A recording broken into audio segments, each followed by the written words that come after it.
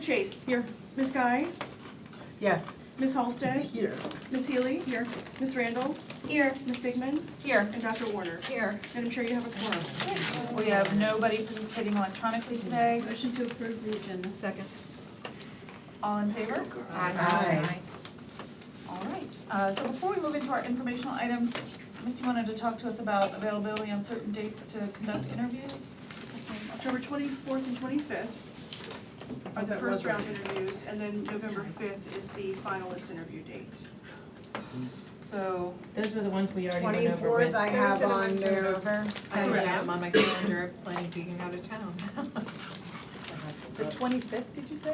24th and 25th? That was Friday, yeah, we said we were 24th gonna do is- Friday night. Saturday. I thought, No, October 26th is 24th, Saturday, okay. it's Thursday and Friday. okay, because October 24th is a Thursday and the 26th is a Saturday. When you said the, I was like, 25th. isn't that a Sunday? 25th, sorry. 25th. 4 and 25, and that was at 4:30, was it? 25 was at 4:30, Right, we so I started need it- anytime after 10 on the 24th. I need it set again so I can put it correctly. So what were the dates again? The 24th, which is a Thursday. What time? That's what we're trying to find out, what everybody's availability is. And then October 25th, It's a Friday. right, and I can't do it before. We said at 4:30. We said Yeah. 4:30, On the 24th, I'm available all day. Yeah, Until, we're I supposed put to have down a 10 real- AM, anytime after 10 AM, I'm sorry, everybody the said it was 24th. fine. I supposed to have could the be available in the Right. morning, but No, I will not be available at all on the 25th. On the what? 25th. I thought we said that. I know, but something came up and I will not be here. Got a better offer. There'll be wine. I'm not sure that would have been a hard So the sell. 24th, I heard somebody say after 10 AM. Melissa. Melissa said after 10 that would work. Yeah, that's what I wrote the note last time, Yep. that as long as it was after 10, Yep. that was a good day to go. How long are we talking about? How many interviews? We won't know that. You won't until- know. he said 2 to 3 each day. Right. I think it was like, okay, I'm on good for 10. So can we just put 10 AM? Can we, Yeah, yeah, we just just say 10 10 a.m. Can AM. we fine. land on that one? 10 And AM then- on the 24th and after, and 4:30 on the 25th, We right? can talk offline about locations. We have a primary choice and a backup choice. And now that we have availability, we will confirm those and then of course let you guys know. Not yet. But Is the 25th And then confirmed as well? Go ahead, Yeah, is it 4:30. November 5th? Okay. And then the November. 5th is the actual, Put it together. final round. the final round. So round 2, And that's in the daytime, correct? It's an Yeah. election day, so all So the we schools set are, a- the students are home. Mm-hmm. Is election day the 5th or the 5th? Yes, it's the 5th. yeah, we don't have a time though for that day either, do we? I No. wrote 11, but that was just a target point. Not while I'm doing this, you're getting distracted. 11:05 is also an interview day, is that second interview? That's the second Yeah. round of interviews, so that's, So we want to say 11? Is that what you said? 11? 11 works good. Yeah. I don't 11? wanna wake Are you up talking early. about the 5th? Okay, Yeah. November yes. 5th? I don't know yet. 11. I haven't looked yet, so I'm still It's a putting in. Tuesday. Yes, it's Tuesday.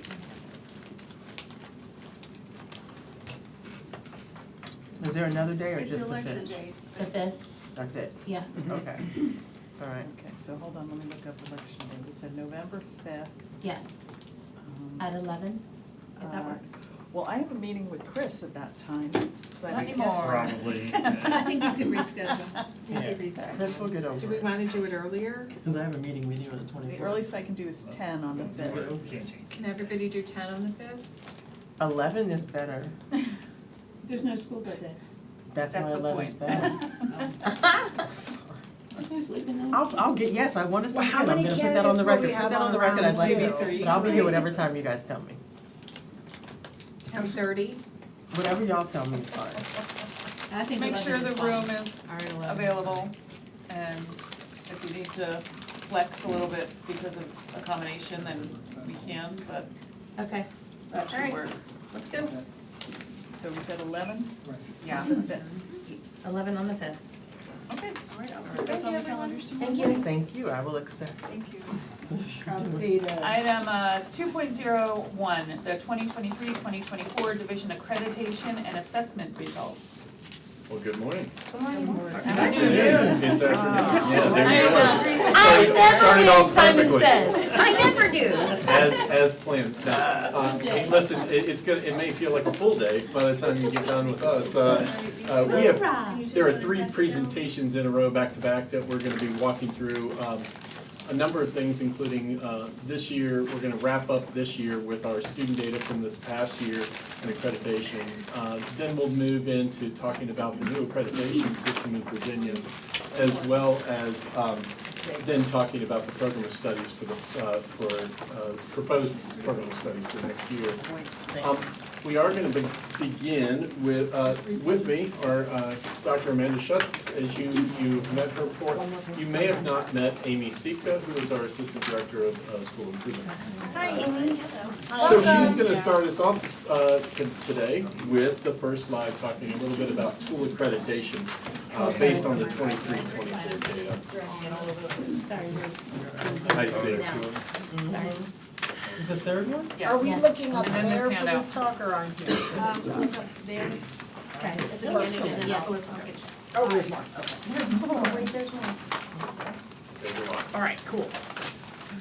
All right, Amy. Alright, so we are looking at the school accreditation for the 24-25 school year, but that's based on 23-24 school year data. Last year. And this system it's the last year that schools will have an accreditation status based on the performance indicators that you see on the screen. So as you are all aware of, this accreditation system has been in place since 2018. There are academic achievement indicators in English, math, and science. There are indicators that look at the student groups and provide information on that. And then there are student engagement and outcome indicators such as chronic absenteeism. And then there are the three metrics that are for the high school, which is the college, career, and civic readiness index, the dropout rate, and the graduation and completion index. So Sorry. each of those get a rating, a level 1, which means that the school is performance is at or above standard. A level 2 is whether the performance is near standard, and a level 3 is below standard. So that is, and it's color coded, and so this is just an example of a school that I pulled off of the school quality profile that just shows how this information is presented to the public. Okay. And that's from the DOE website. Last week, Mr. Fulmer sent you this information that is in this spreadsheet, and it's the accreditation information for this year that again is based on last year's data, and this is the information that you have in front of you. You'll notice that when you look at your spreadsheet, the schools are listed down the left-hand side, and then the very first column you see is the accreditation status. All of the schools in Stafford are accredited with the exception of Brook Point, H.H. Poole, and Stafford Middle School. And they have a status of accredited with conditions. And that is generally based on whether a school has an indicator at the level 3. So when you're looking at all of the indicators that go across the spreadsheet and you see a level 3, that is an indication that the school would receive that status of accredited with conditions. Now, you will notice that there are a couple of them that do have red, but you still see that it says accredited. And that's because they fall into this, called the triennial accreditation waiver, and it's this law that's in the standards of quality that basically says if you are accredited for 3 years, you are automatically accredited for the next 3 years regardless of what you earn. That is actually a law. So those schools fell into that cycle where they were accredited for the previous 3 years, so they're accredited this year, even though they did earn a red or a level 3. are they accredited this year plus 2 more years, or, oh, of course, we're changing the standards. Yeah, so systems are changing, and so I just wanted to throw that out there in case anyone had questions as to why some of them with the red were accredited within conditions and some were not. Right, but without the conditions, then we don't get extra support, like if we're just accredited with, because with the waiver, then even though we're red, we may not necessarily be getting additional support, correct? Actually, you do, still, Okay. you still have to go through the same process with the Office of School Quality at Okay. the Department of Education, it's just a status. And so if we were in like year 2 of this accreditation standard, and these were the sheets we were looking at, we would have 12 schools that were accredited with conditions because of the red, or how many, like, So, Or do if we they- were looking at this, the 1, 2, Yeah, there's 3, 8. 4, 5, the okay, 6 so it's a good road schools page. that have a red, we're just under that waiver, that for the previous 3 years, they were accredited. So they kind of get that out of, you're gonna be accredited for 3 more years. But what would happen at the end of that cycle, they look back and they would see this red and that cycle stops, which is what happened with Brook Point, H.H. Poole, and Stafford Middle. The cycle stopped, and then they just earned what they earned, Okay. which was accredited with conditions. So, I didn't know whether you had any questions. You'll see that you have one spreadsheet that just goes through the levels for each of the indicators, and then you also have sheets that show the performance levels of the student group information for reading and math. I would like to point out to you that you will see rates that are on these spreadsheets, and they're gonna differ from the rates that Michael and Amanda are going to be sharing with you, because these are combined rates, which means they included passes and students who failed but showed growth. So that was in the current accreditation system. So they're gonna be sharing pass rate information with you, so you will see those numbers that they share are not going to be these numbers. So I And just going wanted to point forward, that out. you will no longer see combined rates since we're moving to a new accreditation Yeah, system. and so I feel like we talked about that last year. We did, yep, Okay. yep, we gave you a precursor to it. Yeah. And so, building off of that, we're gonna roll right into our assessment results for the 23-24 school year. I will warn you that we have a number of slides, it's around 60-some slides. It has a lot of data, and you have a lot of data in front of you. We're gonna try to hit the high points, we're gonna roll through it. If you'll hold your questions till different section breaks, we can keep this moving for you all as well as for the Are we general gonna hold public. our questions on these charts too? Oh, To the end? well, we can certainly ask questions about that chart now if you'd rather, and go ahead and move on. I'm looking at this, and the students with disabilities is so high in the level 2 and level 3. Do we have any explanation for that? Did the standard change, or are we just not doing what we're supposed to be doing? So, you'll see in a couple of slides, we're gonna address that, but it has been, it's been an area of concern in Stafford schools for quite a while. And we are putting forward efforts to improve in those areas, especially through our Tier 1 instruction. But as you might guess, it takes time to build infrastructure and system, and change takes longer than in just a year or two to lasting change takes longer. It's not just a quick turnaround. So we are deep in the process of improving these things, but again, it's just not a quick turnaround. Roughly, it looks like about 60% of Yeah. our schools are either level 2 or level 3, which is, I remember going to a VSBA presentation on it, and they used to not require the presentation, and they showed it, it was like every single county in Virginia Yeah. was not meeting the standards. I mean, it- We're I would not have to guess some we're of not this alone. is related to the increase in the number of students that we've seen, not necessarily keeping in with the number of Not that that's- professionals but there's that we 40% have, are, I right? mean, that's the Is that thing. part of it? 40% are and 60% So aren't. we've been struggling Right. to hire. Disabilities. So I'm sorry, I'm having a hard time No, go ahead, tracking. this is what I'm Okay, doing. well, I'll follow up on No, that no. later, but I just didn't know if they had changed the standard or done something different. And ironically, if more of ours were yellow or red, I would say, well, it's systematic, but it looks like 40% are level 1 Yeah, and 60% are not, so. we need a great deal of If we could attention just on have the some students with follow-up, disabilities. Mr. Fulmer, about what we're doing specifically, in that area, that would be helpful, maybe one of the memos. And then I just have the question if there's a correlation between the increase in number of students with IEPs and 504s and whatnot, and sort of staffing standard capability at that point. Is that maybe reflected in here?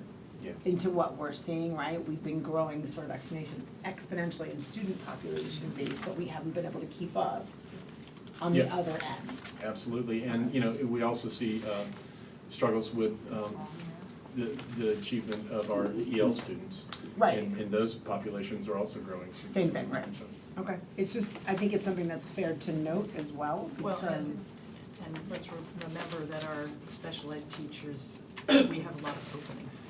yeah, that's what I'm A saying. lot of those classes Yeah. are being taught by people who are not accredited or licensed to be teachers. So that's what I'm saying, like, So- is there a correlation or a causation factor? And that's It's also likely multifactorial. Yeah. You would have to Also do a the, real deep dive to kind of get at it, but I think staffing is absolutely something Yeah. that would. You also have students that are EL that are also special ed.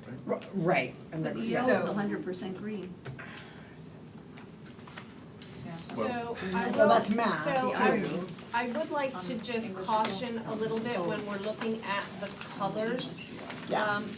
It is a little bit deceiving because in this current system, you could have a level 1 because you made improvement, so a 10% improvement. So your previous rate may have been very, very low, Because you like in didn't our speak the language Ls. at all. But they've shown improvement, so they're green, but their performance is still fairly low.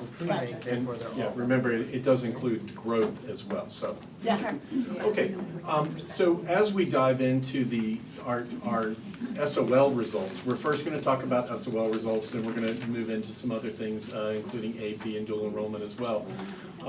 But overall, we are in alignment with the rest of Virginia.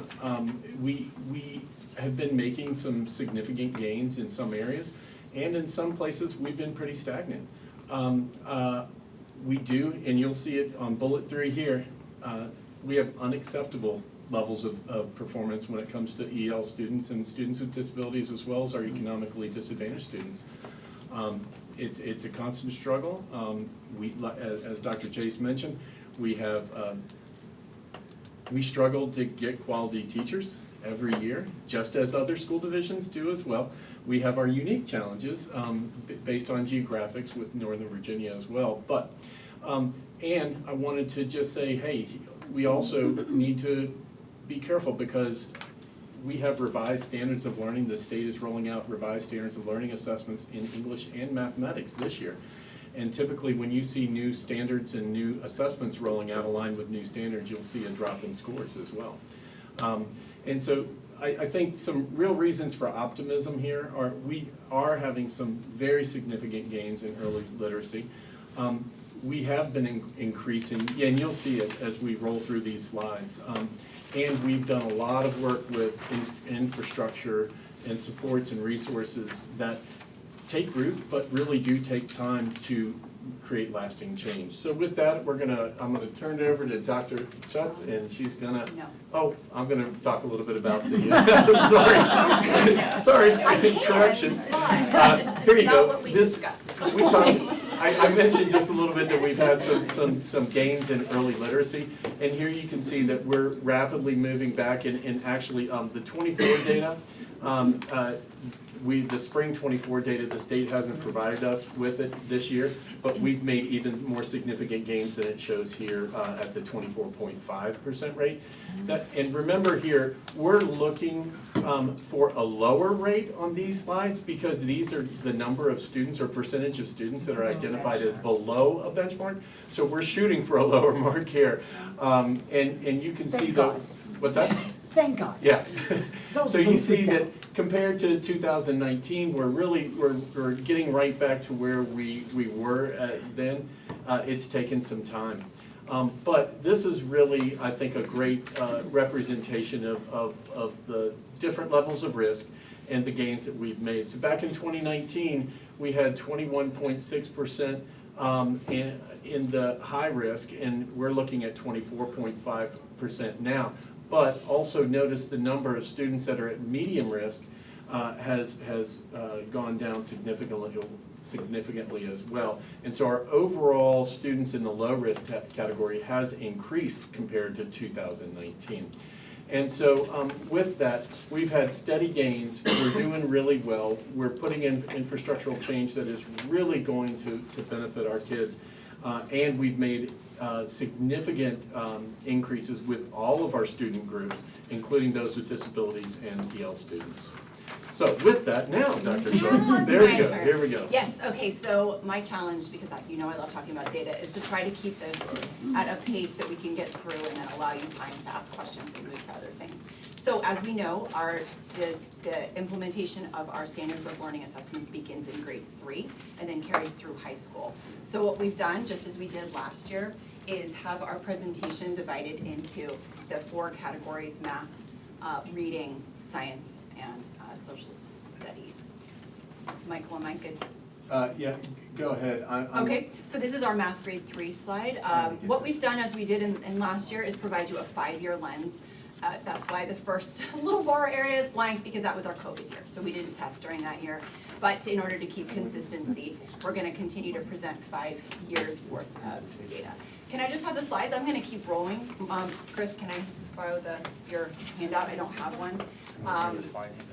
Just so I'm so sorry, Ms. Randall. Okay, so what you're gonna see here is grade 4 is very similar to grade 3 and grade 5. We are essentially remaining consistent with the state. Our division is noted in blue and our state is noted in red, so that we're able to compare how we've done over time as well as how we've done compared to the state over time. So what we'll see in our elementary math, grades 3 through 5, is a fairly similar pattern where we have emerged from our, I'm sorry, thank you, Randy, your issue shot, that's okay. We've remained fairly similar in our performance relative to the state, starting to make some progression and increase coming out of COVID, but we've remained fairly stagnant over the past 3 years. Okay, I'm gonna give you a little context for math. And the little n at the bottom, that's our n count, so that's the number of students. Math in middle school, we had a bit of a change this year due to our tracking in this past year, the year that I'm reporting on. So we had gone from in 6th grade, we had offered prior to last year 3 tracks of math. We had students in grade 6 who took the grade 6 SOL assessment, students in grade 6 who took the grade 7 SOL assessment, and students in grade 6 who took the grade 8 SOL assessment. So last year was the first year that we went to 2 tracks. So we had 6th graders who were taking the grade 6 SOL assessment, and then 6th graders who took the grade 8 SOL assessment.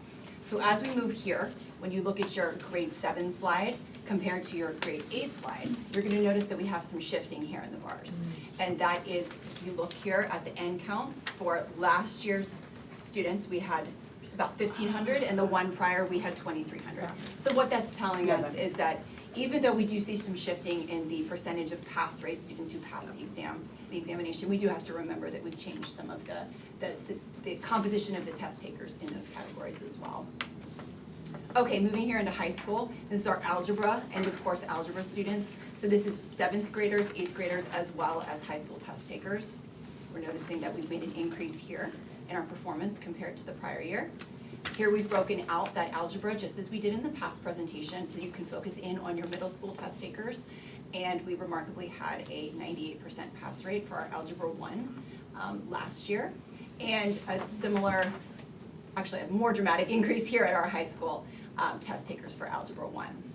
And of course geometry, we remained fairly consistent, and then broken that out as well into your middle school test takers here.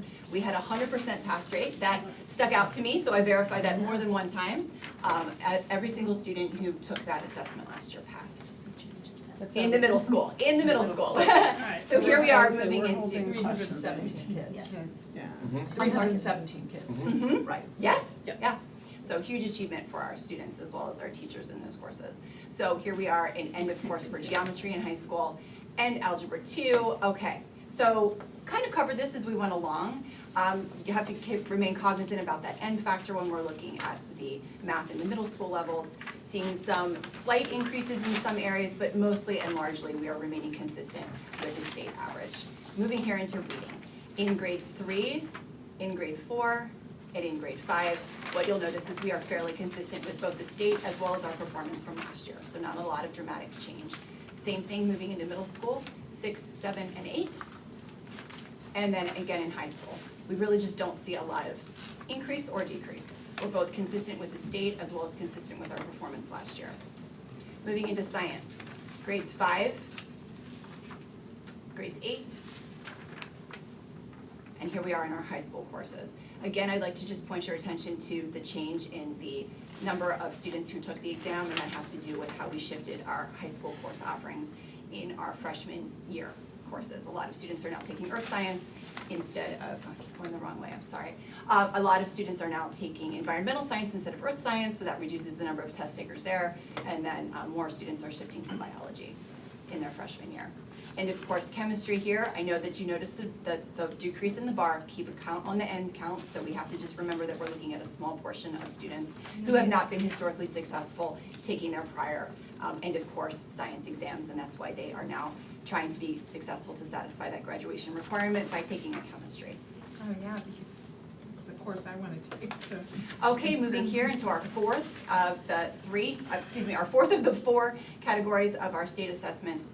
We're looking here in our Virginia Studies and US History, so here we are in grade 4, here we are in grade 7, and here we are for our end of course World Geography, so we're moving into high school here. Look at the end count when you're looking at your bars. World History 1 and World History 2. Virginia and US Studies. So just an overall summary here, remember to take a look at the end counts for when you're the number of students who are taking the assessments when we're trying to draw generalizations and conclusions, keep that in mind. Grade 4, we're slightly below the state, but again, not a whole lot of change between last year and this year in our performance as an overall takeaway. So, wow, that was pretty impressive. I tried, woo! That was, you moved through it. You all are swimming in data right now. You have a ton of data charts.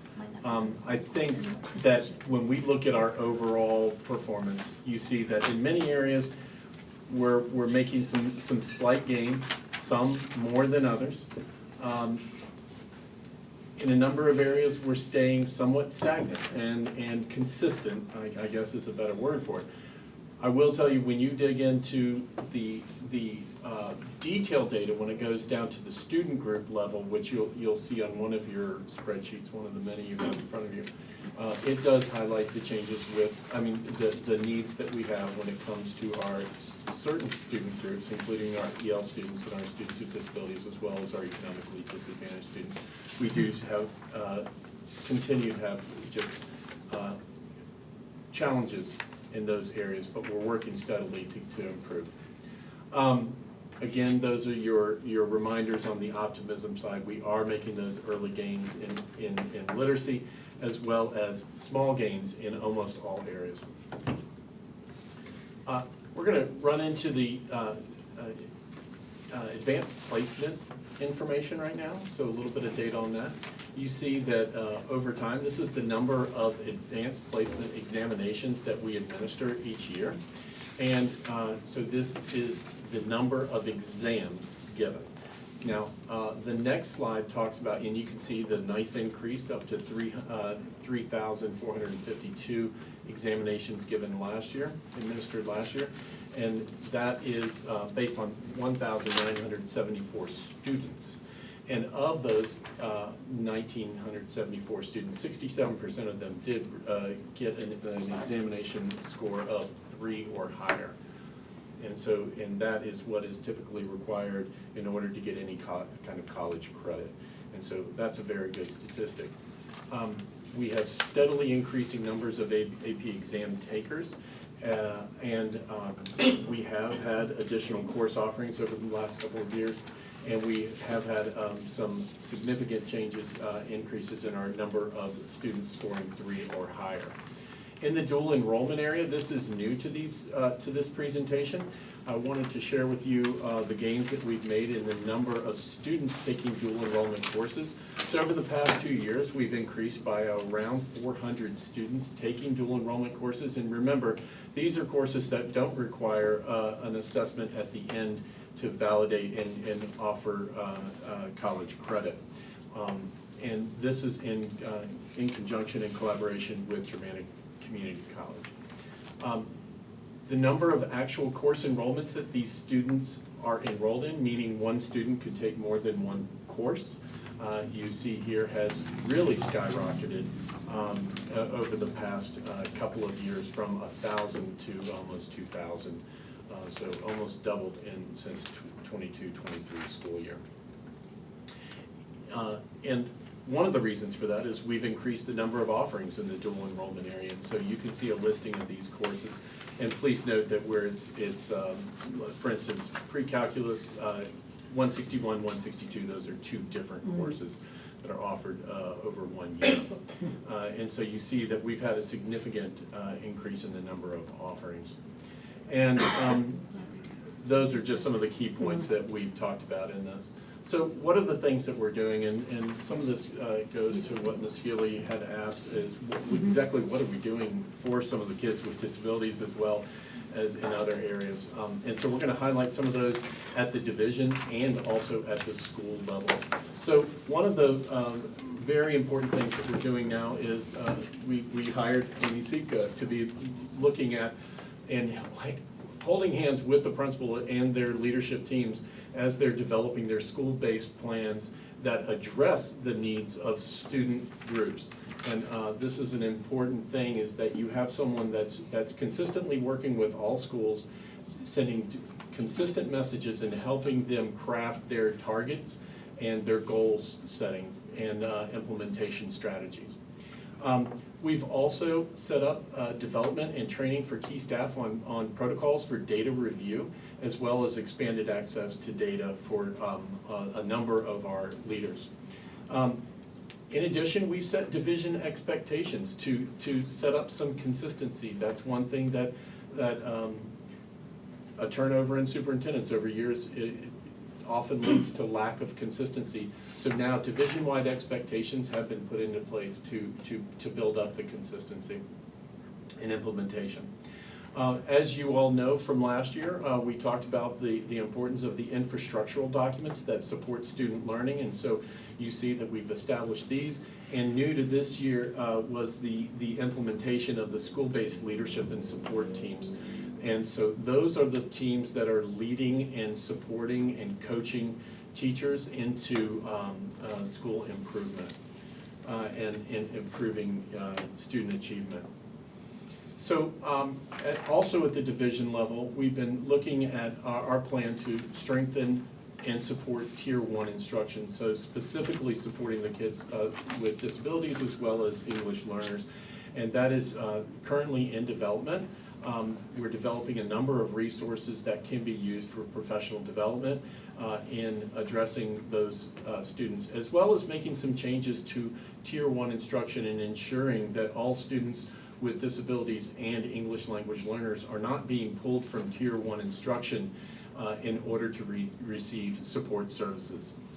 In addition, there's the mention of access to data. So we've provided additional data to you all as well as to our school administrators on data, and that surrounds attendance, discipline, as well as instructional achievement of students, and set up the CLICK dashboard to inform and monitor school improvement plans. In addition, at the school level, at the division level, we are currently implementing at the elementary level the multi-tiered system of supports, and that is through our Synergy system, and it is a tool that will help us monitor and develop and track interventions for students and make sure that their needs are being addressed, as well as so that ties in very carefully with the monitoring of student progress, as well as the development of a student reading plan for identified students in all of K through 5. In addition, we always do this each year, but we are continuing to revise our curriculum resources for teacher and make them better and easier to use. And as well as revising those curricula to meet the new standards that have changed throughout the state. At the school level, and we've talked about this extensively, is about literacy training for K-8 teachers on the science of reading. And so that's been a statewide initiative, and at the school level, teachers are deep in the throes of learning about the science of reading and its implications in the classroom. We've worked with our school administrators through the School Leadership Academy, and as well as providing guidance and support for those teacher leaders. So that means people like our reading specialists and math specialists in providing professional learning for not only those individuals, but also for groups of teachers. Finally, wrapping up with our division literacy plan. Last year you all approved the division literacy plan.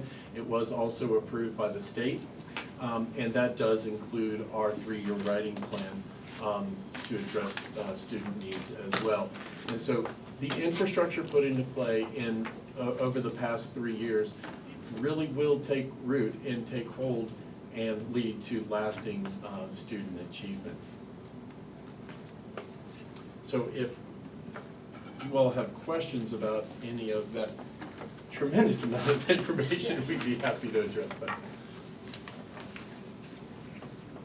Who wants to go first? Who'd like to start? You want to start, Dr. Chase? Sure.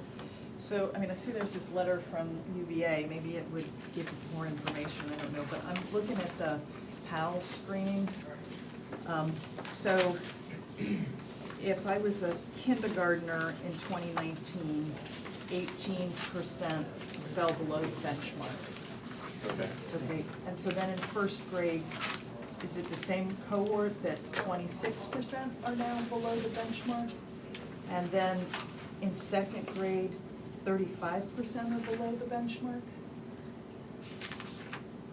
So it does show that in K2, Right. yes. So we're going in the wrong direction with that cohort of students. I'm sorry, Okay, so I'm saying the pale blue, yeah. Can we kindergarten. What year is that? 2019, It's not a right? slide, it's 2019. No, it is. 2018? It is. It is. I can pull it up here. It's This year. Okay, Oh, I go see. back, okay, no, go back, one more, go forward, okay. So, are these the same students as these and as these? Okay, so an 18% below benchmark in kindergarten, I spend a year in school, now 26% are below benchmark. Then I spend another year in school and now 35% are below benchmark. Am I reading that right? Or is it color-based? Is the No. light-based? No, it's No, it's not. Those are cohort based. So those are the same students, so that cohort is actually getting worse in terms of the PALS benchmark over those 3 years. Well, so as the students are progressing through content, their reading difficulties become more noticeable as they get older, and so that's. Those It looks kids were pretty hit hard by COVID. Yeah. It's showing a You know, lasting, that's- so that was They were 2019, then 2020, Right. and then 2021. So in 2019 to 2020, my 6th grader was in 1st grade.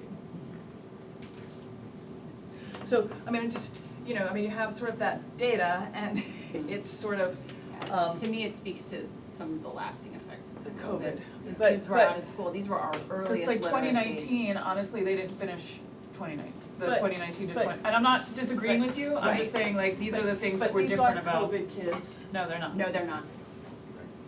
and we went up, right? We went from 22 to 24. Yeah, and so the tool may, I see what she's saying. and so the tool may Because they Oh, passed. dig in as the content grows more complex and they start uncovering deeper problems in the student learning. But, And am I correct, PALS is history now? so So we PALS won't was even- revised and is now Vals. called VALS, and it will identify Same. Well, the same types of things, but actually, it may identify more students because it's digging into other areas that weren't measured by the assessment in the Right. past. It had not been revised in 25 years. Right, I mean, my understanding from talking to, may have been you, Michael, it may have been somebody else, that VALS is identifying children earlier who need, at FABC, So we're talking it may, just about it may even out those lines over the years. over the based on years, the but we may cohort. see, we Mhm. may see more of that. Okay, I was just curious about that. So geometry, are some students just don't ever take geometry? When I look at the ends, So- I don't understand how They, we're, they take the number is that course, they take the course, but they've already passed an assessment, and they only need one assessment to meet graduation requirements. So the students that you see taking geometry, most likely, in most cases, did not pass the Algebra 1 assessment. And so they were trying to get their verified credit for That's graduation at the high requirements. school level. Yeah, Okay. at the high school. so if you took Algebra 1 in middle school and you passed it, does that mean you'll never take another math SOL? No. Yeah. It's so complicated, I promise you. It's, yes, because then you have to sit for Algebra One. 1 to satisfy federal requirement, you have to Okay. sit, so that has to happen. Right. We also then have to satisfy your end of course requirement in high school. Okay, so So- if you're a kid who took algebra and geometry in middle school, then you would have to take algebra Algebra 2 SOL in high school. Yes. But if you just didn't take if you didn't get algebra or geometry, you can wait till high school and just take the algebra That's one. correct. Yes, What if you opt out of taking it in middle school? If you took those you have to take classes, it in high then you school. have to take which one in high school? algebra. You have to still go back and No, take no. algebra For, one. to satisfy federally, you have to sit for algebra. You- Okay. But it still counts for your 3 That- math that- credits needed for graduation, almost even if you correct. took them in middle. Okay, and then my last question was just about DE. So we're offering more DE, are all these DE offerings at every single high school? They're offered, but not all will make it every single high school. So we do open the opportunity for students to enroll in those, or to request them. Right. If there's only, say, 8 requests at one school, it may not make there, and they may get pushed to another course. So is it still the same, it's the case that we have to have a teacher with a master's degree in that course to offer a DE class? Or in that content area, or 18 credit hours above a bachelor's. Above a bachelor's, okay. And Master's so plus 8. do we have? I'm sorry, master's plus 18. Right, and so do we have teachers at every high school that could do that if there were more than 8 children? Or do we have some high schools that don't have I'm gonna teachers defer who to could Amy, do- who works Right. with our college and career readiness. So just to be really clear, if I have a master's degree in the teaching content, I'm good to go. If I have a master's in, let's say, education, but I want to teach math, I need an additional 18 graduate credits in math Content. in order to qualify to teach that subject area. Some courses may just require a bachelor's degree. If they're non-transferable, that's super in the weeds. We do struggle with making sure that we have teachers at every school with these qualifications to teach the cadre of courses that. So I just translate, struggle means we don't. Correct, Right, I but we just- do But the same provide is- the tuition same is with the reimbursement for them to I take don't know, those it's the same courses. for AP. And we provide additional tuition reimbursement Right. for those teachers to take additional courses than we would just any other teacher. Right, okay. That's all I have, thanks. Mhm. Dr. Warner, do you have anything? I'm gonna process data, it looks like, we still have, issues with, our early childhood, I mean, not our early childhood, but our elementary, and getting them on track, and then, it seems like in the absence of that, then they don't really go very far, and they don't get out of that in high school. Bless you. So I'm good, I'm gonna just go over data, and then I'll send you questions when I have them. Please. Ms. Guy? What she said, but I do wanna say as having, an 11-year-old who has struggled in the maths and the science and everything, these numbers to me, and her friends come over all the time, like, the kids are so anxiety filled, I don't know how they're expected to, like, I know we're struggling to find great educators who are qualified, yada, yada, yada, but until we can get some help with mental health in the schools, they're not gonna retain, they're not gonna learn, because they are literally worried about so many different things. So it's not to say that the teachers aren't doing the best that they can, or that the kids aren't trying, but this just shows me, like, this makes sense when I look at my bundle of nerves that gets off the bus every day, which is horrible. Ms. Randall? You were talking at the end about some of the initiatives and supports that you're going to do both from a division level and as well as a school level. And on one of them, development of and training for key staff. Who are you identifying as key staff? Is it the teachers or is it your staff? So for data review, that's specifically, we're talking about Yes. principals, assistant principals, and the SLST, which is the school Okay. leadership Okay. team. That includes the math specialist, reading specialist, the ILC, school improvement specialist. Okay. Okay, and so when you were just mentioning the school improvement specialist, is this the way that we're going to reach these populations that we were talking about that are having, like, because they're school specific as to how many or how much support they have, is that team part of specifically getting to the school's improvement plan for them to? The school leadership support? Yes. The SLST or the school improvement specialist? The specialist. Okay, so at the middle and the high schools, there are school improvement specialists.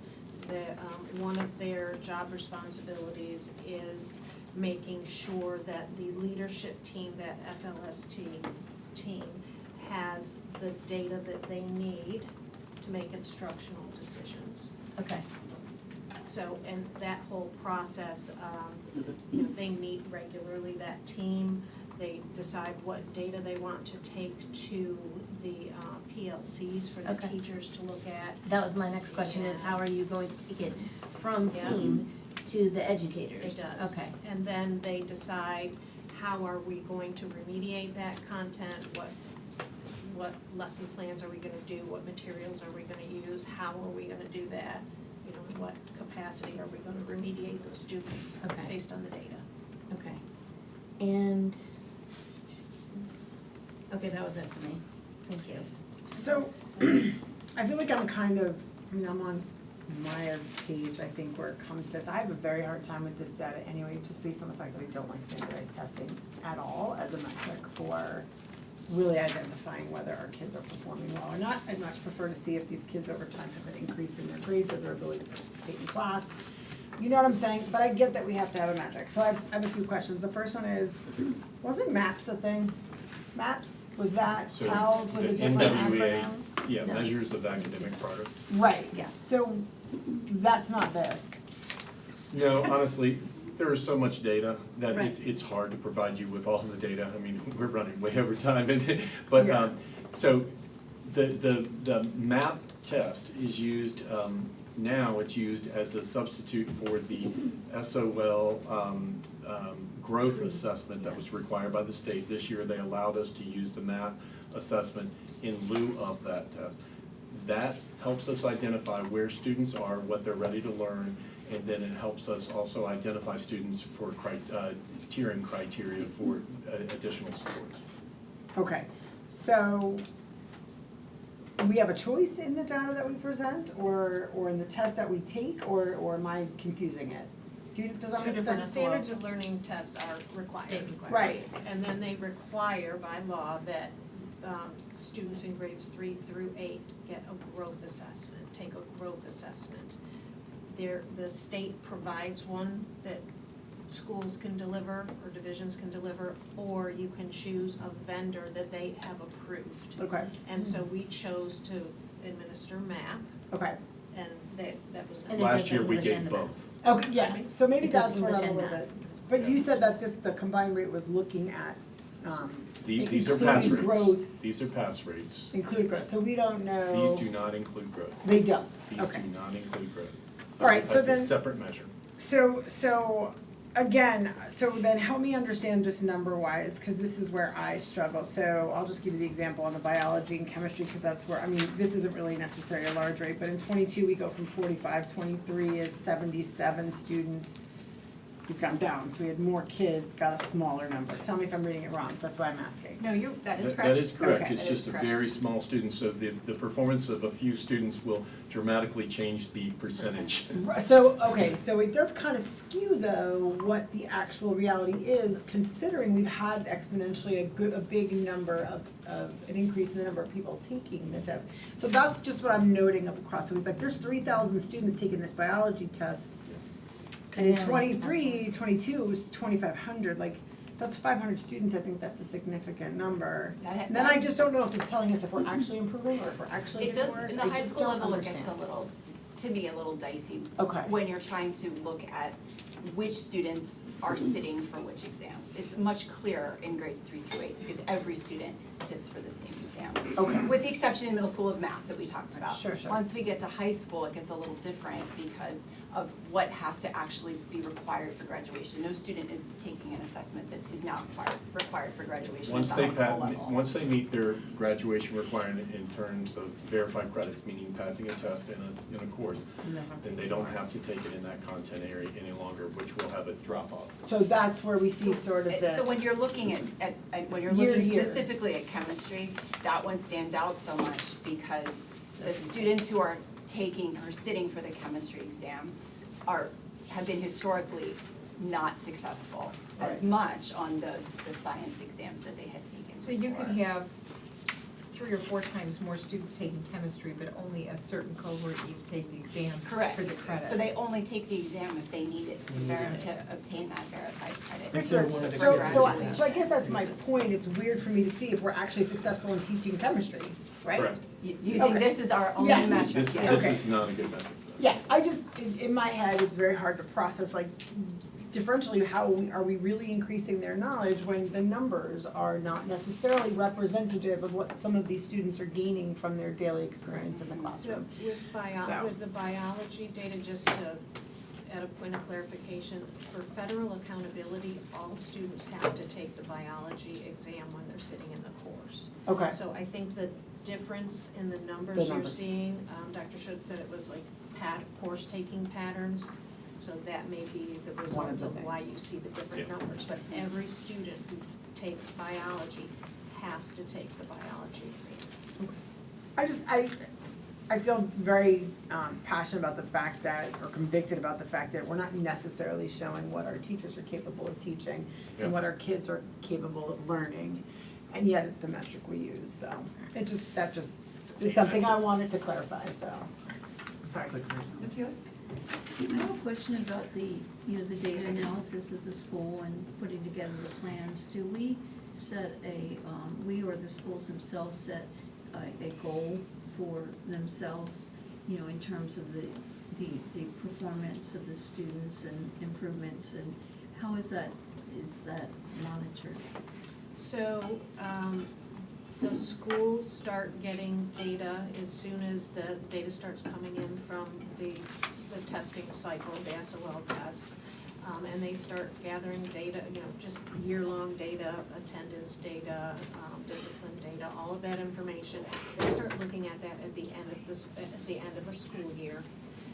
And they do a needs assessment. And it's pretty comprehensive needs assessment where they're gathering all the data, and then they sit down as a team and they decide what is it that we're seeing in our data.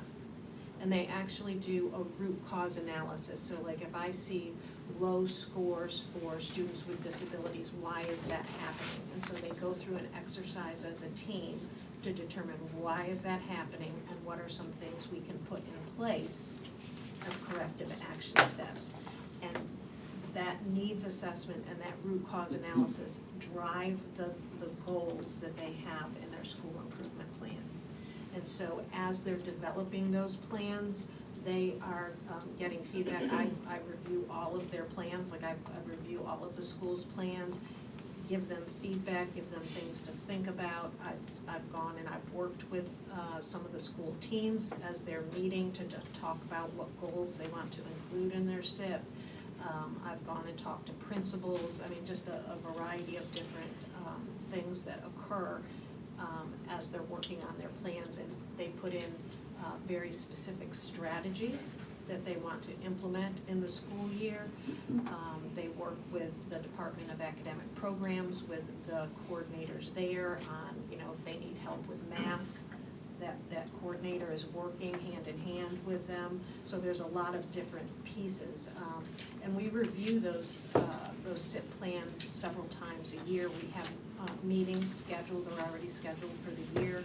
When we sit down, had one today at Drew. They brought in their leadership team and we went through all of their, you know, their goals and all of the strategies, and we got a gauge on how they're doing on implementing their strategy. So it's a So pretty do big we, process. say at the end, you know, how do we give them feedback on how they've done? I mean, clearly, you know, the numbers are better, that's one thing, but in terms of you know, they develop the strategies and then presumably, you know, they're being implemented along the way, but how, do they get any feedback on how they, you know, what was the result of all that work? So they do, they have, that's actually one of the things that we're really focusing on this year, exactly what you just said, is you have these strategies and you're implementing them. And we're actually working on this tomorrow as a division-wide professional learning. You've got your strategies. What's the evidence that you're collecting that's going to speak to those strategies to let you know, yes, we're actually implementing these strategies with fidelity, and the purpose of why we included that strategy, we have a measure to know whether that strategy is working. So is that done at the school level, or is that done at the central office? So they have a team that develops it, and then they get feedback from the executive directors and myself as they're working on their plan. Because it'd be nice to see an end-of-the-year report as to the strategies and then the effect. You know, hopefully it'll be in the plus side.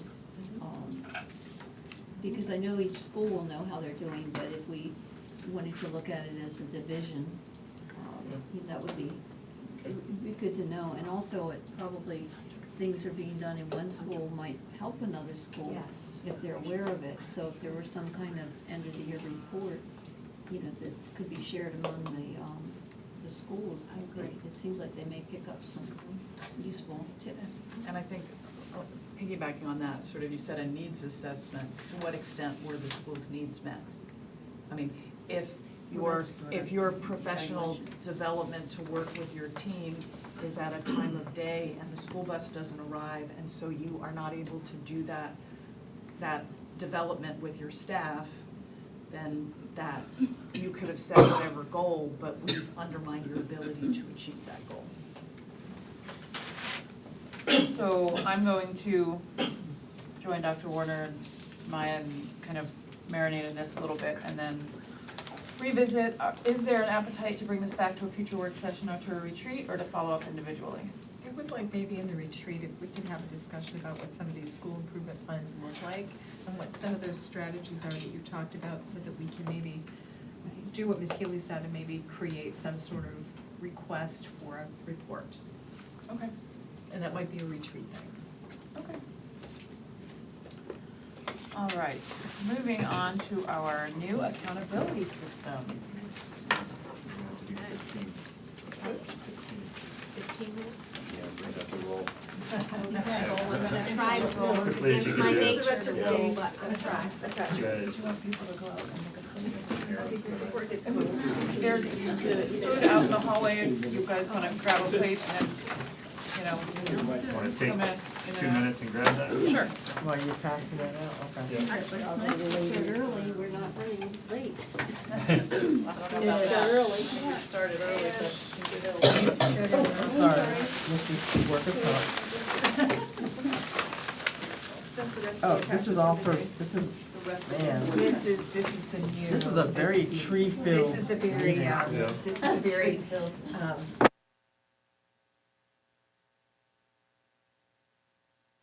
systems that serve different purposes.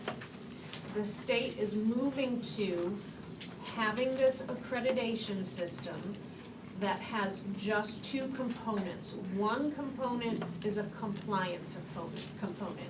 And what that means is, are you doing, meeting the requirements that are laid out in the standards of quality and the standards of accreditation? Do you have your classroom set up with the right ratios? Do you have your buildings operations, are they in compliance with what the state requires? Safety features, are you teaching the standards of learning? All of those things are compliance pieces.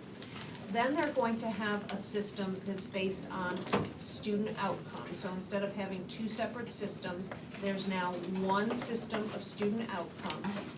And that's going to be used to evaluate schools and to give schools a rating. And it's also going to be used to identify schools that require support. And when I say require support, that results in the identification of schools in particular federal requirement categories.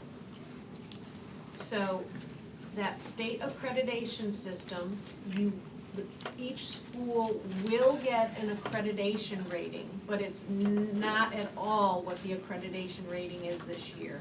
It's not based on the same thing. The accreditation rating in fall of '25 will be based on that compliance piece. Then our student outcome piece, how our students perform, is going to result in a summative rating. And on the screen, you can see the 4 categories that a school will be labeled. You'll be a school that is labeled a distinguished school. You'll be labeled as being on track, off track, or needing intensive support. That same system, those same outcomes are also going to be used to identify schools in need of support. So these are the 4 categories of federal support. Comprehensive support, did I say 4? 3, I meant 3. Comprehensive support and improvement, and this is just a category that looks at the performance of the entire school. So as a whole, how is your school performing? And they look at Title I schools only, and they take the bottom 5% of Title I schools. So if you are in that bottom 5%, you would be labeled a comprehensive support and improvement school. Another way to be identified as a CSI school is if you have a high school graduation index of below 67%. None of our schools are even remotely close to that. The middle category is a targeted support and improvement school. And this is any Title I or non-Title I school. And this is basically based on the performance of student groups. So if your student groups are performing basically as low as those CSI school student groups are, you'll get identified. So this is where they're looking at how are you doing with your students with disabilities, your Ls, etc. The last category is additional targeted support and improvement, and that's if you're in that TSI status for at least 2 years in a row, you start to get identified as needing more support. So those are the 3 levels of identification. So before I get into the the system that's coming, I do want to reiterate what Michael said earlier, and that's that the current system that uses those combined rates that gave us our performance levels, that is going away. One of the big concerns was from the current administration was that those combined rates masked the performance of students, the actual pass rate, because it also included growth within it. So it was kind of a muddled metric. So they are splitting passing the test and making growth on the test into 2 different buckets. So that combined rate is going away. So this is what the new system is going to look like. There are 3 buckets or indicators. There's a mastery index, there's a growth indicator, and a readiness indicator. And you can see on the screen that the percentages for each of those areas are a little bit different at elementary, middle, and high. You'll also notice at the high school, instead of a growth indicator, there is a graduation indicator. So it's just substituted out. Basically, at the end of the day, schools are going to get a rating from 0 to 100 based on the weighting of those indicators. So what is inside those indicators is listed on the screen. So this is for elementary schools. And inside that mastery indicator, you will see that the reading SOL tests are included in there. You will see that the math SOL tests are in there, and the science, and you can see the particular weight that each of those are getting within that index. You'll also see something in there that's called the English Learner Progress and English Language Proficiency. So each spring, our English learners take an assessment that evaluates how they're progressing in English language acquisition. And so the state tracks how many of those English learners are making progress from year to year. So that will be 10% of that mastery bucket. The other thing that I do want to point out about that mastery index is that different performance levels on the assessments get counted differently. So for instance, if you pass an assessment, a student earns 1 point. If they pass that assessment with an advanced score, they count more in that index. They count 1.25 points. So it's based on how the student is performing on those assessments is also a piece of that index. The growth piece, you can see here, it's based on reading and mathematics growth. And so this is all students who take the test.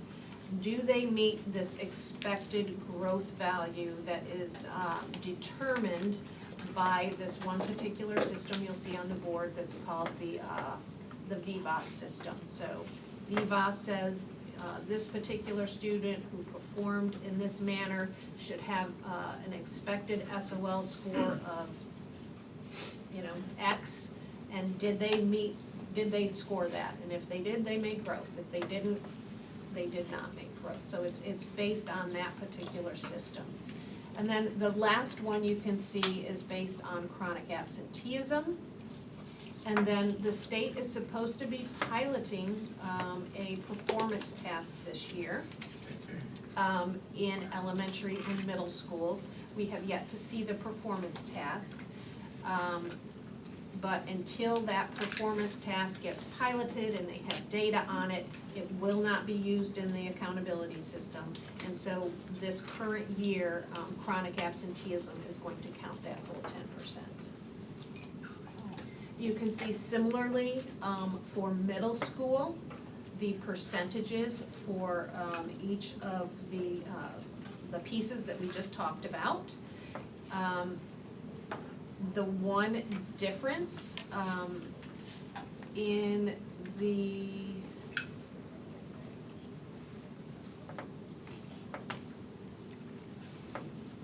readiness indicator, and I don't see it there.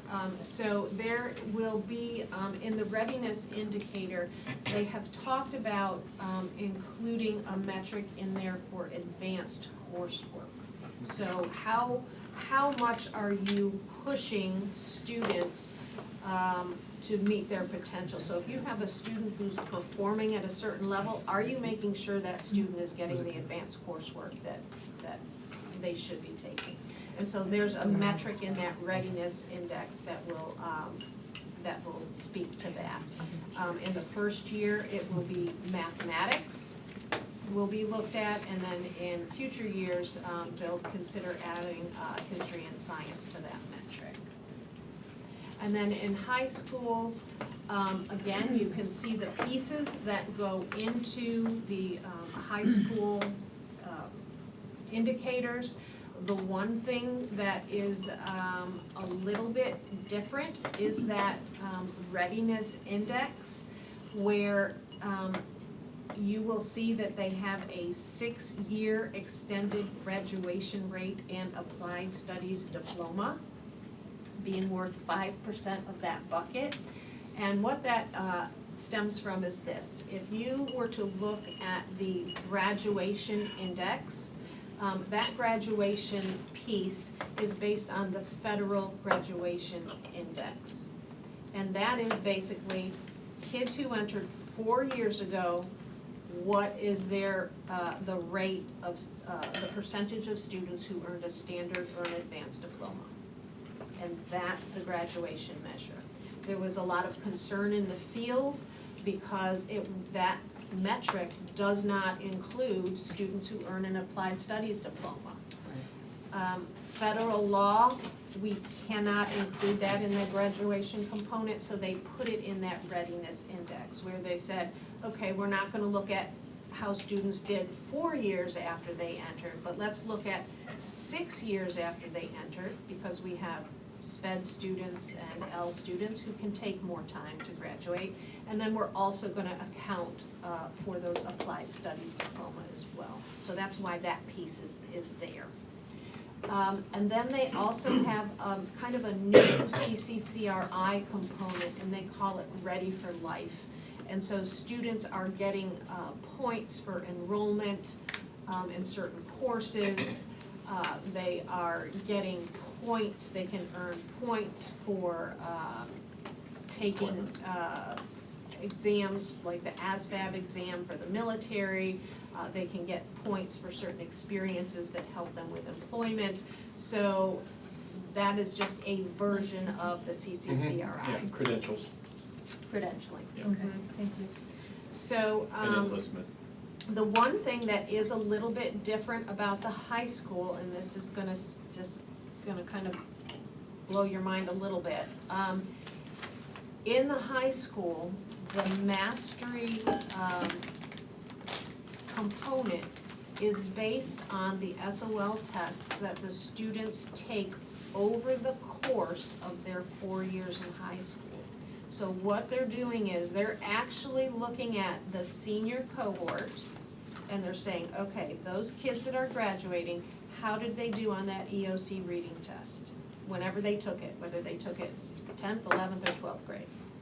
Then they're looking at the mathematics SOL test, and they're saying, okay, how did those kids do on either the Algebra 1 test, if they had to take that test, or the geometry test, if they had to take that test? How did they do on that? And science is based on how they did on the biology SOL test. So the data that we're going to be seeing in our first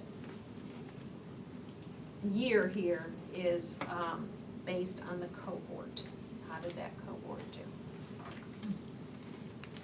All right, so again, all of this is going to result in a summative rating, and you can see the information of what each of those ratings, how it's described. And then below, you can see the point value that schools have to earn in order to be in those particular designations.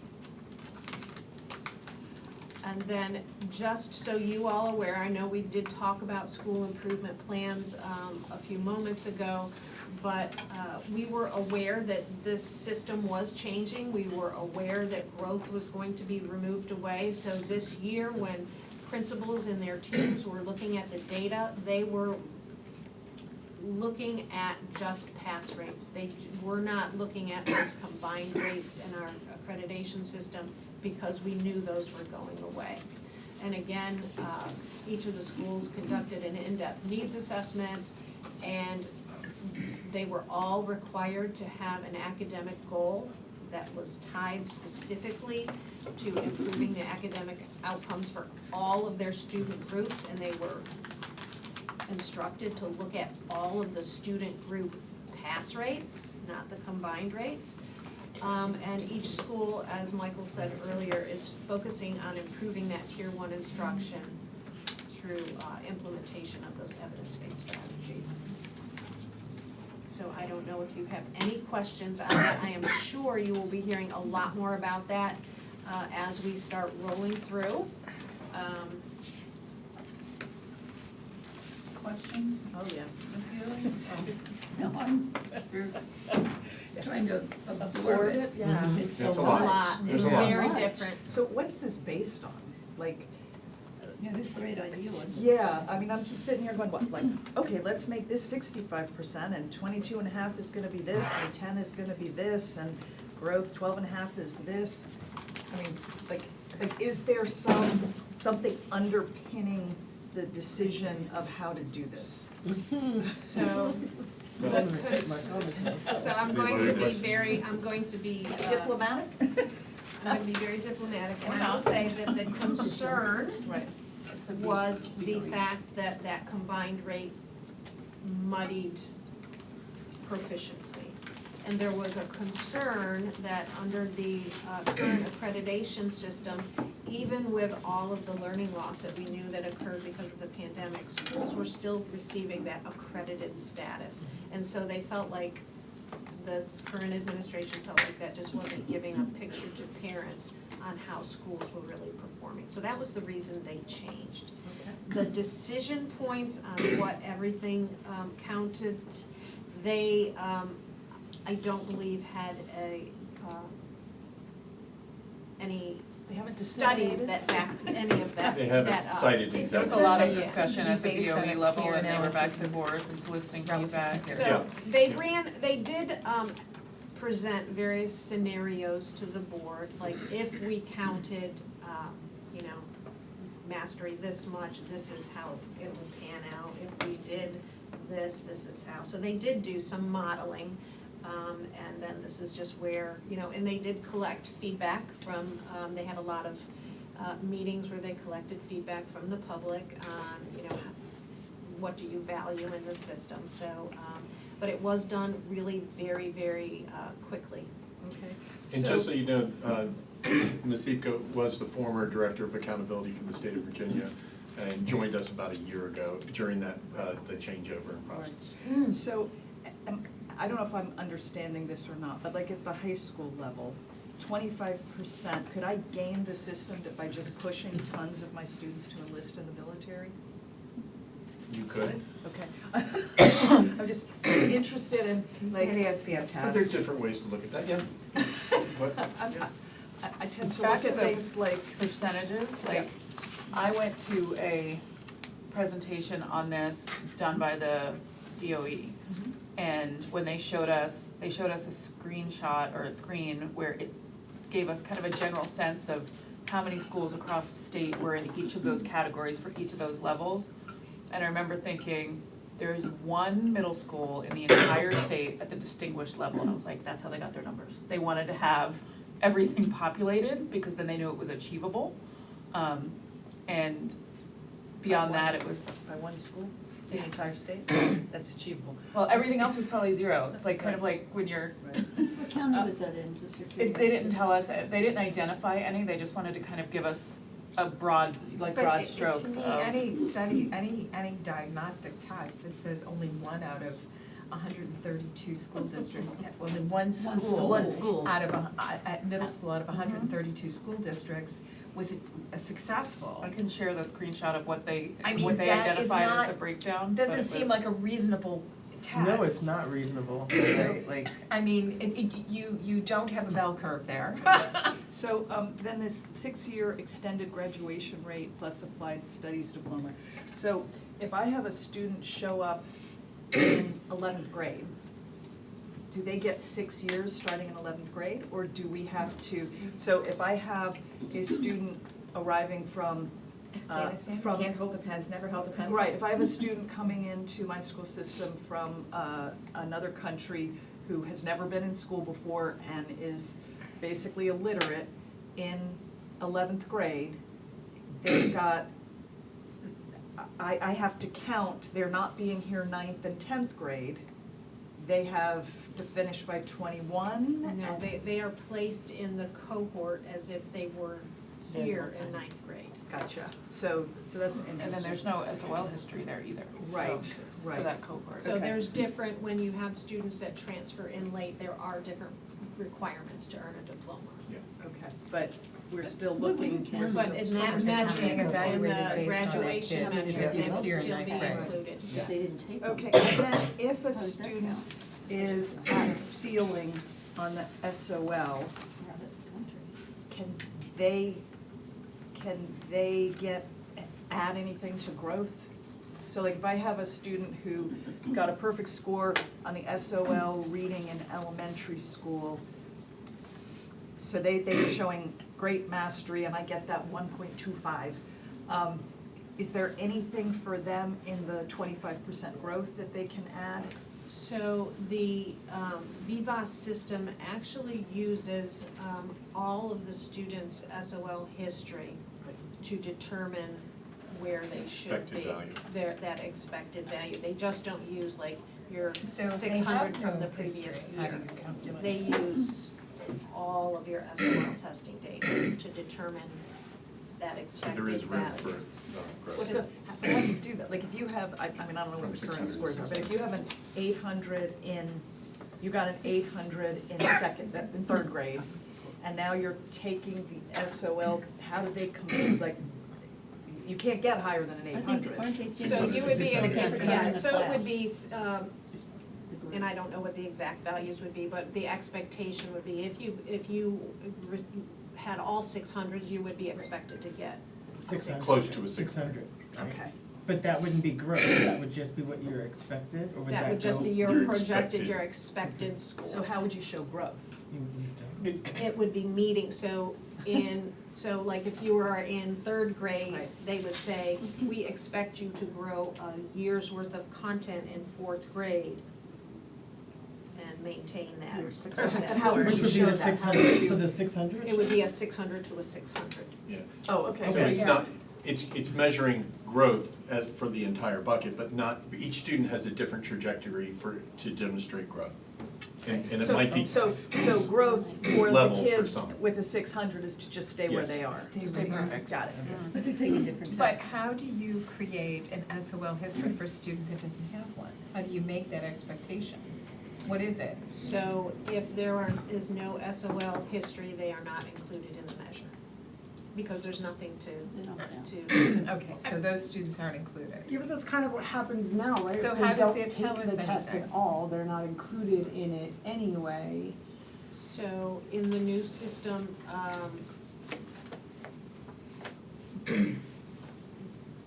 kinda, sorta. In the new system, if a student does not take an SOL because they're not here, they're not included. But in the new system, if a student doesn't take an SOL because you as a parent say, I don't want my child to test, they're going in as a fail. Which is the old Zero. system too, correct? Or is that the, No. no, the old The old system was. system- So if they refuse That to was take just- the SOL, they're a fail? Oh, gosh. So in addition to getting So what lots of does the students to tell enlist, parents? we also need to come up with ways to encourage Everyone to everyone test. to Take the test. So Got if we have a large block of parents that refuse to test their kids, that's going to measure negatively against the It would. schools.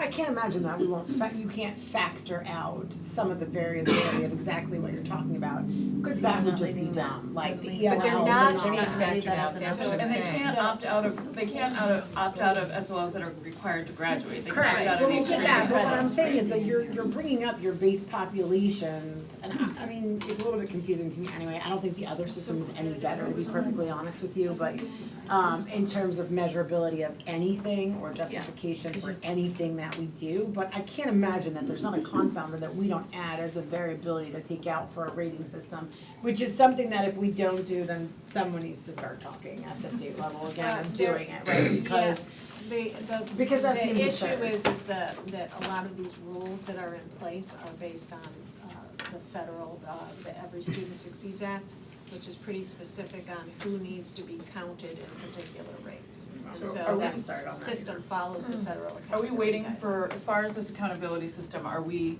do we have, don't laugh, all the information we need to move forward with this, or are we still kind of at the 85% mark, 90% mark, still waiting So before one we of- can roll it out? Like, One of the things that we are waiting on from the state, like we don't know anything about the performance tasks yet. yeah, But one of the things we are waiting on is they are going to run some numbers on our 23-24 data to say if this was the year, if this was next year, this is how you would shake out. Good.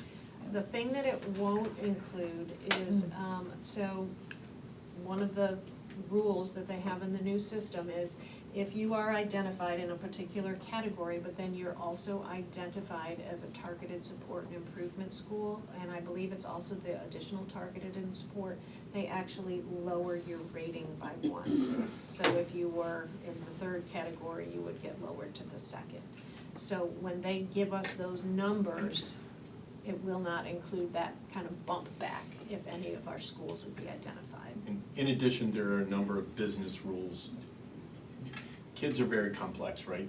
Their situations are very complex, and so there are a lot of individual business rules that have to be developed so that we can try to calculate what the state will calculate, but it's always a tough to understand and to get all those business rules. We circle back to Title I, so if you're a Title I school, you're automatically lowered No. one level? Okay, I No, assume no, more no. targeted If you're support. a targeted support and improvement school Okay. or an additional targeted, those were the ones that were looking at student group performance. The lowest. so our The lowest- our 3 schools would automatically get bumped down a level? Yes. So they're not gonna start out, Say it are again? they going to start out identifying them before we even get to the gate? Or were they gonna- They'll it's gonna be identify them after along next year's with data They'll comes out. identify them along with, in the new system, like our any schools that we have identified now, they're gonna go through this new re-identification process, and then if they're identified at that point, they would be lowered. So they'll be identified based on the data from the 24, 24, 25. From this new system. Okay, so we're starting out with nothing. Right, but they don't get the Identified. 3-year buy of if they were Right. accredited for Well, 3 yeah, years. Yeah. it doesn't, That doesn't nothing make counts, sense. So that and we're all starting out at the start, Yes. we're all starting out at the same point. Yeah, that accreditation, like if you're accredited for 3 years and you go, that's going to apply just to that compliance piece, Right, okay. not to Not the the other piece. Okay, could I ask a question about SOLs, just so I understand? Because like, I don't like them, and I let my children decide if they want to take it. My last kid decides on the stress level of her teacher, if she's gonna take the SOL, which is fine with me. But, so what happens, since now it'll be a 0 when she decides not to take them? Then how does that affect her, or does that affect her matriculation in Stafford County at all? Whether she goes grade to grade, like in a grade. I just wanted No. to. It just affects the school's rating. That's not my problem as her mother, though. My kid has test anxiety, I don't care. Okay. So I'm sure we will continue to discuss this and get updates as it moves forward. I will share information I received from what I saw as well. We're gonna move on to the proposed 2025-26 program of studies. Okay, try to run through this as quickly as possible, put it in advanced mode. So this is just an overview of all the proposed changes, and so here we'll talk a little bit about updates, including the addition of our new center, the Center for Business and Information Technology at Colonial Forge High School. A little bit about inactivation of courses and then updates to general things. The first slide shows us the proposed specialty center implementation timeline. And so the red one is the one that's proposed, and so that through the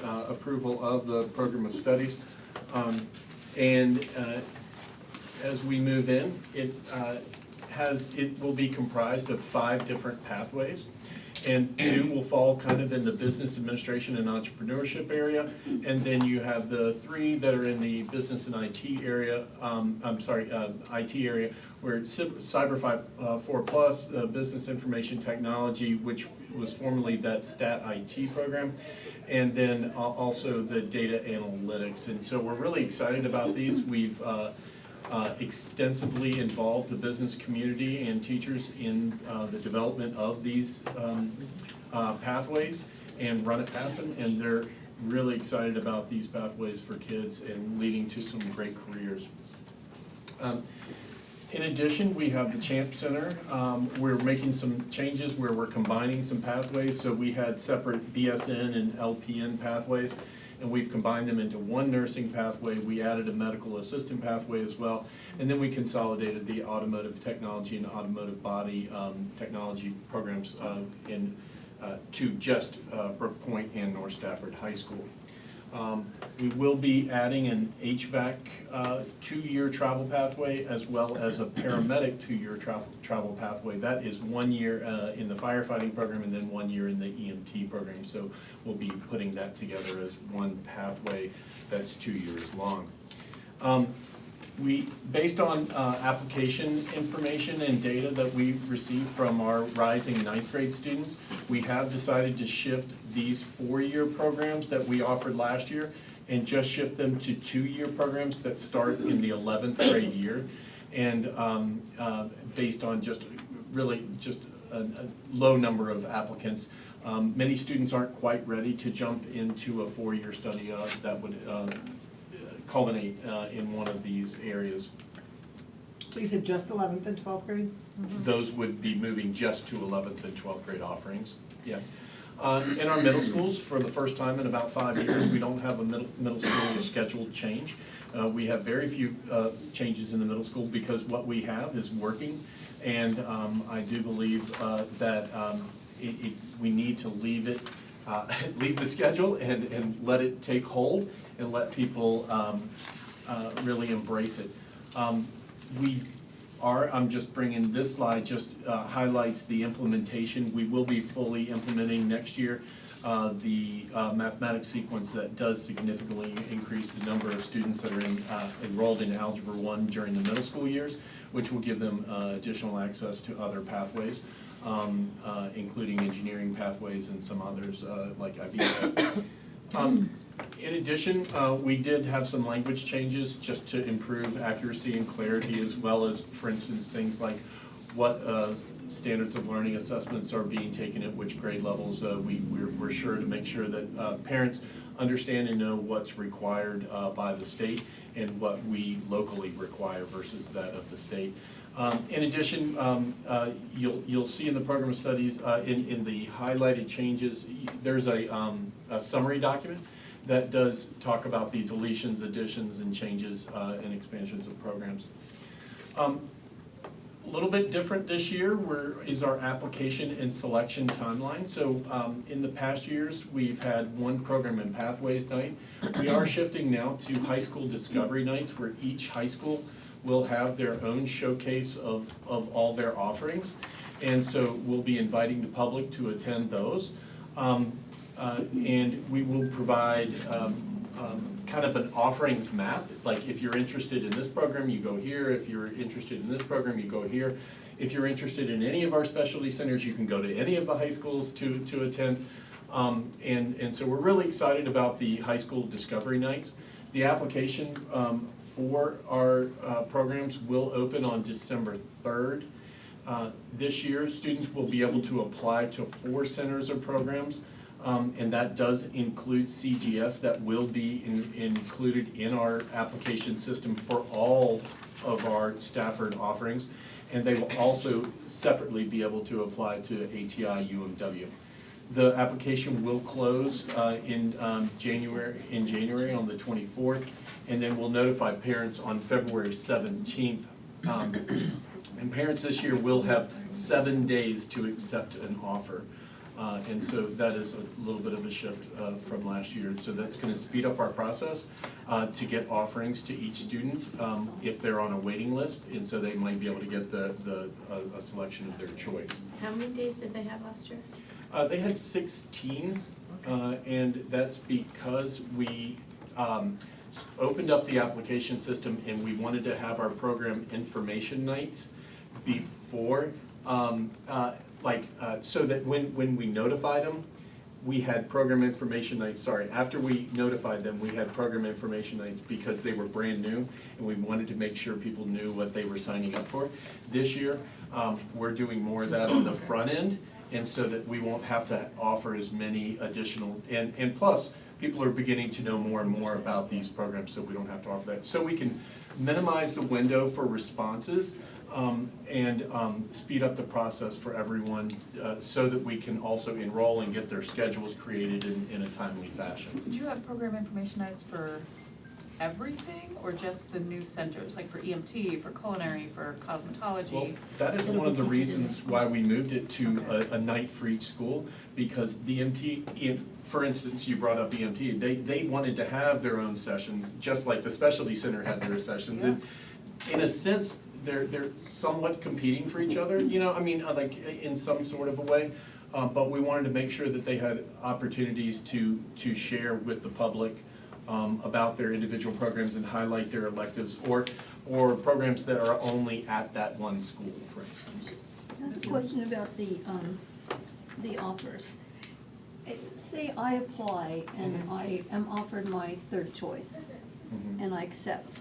If my first or second ends up having more space, am I going to be allowed to roll over? Or how are you gonna make that next level Right, so. of offers for the people that don't accept and free up spots? Yeah, so we made a decision that, for this coming year, that what we will do is allow them to stay on the waiting list for, so say they were offered their third choice, like mentally their third choice, and they said, okay, well, they can accept that, but they will still stay on the waiting list for their first and second choice if a spot were to become available. And then they could, if they're given an offer there, they can select that, and it offers that third to another student. And what's the time on that? Like, is that until the end of the year? Like, how, like, so it's 7 days to respond, right? But if I'm on a waiting, I'm automatically waitlisted, that's what you're saying. So at the end of that 7 Yeah. days, I'll get an email that says, hey, you still have a spot open on 1 or 2, do you wanna change? Oh, no, what it says is, on your initial offer, you have to make a choice to accept it, or you No. say, no, I'm not interested, I changed my mind, I'm out, But if you stay on a waiting list and then you get another offer, you have 7 days on that one. Got So if you accept your third, what was your third choice at the time, you are off the wait list for the other two. And, I think, Yes? No, I thought you said you were still No. on the wait list. If you accept the offer for, Yes, that you you still get, can you go- still stay on the wait list for your If you first, choose, your others. yes, Okay. and then if that comes up, then you would go, and you accepted, you'd free up a spot on your third choice. Right. So, when do we actually stop moving kids? Because every time we do that, we're just triggering another round of, Transportation. well, not even transportation, but like, who's going to what school? Yeah. For, Right, like if my first choice is your third choice, and your first choice is my third choice, and I get it and you get it, and we're both just sitting here in our third choice, it will never open up, right? that's why we shut down the window so that their response time was faster, and so that it can move those subsequent offers a little bit faster through the But not process. if I'm, like, yeah, I mean, you have this potential scenario where I'm It's like a sitting on my stalemate. third, hoping that my first waiting list opens up, and she's sitting on her third, hoping Yeah, her first, and- and it never happens. Right, it may not happen, but I will tell you, for instance, I know that a lot of people were worried about IB programs and about being offered. Every student that applied was offered a slot in IB this past year, So if whether they took it or not. if we have programs that we're switching to a 2-year program, does that mean those students will not be traveling to that school until they enter those pathways? In 11th and 12th grade, yes. so that means they transfer for the. They transfer just for the program? I'm sorry. So Or do they travel? they're at my kids go to Forge, and then they wanna do auto, which is gonna be at North or Brook Point, I guess. So as a junior, my kid will have to transfer schools for No. full-time, or That they go? it would be travel or transfer, it would be a student choice.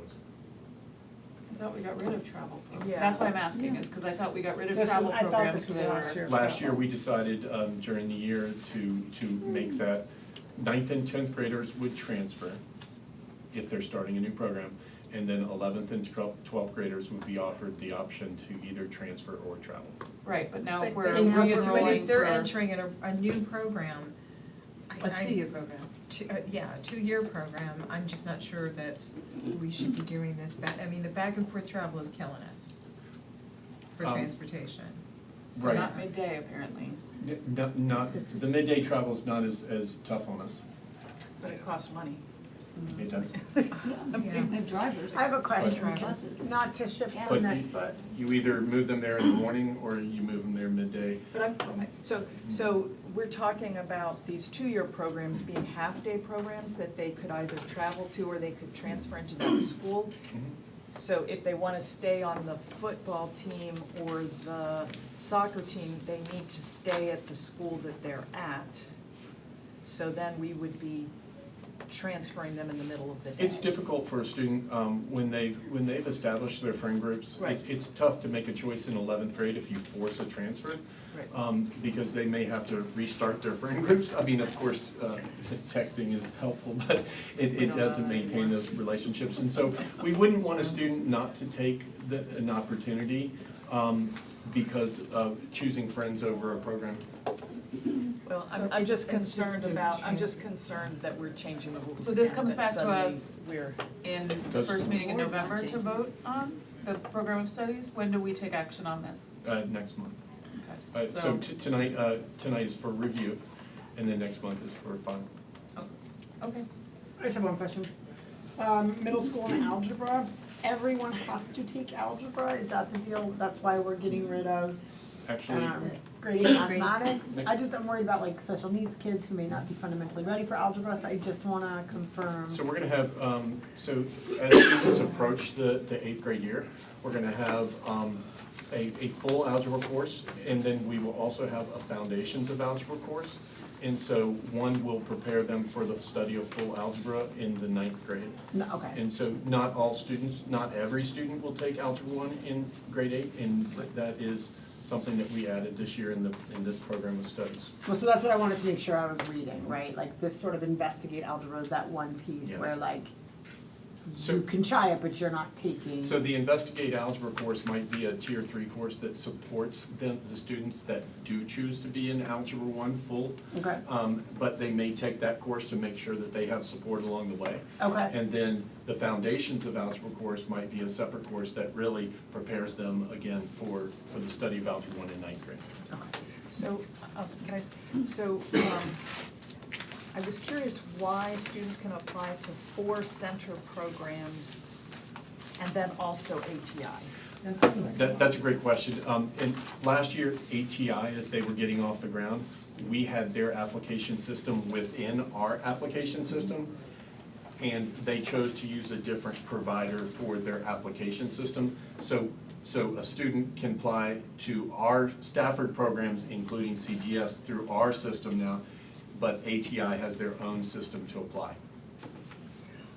And then, when these discovery nights happen, is there gonna be a frank discussion about transportation and the fact that we cannot guarantee that we will be picking kids up at their door next year? Yeah, so before we even have that discussion or have those nights, we need to have all that discussed by the board. Yes. And figured out, and ironed out, and so, And then it's Michael and his subject to change. team, It's not much time. and my team, we've been Voting on this next doing month. some research there to figure out, all right, what are other localities doing, school divisions doing? I'll be honest, none of them are doing it the way that we were trying to do it. It's So- highlighted in your bulletin from Yeah, last I year. saw it. Yeah, so we sent out a lot of that information, so we got all that information, just really started getting it last week, we gave it to you pretty much hot off the press as we got it. So now we're analyzing that, meeting with transportation, what can we make, can we do the hub stop system next year where families get themselves to the hub stops, and then we just commute, and then we just get them to the school from that hub stop? Is there some strain on transportation? Yes, but can we just align it to where it's the first stop of the route and it's not really impacting transportation at the high school level? So those are the things that we're looking at now, is can we do those methods and don't have a significant impact on transportation I at mean, all? I personally wanna say we don't know what we're doing, because we don't even have a superintendent right now.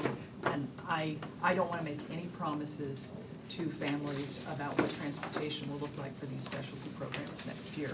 I mean, I don't think I'm ready in December to be saying we can do, yeah, November, I'm because sorry. the application process is starting in December. Yeah. Well, I'm just worried because you just presented this very well, but there just seems to be confusion or angst or hesitation amongst most of us about what you just presented, and we're voting on it next month. So when do we talk about it again so we can figure it out? Well, we'll probably have to set up meetings or phone calls or emails like we did last time when we were considering specialty centers.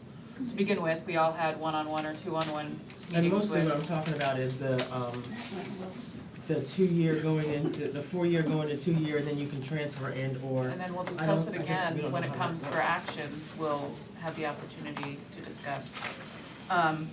Okay. We have 40 minutes, we have 3 agenda items and a closed session. For the redistricting update, can we table any discussion for individual conversations? And of course, we still have our work session and for our town, our town hall meeting, public hearing, all of that, we still have a long way to go. But we do need to present these scenarios for the public, so let's just present and say thank you and then see how far we can get with the other topics. Sorry, can I ask just one question? Sure. I just want to know, because with the shifting of IB, the IB program from Brook Point Mountain View to just solely Mountain View, does IB count as a 4-year program because of those prerequisite classes that you have to take? Is that what we're making it, you go to Mountain View if you pursue the IB diploma? Yeah, it is considered a 4-year program here. We're expanding it now. Okay. Kids. Alyssa. All right, yeah, you're up now. Perfect time. And they're just presenting and tabling and stuff, jump right to the scenarios. Foundation classes, because my kid has 2 math classes. As opposed to most people just have 1, she has 2.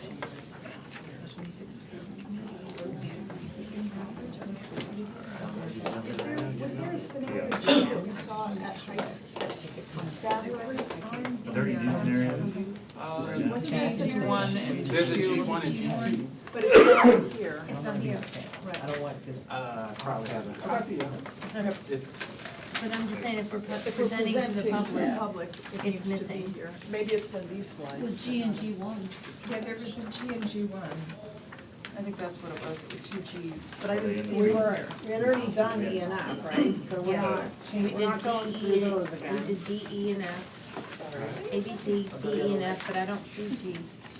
Got it. I guess we can post that. I mean, I do have Is it up copies here? of it. We can post it I mean, it was this evening. presentation. No, this was really just recapping what you've already seen, and then there were Stafford. a couple other scenarios that had been discussed that we haven't actually formally presented yet. That's what we need to do, is present the ones that we've discussed and that we've received via email. I would like them, Well, if it's presented at the community meeting, it should be discussed here as well. Correct. It has not, G and G1 have not Oh, they been have not. presented. We didn't discuss those at the community meeting. These were new scenarios that we weren't But we sure if we were notified discussing, families? that we, no, Not not yet. yet, not for G. Because I don't know what we're Board doing with that. direction. Yeah, Okay. yeah. so let's. We have hard copies and we can attach it to the agenda afterwards if you wanna Okay, go so and they talk were about noted. those couple I scenarios. wasn't there.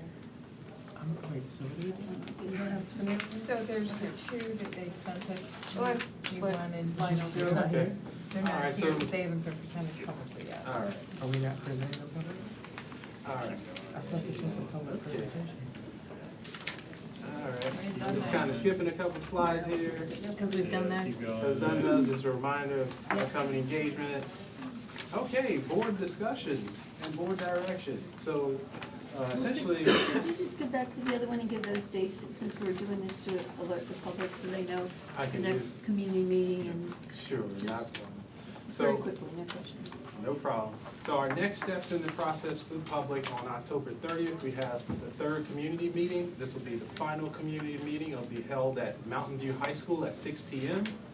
And shortly thereafter, on November 12th, there'll be a public hearing where the public can come out and have their 2 minutes of time to share their feedback with the board. That will be held here in the school board chambers at 7 p.m. And then finally, on December 10th, there'll be school board action where the board will approve high school 6 boundaries. And of course, that meeting will also be here in school board chambers at 7 p.m. on December 10th. And last but not least, the boundaries do take effect in August of 2026. So the purpose of, I guess, this work session is for the school board to have an in-depth discussion and provide staff with feedback and direction on the currently proposed boundary scenarios. And thus far, there have been 6 scenarios, A, B, C, D, E, and F, that have been presented publicly at the last community meeting, number 2. And just wanted to be able to open the floor if you want to start discussion, or if you prefer that I go through very quickly these scenarios, I can do that too, however you want to proceed. Well, let's discuss, because I think we've all seen them. Yeah. Okay. Yeah. All right. I just, like, how do I tell which ones you did versus which one board members did? A, B, and C were the ones Lionel did. Yeah, A, B, and C Everything were else the ones is. Who did F? It's Maya, and Maya had started F, Oh, I did. and then I pushed And some Lionel more, did some stuff to it. and then I pushed some more students into Mountain View. Because I was. On F, you're saying? On F is On what you're talking F, about. yes, okay. it was kind of started out as Maya's and then I added to it. And part of the reason I did was because I was trying to reduce the free and reduced lunch at North Stafford and Brook Point, so. That makes sense. So they both went.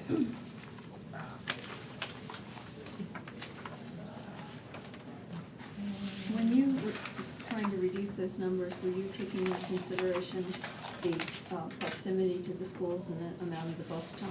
Yes, as a matter of fact, we drew, yeah. Because I've asked specifically for bus times. I'm thinking of, neighborhoods down off Garrisonville Road. For them to go up to North is a straight shot of Garrisonville Road. But if they come down to Brook Point, they're gonna have to come, Well, I down think that to one block of students that's to here, Brook Point Courthouse off of Road. 1, those are, I think that's to keep the numbers and the free and reduced lunch from getting out of hand. I think that's why that block of students. Yeah, but that block is no longer than the 3rd section that goes to Brook Yeah, Point. that's what I mean. Those kids are on the bus less time than I'm sure the 3rd section would be. Right. Feeder And it patterns. was- third section of what are you talking about? Third section of, Of Of the Ohio harbor. Harbor, so it's a Yeah, shorter Yeah, bus ride they've than got a Ohio. shorter bus ride So I think than my ours is- kids ours do. is the same. then your kids go to Brook Point. Mm-hmm. See, and some of your kids might be closer too, but I'm concerned about moving kids just to, Which kids?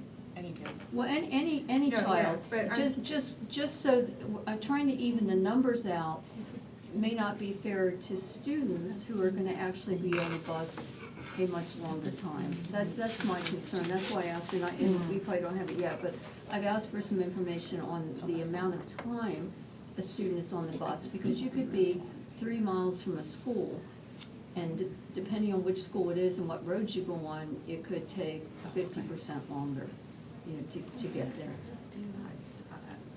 That's just my No, personal I feeling. absolutely do, I'm just not sure I'm gonna believe what data is presented from transportation.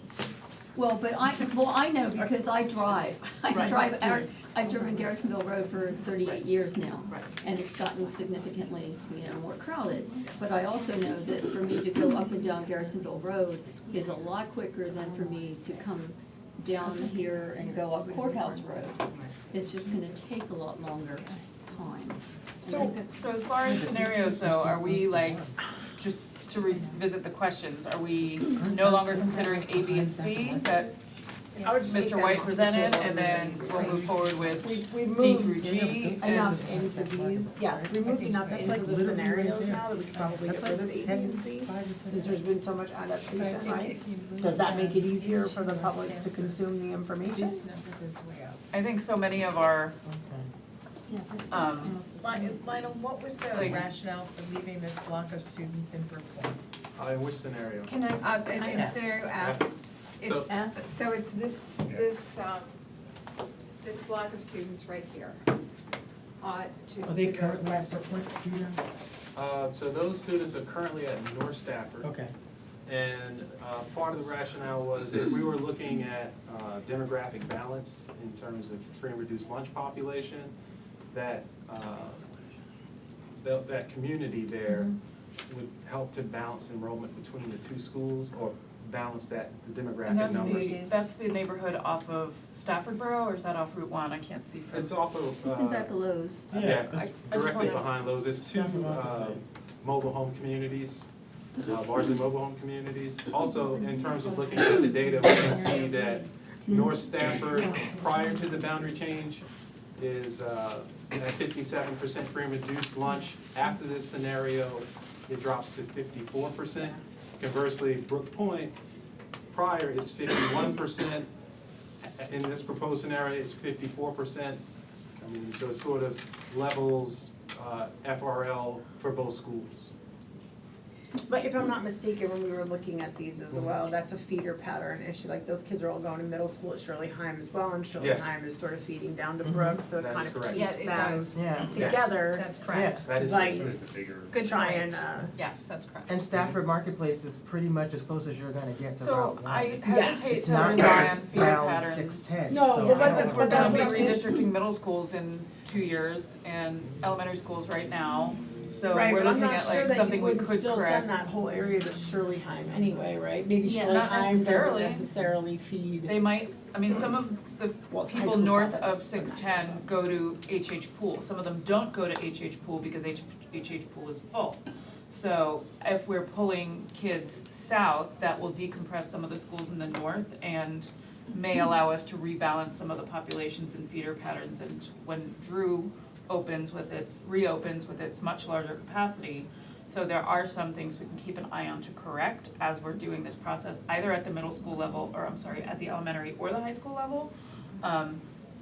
You know, obviously, it could always be a tipping point if you're looking at two neighborhoods that could go. Feeder pattern is certainly one of the things on the list he presented us that we can consider, but it's also something that I know we are definitely going to readdress in 2 years, for sure, because we are building this school. And it's not a pie in the And sky, honestly- maybe we'll redistrict it, we'll consider it next time, but we are going to have to reconsider it. And honestly, when Alyssa and I asked them to put the middle school feeder, like boundaries up on top of his map, whoo, ugly. Yeah, they are. But to the point as well, we also put concentric circles, 1 mile Yes. concentric circles around all the schools to identify what actually was a mile in that round radius there. So what people are looking at as the crow flies, vice what's actually 1 mile from the school are very different. So that's something that I would also like for, that's the transportation issue to me as well. I don't like went and circles. drove, what is it? I don't like the circles because it's, you Well, can't really I- get there from here. But that's not 100% true either. We don't have a lot of open space, but I've driven all these roads now. And so having seen the circle and the schools and driven the roads, it's something that transportation has to weigh in on, but I don't think there's, And I don't know that that's an argument we can have And has based on how transportation- poorly we've been planned in the past. Has transportation weighed in or looked at? Yes, transportation has looked at all 6 scenarios, Okay. and they have weighed in.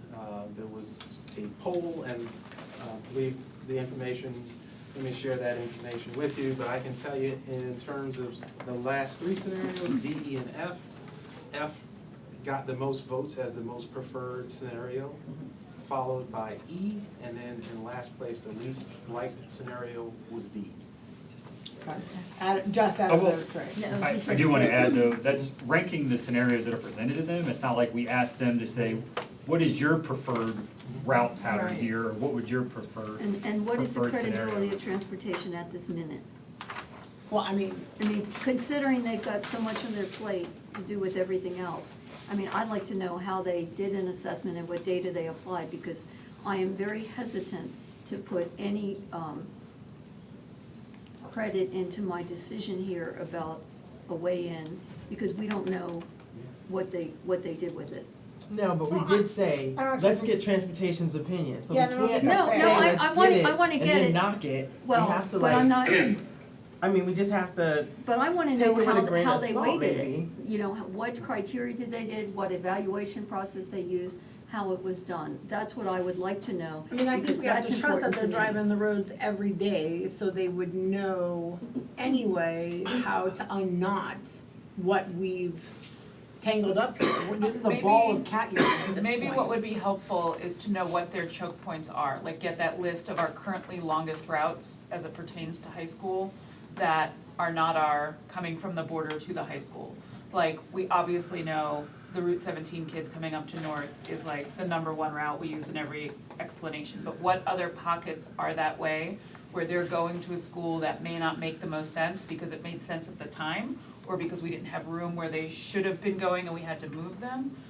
So if they could be like, oh my gosh, if you could fix this route, that would be great, and that's something we could maybe So look that at makes me historically. uncomfortable, because I think that puts us in a position to have our arms twisted in directions they don't bend. Because, right? I just love that expression. That's a great analogy. Thank you. So, I mean, we asked transportation to weigh in, they weighed in, we can have them weigh in again, certainly, but I think at this point in the game, we've already seen how awkwardly this county is designed, that we do not have high schools strategically placed in any one particular location. And we've also seen how twisted on our current scenarios we are, just by the big giant, I mean, this arrow practically points out like, you know, Right never mind, I here, won't say build it, right yeah. here. But anyway, but my point But is that it's we just have, that those three schools are so close together, They are. it's hard, you're not ever It going is. to have, you're but the balance, right, is the ratio of the free and reduced. Exactly. It's, Yeah. you can't have Brook Point have 2,300 students in Right, can't. especially not as we're 2029 or putting a whatever it third is. school not on there. unless But you you're have- in a but if But they you are also close need to look together. at the capacity I of agree. 32. But that little finger that you have there of green, right in, if you look at North Stafford, that, there is no way that that is geographically preferable to send that to Brook Point. Straight up Route 1 versus Yeah. straight out. Yeah, that's not, It's that's such- not Route 1, And that's- you're moving them that's- out of North. That's So Winding Creek Road And, too. and as you said that it helps balance, well, it's not the kid's job to balance it. I mean, it's. No, it's Well, our yeah, job to but balance it. You can't, but wait, you have Because to you- have the kid demographic in order to get the numbers to balance it. The kids' butts in the seats will physically, literally balance it. But they're paying a price. They're going to be on the bus a lot longer to go down, If and they're getting moved. If It's- what you're saying is actually factual, that's a lot longer. Stafford Marketplace to Brook Point on a bus, depending on how they do the route, is not that crazy. No, it's not. This is like, really, to me, with all due respect, this is crazy. Well, that's This why I asked for the conversation. numbers. It's not that crazy, I've unless asked for they're it. sending them through the, you know, the whole whatever, like, Up through that's Harvard. not that crazy. Well, I mean, I just I've asked just- for it and I haven't seen it, Yeah. and I- maybe well, you that's should. true. You should. If I What do you get need? the answer, I'll What do you see need, it. Miss Healy? 'Cause I've asked for the I know, amount which of neighborhood, time like for a bus specific, to go from Woodstream to North versus from Woodstream to Brook. we In can the do that. morning and afternoon, and just the time of the bus ride. I'm sure it would be Not the fun. mileage, but that's why I wanted to compare that. And I would like to know, and I appreciate transportation weighing in, but I would like to know how they weighted things and, you know, how they evaluated, how they came up with their responses. It's not just eyeballing it, says, well, this looks better. I'm sure they did a lot more than that. And I would say that some of the concerns I brought forth, obviously, in my meeting, you know, Lionel had, for the Garrisonville district, option A and then option BC. BC were the same for my district, I know they were not for the rest of yours. So when I looked at, making amendments, I went in working off BC, and in looking at these, most of you started from option A. So some of the things that were preferential for my district, were just not incorporated because you started from a different place. So I would love to go back to Lionel with anybody besides Trish, because I've been with her already, to talk about. I would be happy to with you and talk to to- Lionel about it. And I've talked with some You of asked you me if I already. would, and I said I would. Yep, I'm happy to. I do think whatever we're gonna settle on in December, we need to have at the table in November. Yes, Mhm. Because we don't wanna make changes between November and December, Yes, agreed. or any Absolutely. changes at the December meeting. We need to Agreed. bring something in November and have an idea that, all right, we're gonna narrow it down to these couple and we're not gonna make So it might changes be or good move to- kids that weren't already identified in Right, I December. don't wanna be voting in December to Yes. move somebody who had no idea. Correct. That they No, could yeah, be I moved. agree. They Agreed. So that's Agreed. what my issue with scenario D is 108% capacity Yes. at North with 61% free and reduced lunch is just That's- darn right unacceptable. I also would like, It puts Mountain View at like 85%. I would also Yeah, like that's to know if crazy. possible, didn't we just do a change at North Stafford this past year where we moved Embry Mill kids out of North? 77. Okay, can you give me the free and reduced lunch numbers last year as opposed to this year?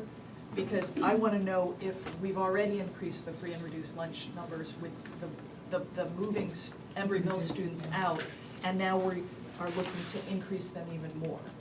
So I'd just like to know what they were last year. I think some of the Embry Mills stayed though. Yeah, They were sure, given- but- They were given but an the other option. Yeah, they problem were given the is, option, but the houses are technically. I don't want All Mountain View to freshmen be moved. at 85, 86%. Either. And we have Brook Point and North Stafford at over 100%. Mountain View's only gonna grow 1% on its own over the next Yeah, like 10 and years. look, we if got- you so already we look need at to the push size into of the Mountain View attendance, now. yeah, at the attendance out. Because if now is the time to do it, since they're not gonna get growth, if we don't do Yes. it now, we are screwing over the next board, so we need to do it No, now. actually, we're giving unnecessary burden To other to the schools. other Students. schools. Yeah, absolutely, Yes. so, And to so future that's, students, because they're gonna have to go through redistricting. so, I don't Right. know, I'm not saying take D off the table, I'm just saying like, I don't get it. I can't do D. I wouldn't, can't I do couldn't, D. I wouldn't vote for D. No, you can't do D. Okay, so work to be done here. We do need to look at I'm gonna move us on to the VSBA proposed amendments to legislative positions for the 2025. Are you guys good? I just wanna make sure. I mean, they're not good because we don't really have a decision, but that's, A, B, and I C think- is off, is that what we said, just take And A, D, B, and C? sound like? A, B, C, and D, A, B, C, D, yes. Are we, So we're starting E, F, we'll present G, G1 or whatever to the public as well. Yeah, and G, I And think but is, that at least gives is you, C. get those off the table so that's it's not so moved. confusing to people and people aren't just shifting through. Okay, I just want to make sure I'm clear. Which scenarios are we moving forward with? You know, E, F, We discussed E, F, Okay, and then G, G and and then G1 haven't we been. can come talk to Lionel about G. Would Okay. that be okay, you and I? Because Yeah. then I can talk about North Stafford and I can look at Brook, Yeah, okay? Does that okay, make thank sense? you. Yes, sir. and I'll come with Susan too. and A, B, and C is not in here either. No, those are the So are A, B, and C out? A, B, That's C, what and they D. just said. Yes, And D, right? Because everybody And said D. they would Everybody become- went in and made changes, nobody said. Okay. nobody said A, B, I- and C. I didn't make changes. I thought we were considering them in addition to what we were changing. We're trying to narrow down, I think, is what we're trying to do. Yes, we're trying It's- to. It gets very overwhelming with all of these. If there's something, a scenario that you wanna stay, Yeah, I mean. we can, if you wanna stay, If you'd rather keep all our options on the table, if there's anything that we definitely don't want, or.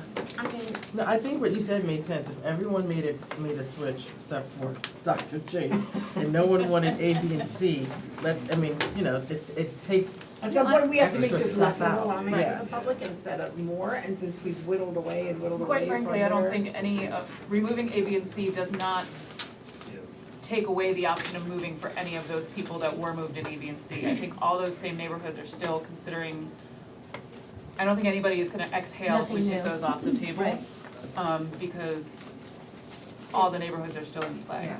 yes, But it just kind of eliminates from our Confusion. discussion which ones we're talking but about. it also gives you, like you say, a starting point for, something different. The boundary lines for Mountain View, is some of these, planning units don't really have any kids in them. Yeah. So that's a part of the consideration too. If there's no kids, nobody's being moved, but that space looks like it gives Mountain View. Correct. That's true of North. I just wanted to make sure. Less kids, it's not that I was there's gonna no. say, zero? I didn't think think so. I mean, Okay. some of them Some of potentially them, could. some of them over on the, we saw over on this side, but go ahead, Lionel, I'm sorry. I was gonna say, if, Sorry. just for clarity, if you provide me with the planning unit number, I can give you the number of kids, just so we're all on the same page. Okay. So we're moving forward with E, F, and you guys are gonna create or We're tweak gonna the G. talk Well, about I'd like G. to leave We're gonna D in look at there G. as well, just for discussion For purposes. D? Well, because it's in here and it's presented and it's one of the But D ones is- that was But for I think- discussion, we all, like, we, 61%. we might, but we're not gonna vote for it at all. And 85% consider of it. Mountain View, it's not even, it's, to me, it's not even considerable. We just can't. But we can go We can't back do to that. the drawing board and do that one Well, again, we can- But We then can it tweak, becomes, we can you've try got- to tweak then make D. it H. So Right, you've got it'll be 4 kind of- schools over That's fine. 100%, and Mountain View still doesn't cross 90% in 2032. Right. Well, in Plus- E, you've got 3 over 100%. But Mountain View, But Mountain View is at least above 92%, they're all comparable. And E and F both have 3 schools over 100%. So Colonial Forge is 103, and Brook Point is 105. it's still not balanced when you have an entire perspective that you can utilize to actually balance I mean, that, so, but F I mean. doesn't have a single school over 105%, Correct. right? 104 is the highest, whereas, 104, 105. Whereas We're E- talking 10 years from now? well, I mean, I 7 don't years necessarily from now. care how many 8 we leave in play, cause only, you know, right, not Well, even we're one of only them gonna could vote even on pass, one. so, Anyway, and it might But it not be also any gets of rid them. But you have to Mountain look View at more, 96%. even But more these you're can- better utilizing Mountain across the View. board, right? but these can, So these I can be think- tweaked So among let's just keep the new ones themselves. for now and then That's what I would. we can pare it down again, particularly after, I encourage everyone to go again if you have the time with someone different. Since we Yes. can't have these conversations efficiently offline anyway. It is difficult to do it on the phone. Yeah, it's much better to be sitting in Okay. front of a We're pile of going papers. to VSBA. Yep. Thank you, Lionel. You know how long the VSD? Sorry, Lionel. thing will No take? problem, thank So- you. I wanna make sure we squeeze this Drew Middle School Yeah. design. Liza, you have, Yeah, We're I gonna have took to do notes closed on session at these. the end. I don't think there's anything that I dislike about the legislative proposals. One of the things that they try to do is the planned assessment and balance the planned assessment and accountability. I think there's a lot of angst over the new assessment proposals, and I think what they would like to do is balance those. So that's the request, SOL tests and authentic measures of student growth, because our students come to us at different points. So that is one of the VSB legislative proposals. Fair assessment for our English language learners. I think currently VDOE provides very limited support resources, so they'd like additional funding, additional state instructive support, and state funding for testing. The third item is a funding formula for, look at the JLARC study and. yes, we're based on the JLARC study. Accountability standards, Wade's, yeah, the third one is about JLARC and trying to normalize the funding across the county, across the state. So it's more equitable, and also updating, and I think the fourth one is updating the SOQs so that it's more reflective of how we actually, the reality of how we actually teach. The fifth proposal is on federal funding for, they'd like the federal government to fully fund IDA. Which would be lovely, because they haven't fully funded it in 35 years? And 40%, they only cover about 40% of the cost. And then the proposal 6 and 7 are exactly the same, they got printed twice. I think they got printed twice because early childhood development programs for at-risk 3 and 4-year-olds, so it's the same thing. They want to expand Head Start.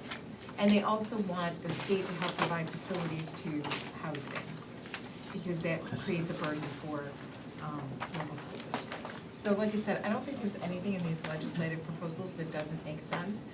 I would like to see, I wish we had technology included in this, and I wish not only the technology for the replacement of laptops and Chromebooks and those things, but also perhaps, real-time translation software and technology that could help with ESOL.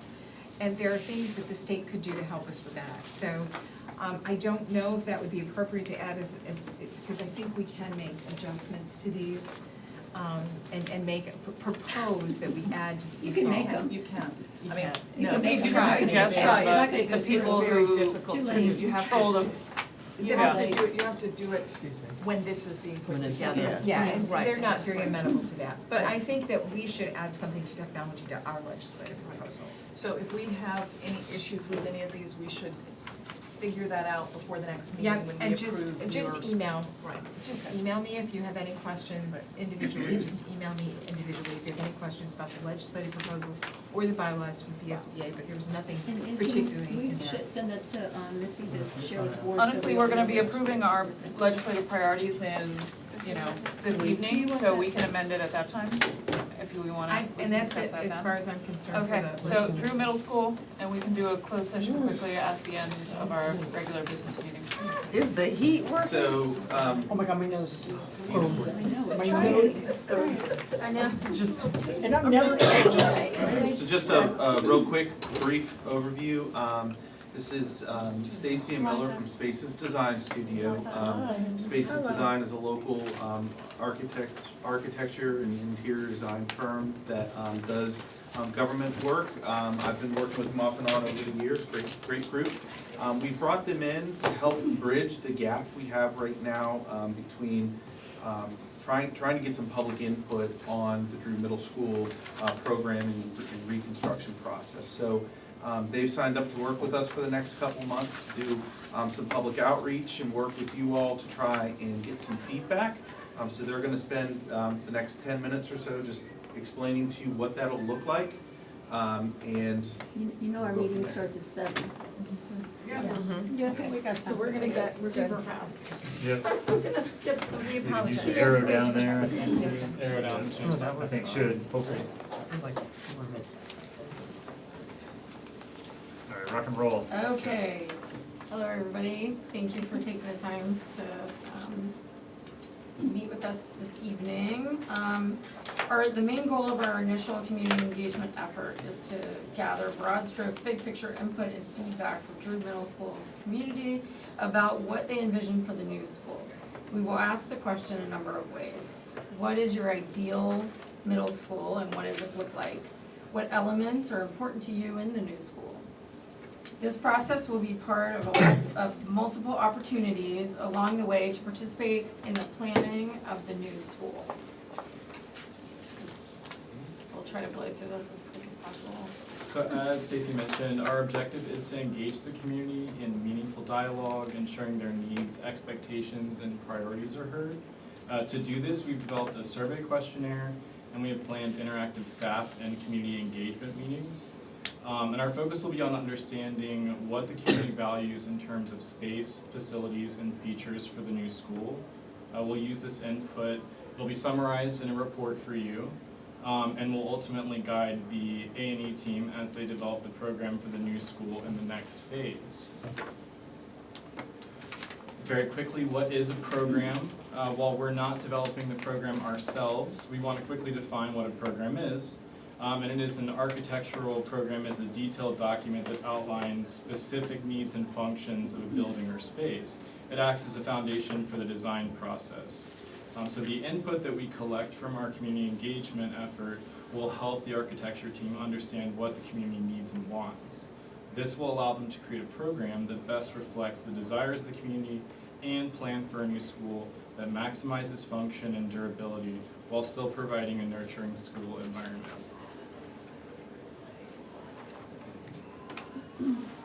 So the context of the existing conditions at Drew Middle School is important to consider in our community engagement efforts. It makes the input received from current staff and user groups very valuable in programming the new school. The facility was built in 1950, originally it's a high school. We have these things listed here. However, the physical condition of the current building has deteriorated, and as the planning process begins for the new school, identifying and feedback from these user groups, more specifically what elements are limiting the school's potential, yield valuable insights for the planning of the new school. As part of our effort, we've developed a short survey to gather input directly from the community on what elements are important in programming the new school. The survey broadly covers topics like size and type of spaces within the school, and it asks respondents to indicate their priorities on topics like security and wellness features. We aim to gather as much input as possible from the Drew Middle School community to ensure that the architecture team has a comprehensive understanding of community preferences. And I just wanted to point out that that survey, the draft that was sent in your Friday memo, last Friday's memo, if you haven't had an opportunity, please take a look, give us any feedback on anything you'd like to put that out to the community as soon as possible. I also have You want us copies to again. take it, or you want us just to look at You it? can take it, look at it, just give us feedback. Alright, cool, okay.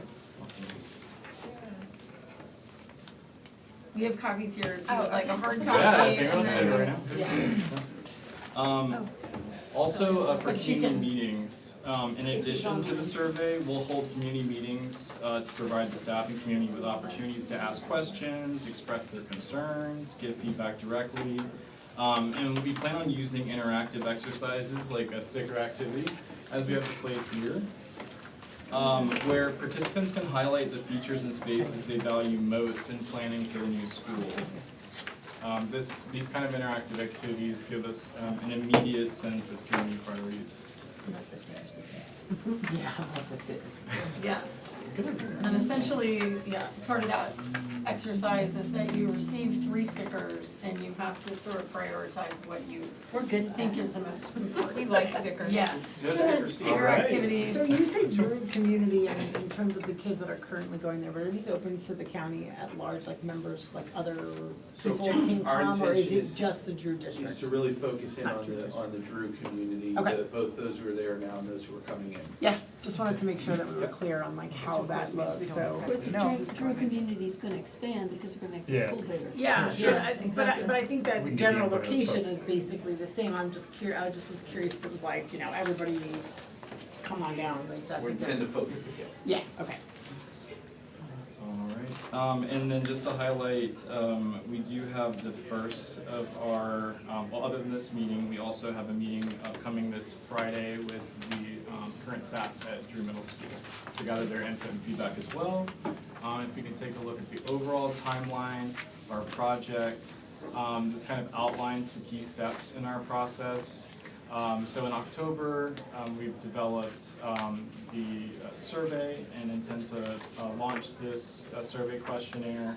And we'll also again be holding this staff meeting on Friday. And then in November, we'll hold another meeting, and this is with the larger Drew Middle School community. It'll be open to the larger Drew Middle School community to further engage and collect some more feedback. So by December, we will compile a report summarizing all the feedback we've gathered, which will be provided to you all and the design team in order to guide the next steps in the project. So just one final thing, and thank you, Stacy and Miller, for condensing it down. Yeah, you do. But, I take up running if I were you guys, cause you're really fast, you'll win. I would encourage the board, and we've started our interview processes with our architects. Okay. Your input over the next 3 months is going to be critical, right?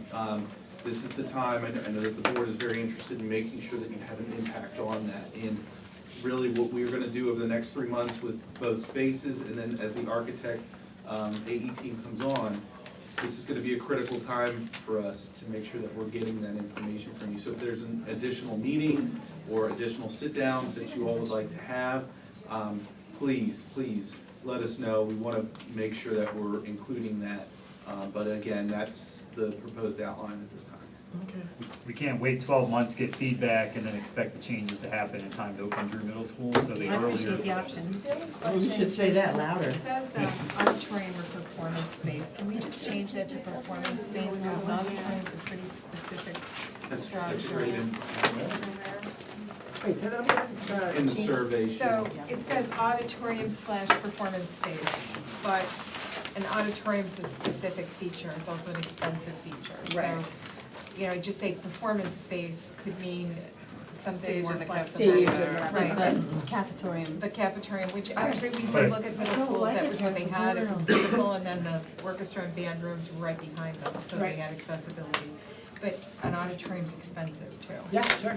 No, that makes sense. Okay, but we have, one thing I noticed though in our schools is they had a choral room and they had a band room, but they didn't have like a band room and an orchestra room, which is what some of our schools still do. Yeah, I think we need band, orchestra, and Yeah, chorus. when you're talking 6th, 7th, and And plus, I 8th grade. think there needs to be the practice rooms between, which one of the schools did have. Yeah. Because I think all And those. the storage was Yeah. great. And the storage and the access to the stage.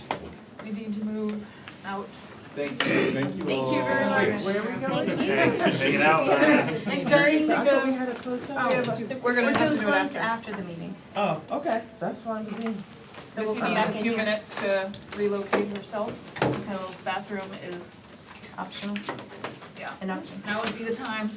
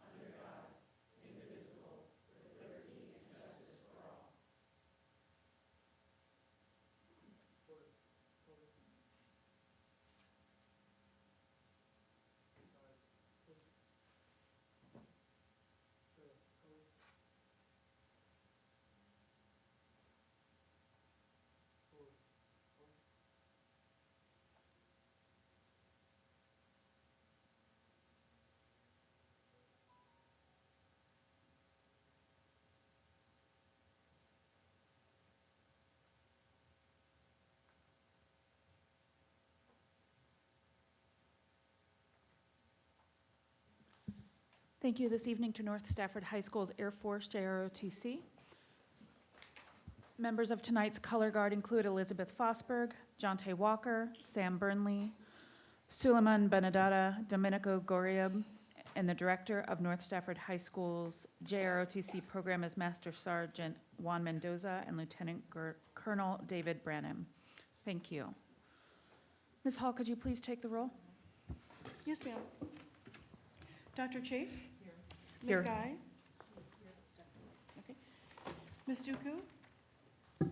Ms. Halsted? Here. Ms. Healy? Here. Ms. Adedegan? Ms. Randall? Here. Ms. Sigmund? Here. And Dr. Warner? Here. Madam Chair, you have a quorum. Thank you.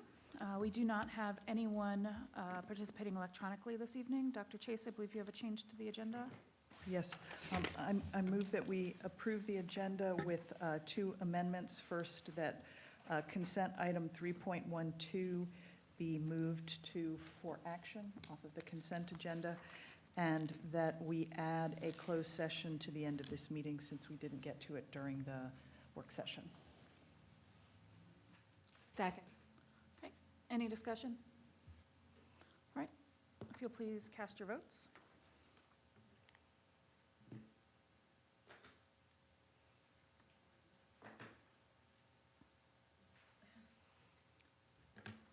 Tally the votes. This guy's not here. That vote passes 6-0. Motion to approve the consent agenda? Second. Okay, any discussion? Cast your votes, please.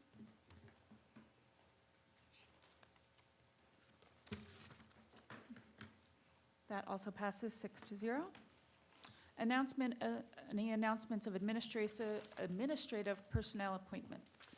Yes, Madam Chair, we do have one. I want to welcome, congratulate Miss Christine Meyer. She will join the team at Conway Elementary School as a new assistant principal. Miss Meyer has been part of Team Stafford for 20 years, first as an itinerant teacher, then as a special education teacher at Conway Elementary School, and most recently as the special education department chair at Rising Star Early Childhood Center. Ms. Meyer is passionate about creating learning environments for all students, regardless of abilities, to engage in intentional and meaningful classroom experiences. Ms. Meyer earned her bachelor's degree in education of the deaf and hard of hearing from the College of New Jersey and her Master of Arts in Deaf Education from Gallaudet University. Ms. Meyer was recognized as Teacher of the Year in 2022 at Conway Elementary School. Ms. Meyer, if you would please join us.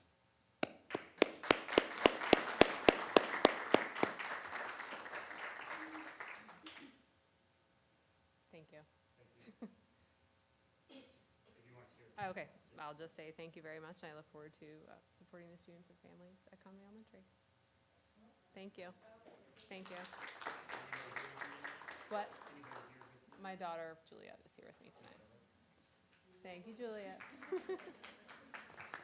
Thank you for coming. Thank You're you. I welcome. didn't realize I should have done that. Okay. All good? Yes. Okay. Awkward photo at a time? Thank you. Okay, awards and recognitions.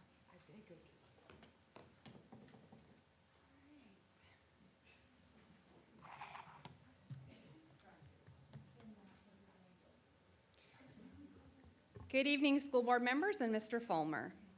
This evening, we will recognize a few of our many dedicated staff members that epitomize our values of students, integrity, respect, community, opportunity, and excellence. Will H.H. Poole Middle School Counseling Director Denise Sternbach please join us at the podium? All students deserve to learn in an engaging, welcoming, and safe environment where they can thrive academically and socially. Unfortunately, over 20% of youth in the U.S. experience bullying each year. Bullying can take many forms, including verbal, physical, and cyber, and it can occur both on and off school grounds. The impacts of bullying are far-reaching. It affects not only the students who are bullied, but also the bystanders who witness it and those who engage in bullying. These experiences can hinder students' academic performance and their ability to develop important social and interpersonal skills. It is crucial for parents, students, teachers, and school administrators across Virginia to recognize and address bullying. By fostering open discussions and promoting active prevention measures, we can create school environments where every student feels supported and safe. Therefore, the School Board of Stafford County designates October 2024 as Bullying Prevention Month. Thank you.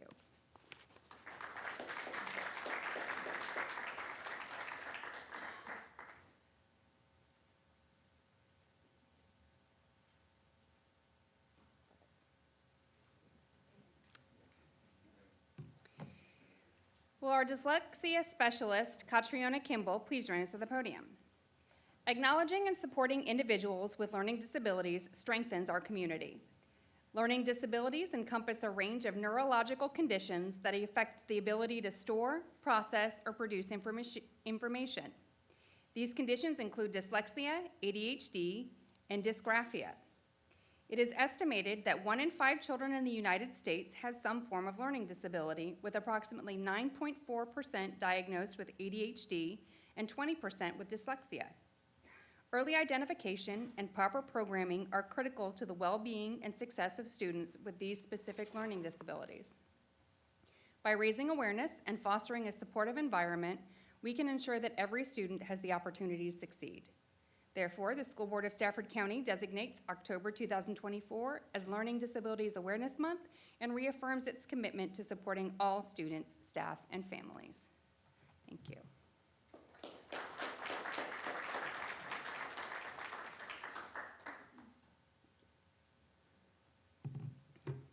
Well, our current Principal of the Year, Dr. Brian Raska, please join us at the podium. Principals and assistant principals play vital roles in our education system, fostering hope for every student in their schools.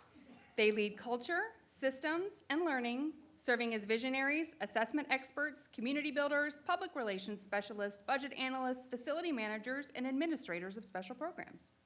Additionally, they act as guardians of various legal, contractual, and policy mandates and initiatives.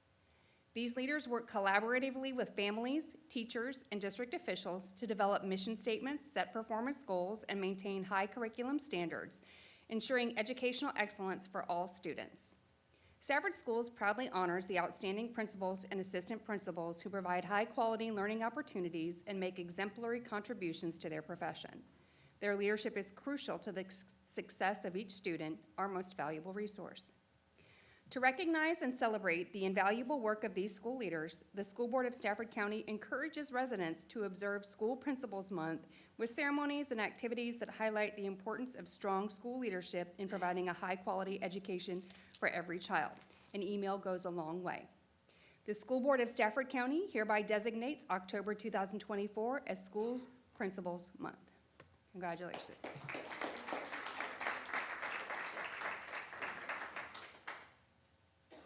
Thank you. With Tracy Trujillo, Cleo Brickhouse, Michael Furchak, Colleen Lamar, and Terry Tyler of our Transportation Services Department, please join us at the podium. These individuals recognize our Transportation Services Employees of the Year. Stafford Schools is pleased to announce the week of October 21st through the 25th will be recognized as School Bus Safety Week in Stafford County. This week highlights the vital role of school transportation in our community, emphasizing the importance of safety for the thousands of students who rely on school buses daily. Our transportation professionals are committed to ensuring the secure and efficient movement of students, adhering to rigorous safety standards. It's crucial for all motorists to cooperate by following traffic signals and stopping when students are boarding or exiting their buses to keep our roads safe. We acknowledge the significant role of school buses in students' lives and their impact on school attendance.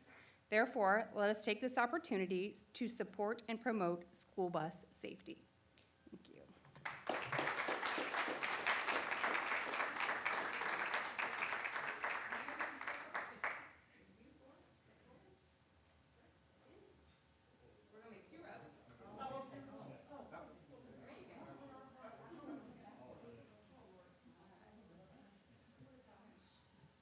Can't do cheer poses here.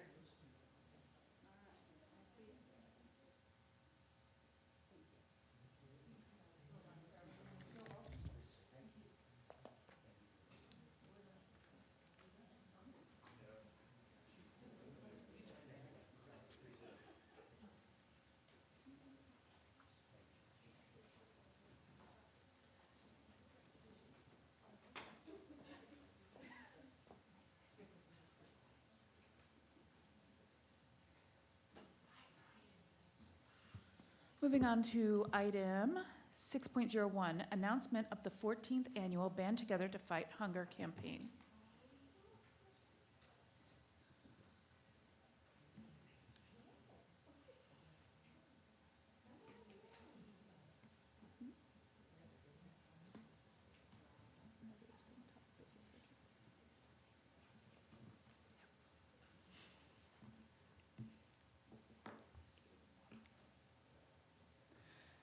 Good evening, Vice Chair Sigmund, Vice Chair Guy, members of the board, and Mr. Fulmer.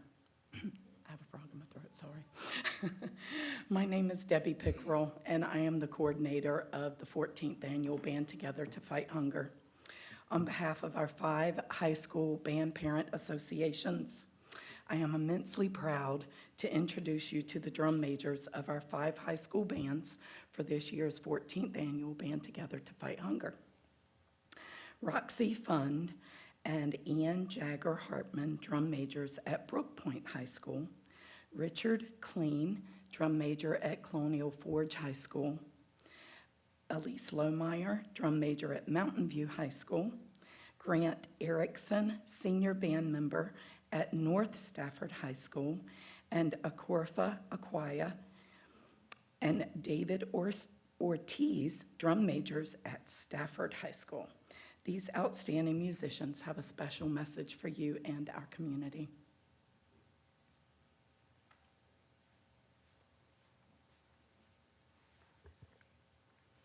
We are here tonight to cordially invite each of you to join us Monday, November 4th at 7 p.m. for the 14th Annual Band Together to Fight Hunger.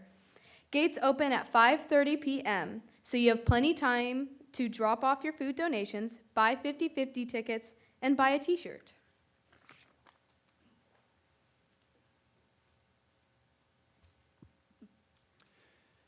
You will also be able to enjoy dinner from our amazing concession stand while you wait for the performances to begin at 7 p.m. We hope you are all planning to attend and join us, and if it should rain, this event will happen Monday, November 11th, also at 7 p.m., again at Mountain View High School.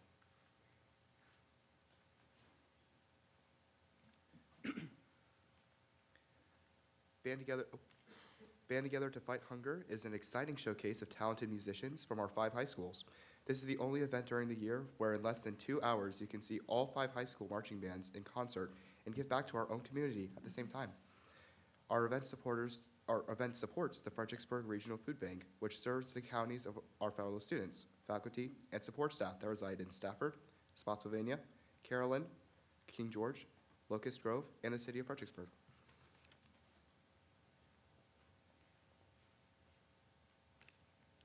Non-perishable food donations and monetary donations are gladly accepted.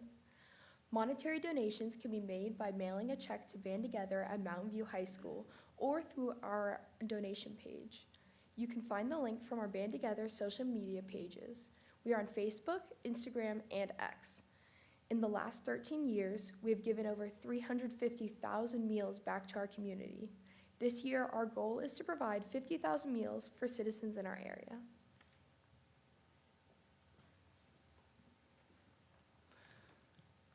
Our Fredericksburg Regional Bank is the storehouse for the food and other products collected.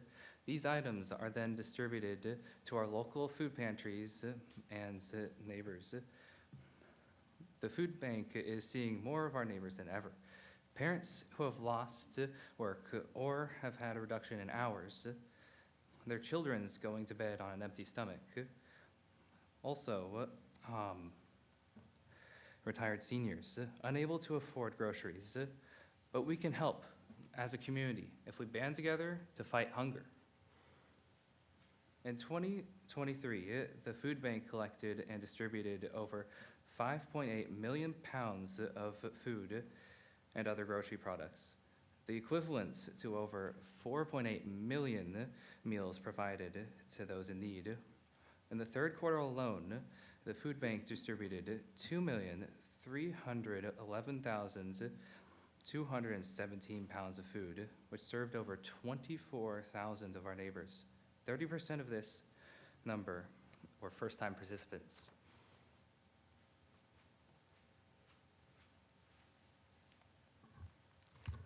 By collaborating with the food bank, we can reach more people in need through their many partnerships and business connections. It is incredible that we can touch the lives of so many adults and children in all these surrounding counties by giving back for just one night.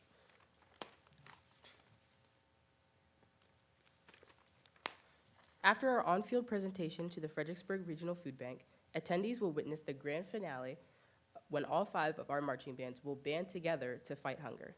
Approximately 400 high school band students on the field playing together sounds pretty amazing. It is also one of the highlights of our season.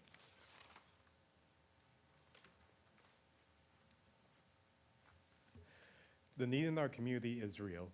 We hope you will join us in this campaign to fight food insecurity in our community with your monetary or non-perishable food donation. Thank you for your time this evening and your continued commitment to our band programs. We look forward to seeing you on Monday, November 4th at 7 p.m. at Mountain View High School.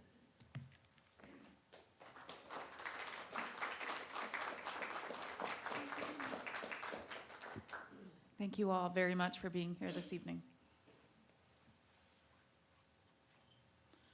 Item 6.02, American Heart Association's Kids Heart Challenge.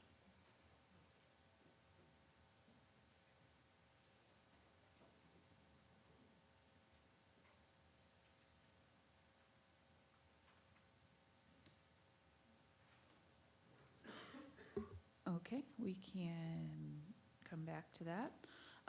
We'll move to the annual report and recommendations from the school board's Career and Technical Education Advisory Committee.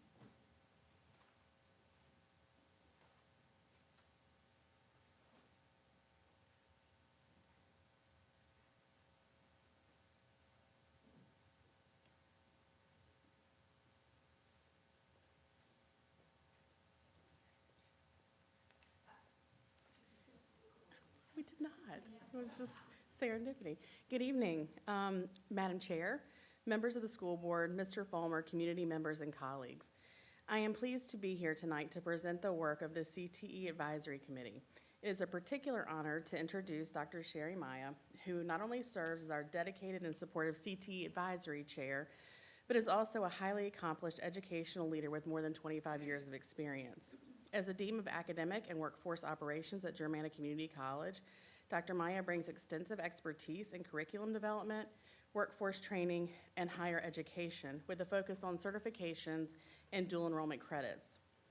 Her contributions to academic and workforce education are widely recognized, and her commitment to fostering academic excellency and equity has made a lasting impact on the school systems she served. We're grateful for her leadership and continued dedication to the success of Stafford School CTE programs. Please welcome Dr. Maya, Chair of the CTE Advisory Committee, to provide some updates on the important work being done on our committee. Dr. Maya? Thank you. That was a great introduction. I wasn't expecting. So I am here in two facets. Of course, I work for Germanna Community College, but more importantly, I'm the parent of, this year will be my third high school graduate, and next year will be my fourth from Stafford County Public Schools. Do I just click on this? The slides? They'll upload it for us in just a second. Okay. You can go ahead. I'll keep going. So I'm here as the chair of the Career and Technical Education Advisory Committee in order to brief you about what we've been working on this year and career and technical education in Stafford County. She said maybe you just scroll down. There you go. I might have gone So for 24-25, Stafford County Schools is offering 11 middle school CTE courses, 114 high school CTE courses for a total of 125 courses in the community, and that's important because that's where students start to learn about their options. In middle school, the course enrollment is really about exploring the elective options to give students an introduction to career and technical education, and about 11,400 of our middle school students have enrolled for 24-25. One of the events that I am most interested in and proud of is the one that we did at the airport, where we took the students to the airport to experience what it would be like to work in the aviation industry. In high school, the CTE courses shift to full-year classes. Students can be double-blocked to ensure students can meet all of their course requirements, and about 15,500 of our high school students have completed or will complete CTE course enrollments for 24-25. So I'm sure you know that's a significant portion of our students. So what the framework that we really build CTE on is career clusters, so letting students look at a general area that they might be interested in studying and putting courses together that would help support that. So this is the framework that functions as guidelines for the students from that first introduction in middle school into their high school career. 16 of the 17 career clusters that have been identified are offered in Stafford County Schools, which is amazing. That allows students an opportunity to explore many different industries and pathways. And of those, the 16 career pathways represent 83 different careers that a student could choose to pursue. The representation, the careers that we actually have here are transportation, science and technology, agriculture, architecture, arts, AV, marketing, manufacturing, business, government, health science. Basically, if a student could pursue a career in it, Stafford County Public Schools has developed an education to match. So that leads me to what we're actually doing in the advisory committee. These are our current committee members. We do have a lot of committee members, but unfortunately we're actually, and one of the things I've been asked to tell you is we actually need 5 new advisory board members coming up. And so please help us to get new board members to help fill out this team. But I am joined by all of these different professionals in the community that help to guide the curriculum and to look at what we're actually offering to students. The mission of the Career and Technical Education Advisory Committee is committed to working cooperatively to fulfill Stafford County Public Schools' career and technical education. The mission is providing opportunities for all students to become lifelong learners, become employable, productive citizens as they adopt to a rapidly changing, highly technological and global community. So our students who graduate from Stafford County Public Schools can be fully career ready with graduation from high school. The role of the committee is to actually just make recommendations based on our experience in the workforce or higher education and help to increase the planning and delivery of local programs. The recommendations are based on data gathering, so we do a lot of reviewing of actual employment statistics, labor demands, market surveys within the Stafford County region, and then we work with our CTE coordinator to actually help build the guidelines or the framework around the program. While we don't have any administrative authority, we certainly do use our time to advise the CTE program. Like I said, we advise on programming, we review and provide feedback. One of the most important things that we do is look at the Perkins loan request for the following year, make sure that it's in line with what we would actually like to do with CTE. We look at the community learning needs assessment, very important to make sure that those programs are aligned. We reviewed specialty center pathways. That's one of my particular passions. It's very fascinating what Stafford County has chosen to do at each of the different centers. And in my capacity at Germanna, we're working on bridges between those pathways that are being built in CTE to secondary or higher education. And then we provide recommendations on needed program equipment. We're very fortunate to even have like IT professionals on our committee that tell us what kind of equipment and what they're actually using in the field. And I think what's really important is our committee is connected to business. Some of our goals for 24-25 is to really look at the mission and vision statement to make sure that the impact that the committee is having is valuable, and it will help to improve the programs that our students, that we deliver to our students. We're going to have the advisory committee tour CTE spaces and expand our overall knowledge. I think that our biggest mission is to be an ambassador of the community, to make sure that the community knows what the school system is offering. We're going to strategically build advisory board to expand on expertise to match the new programs. One area that comes to mind is AI and the work that we're going to do at Colonial Forge to incorporate that into some of the curriculum. And then, of course, review and provide feedback on the CLNA and the Perkins loan. And that is the work and an update from the CT Advisory Committee. And I appreciate your time. Thank you very much. Does anyone have any comments or questions? I just wanted to know what this one is that we're missing. You said 16 of 17 career cluster, whatever. So I was just curious which one we were missing.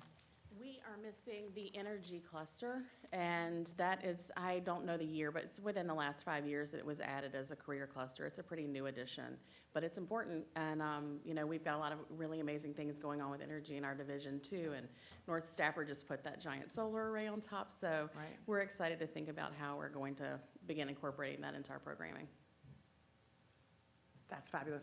I was just curious, but also I just wanted to say thank you too, because I recently have been speaking to some folks about helping the CTE kids as well, kind of expand their reach and purview into hopefully some maybe animal fields they didn't know existed, and maybe working with them to get to build that bridge as well. So I'm really excited, and I hope that that works out too. So thanks for all your work. Thank you. Anyone else have any questions or comments? I just wanted to say I appreciated your plug on, you know, hey, we need more committee members, because that it's hard to fill.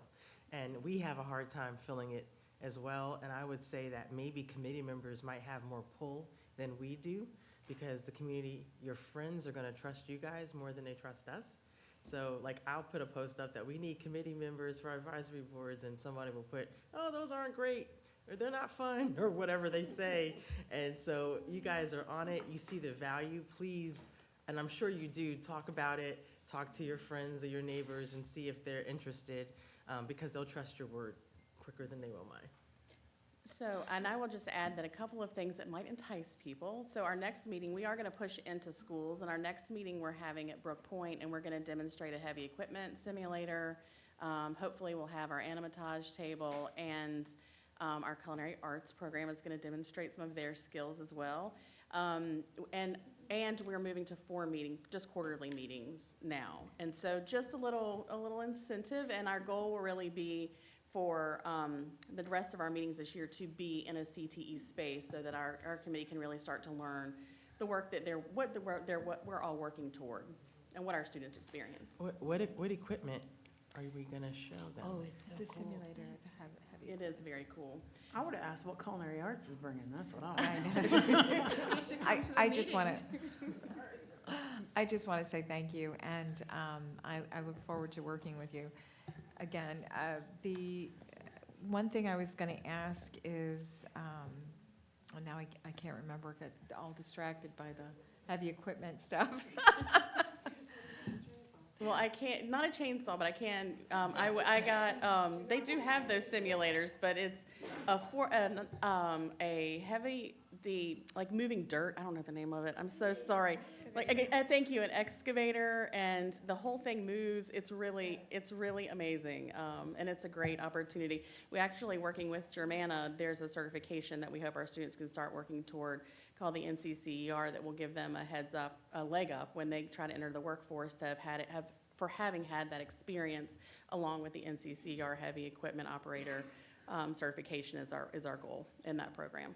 I remembered what I was going to ask. I I was was just going to thinking reach you out to might. the community and say, if you own a business or if you have an interest in what our CTE programs are like, it would be a great opportunity to join the CTE committee and give input. Yes, and there's so many exciting things going on and so many career opportunities, so we would love to have anybody that wants to come and spend their time. Thank you very much. Thank you. Pass our thanks on to the rest of your committee as well. Thank you.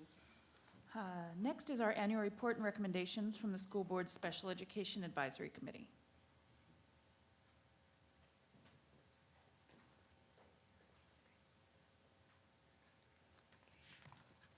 Hello, good evening. Let me make sure. Okay. Okay. Good evening, Madam Chair, School Board, and Mr. Fulmer. My name is Michelle Ortiz. I'm here this evening representing the Special Education Advisory Committee, or SEAC. We have a few members from the committee here tonight, and I'd ask them to please stand to be recognized. Or give us a wave.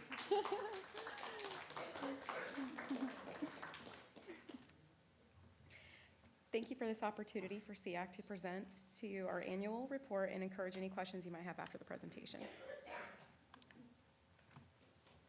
Our Special Education Advisory Committee is comprised of numerous parents, Stafford County Public School staff, and other stakeholders, including our school board liaison, Ms. Alyssa Halstead.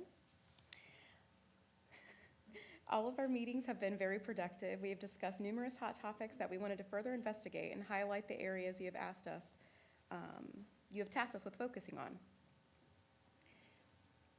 We focus on reviewing the Special Education Annual Plan, I'm Determined, Professional Learning for Teachers and Paraprofessionals, and some long-range planning. One of the requirements is that we, the SEAC, review the Special Education Annual Plan. This is the money that flows through the state in the annual plan each year that you approve. Our application request primarily goes towards funding special education staff salary and benefits. Here you can see a snapshot of the percent of students with 504 plans and IEPs. Notice that we have over 4,500 students with IEPs that this funding helps support. Hosting I'm Determined. Stafford County Public Schools, in partnership with Fredericksburg City Public Schools, hosted the second annual I'm Determined Conference for Disability Awareness on March 2nd, 2023 at Stafford High School. I'm Determined focuses on providing direct instruction, models, and opportunities to practice skills associated with self-determined behavior for students with disabilities and those who support them. The conference featured engaging keynote speakers, interactive breakout sessions, and a community resource expo. Now I'd like to play for you a video to recap this past year's event. Oh, hold on, I'm gonna back it. Okay. Switch over. Come right up.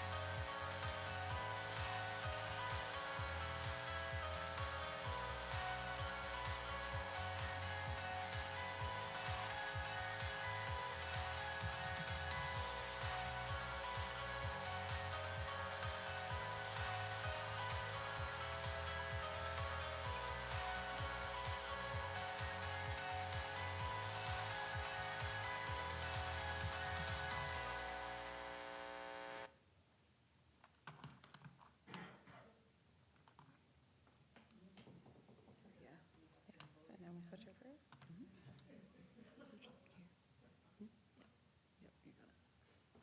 Okay. Professional learning review. These are the trainings listed here are topics that special education staff have been trained on. Staff are trained on data collection strategies to support progress monitoring of their students. A sample classroom was set up for teachers to tour and discuss before the start of the year. This gave new teachers an idea of what was needed to have a classroom. Classroom management strategies focus on supporting students in the classroom, developing behavior plans, and collecting data for functional behavior assessment. Trauma-informed care of students was another area that staff could receive training to support our students with disabilities. Lastly, case management was emphasized for our first and second year teachers. This focused on supporting the IEP writing process, collecting data, and progress reporting. This slide is a snapshot of virtual training slated for special educators this year to support their professional development for first semester. The series runs throughout the school's year.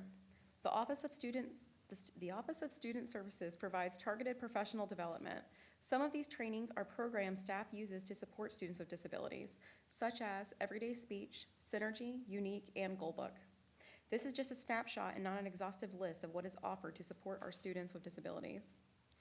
Please note for all of these mini series offered, our paraprofessionals also have the opportunity to participate in these trainings.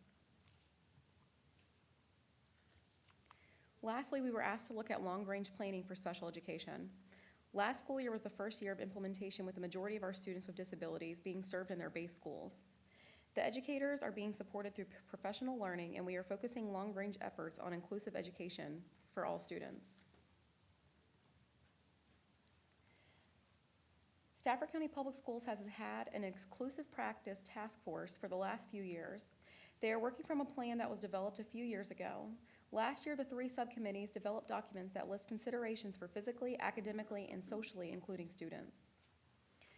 Physical specialized support and truly inclusive schools.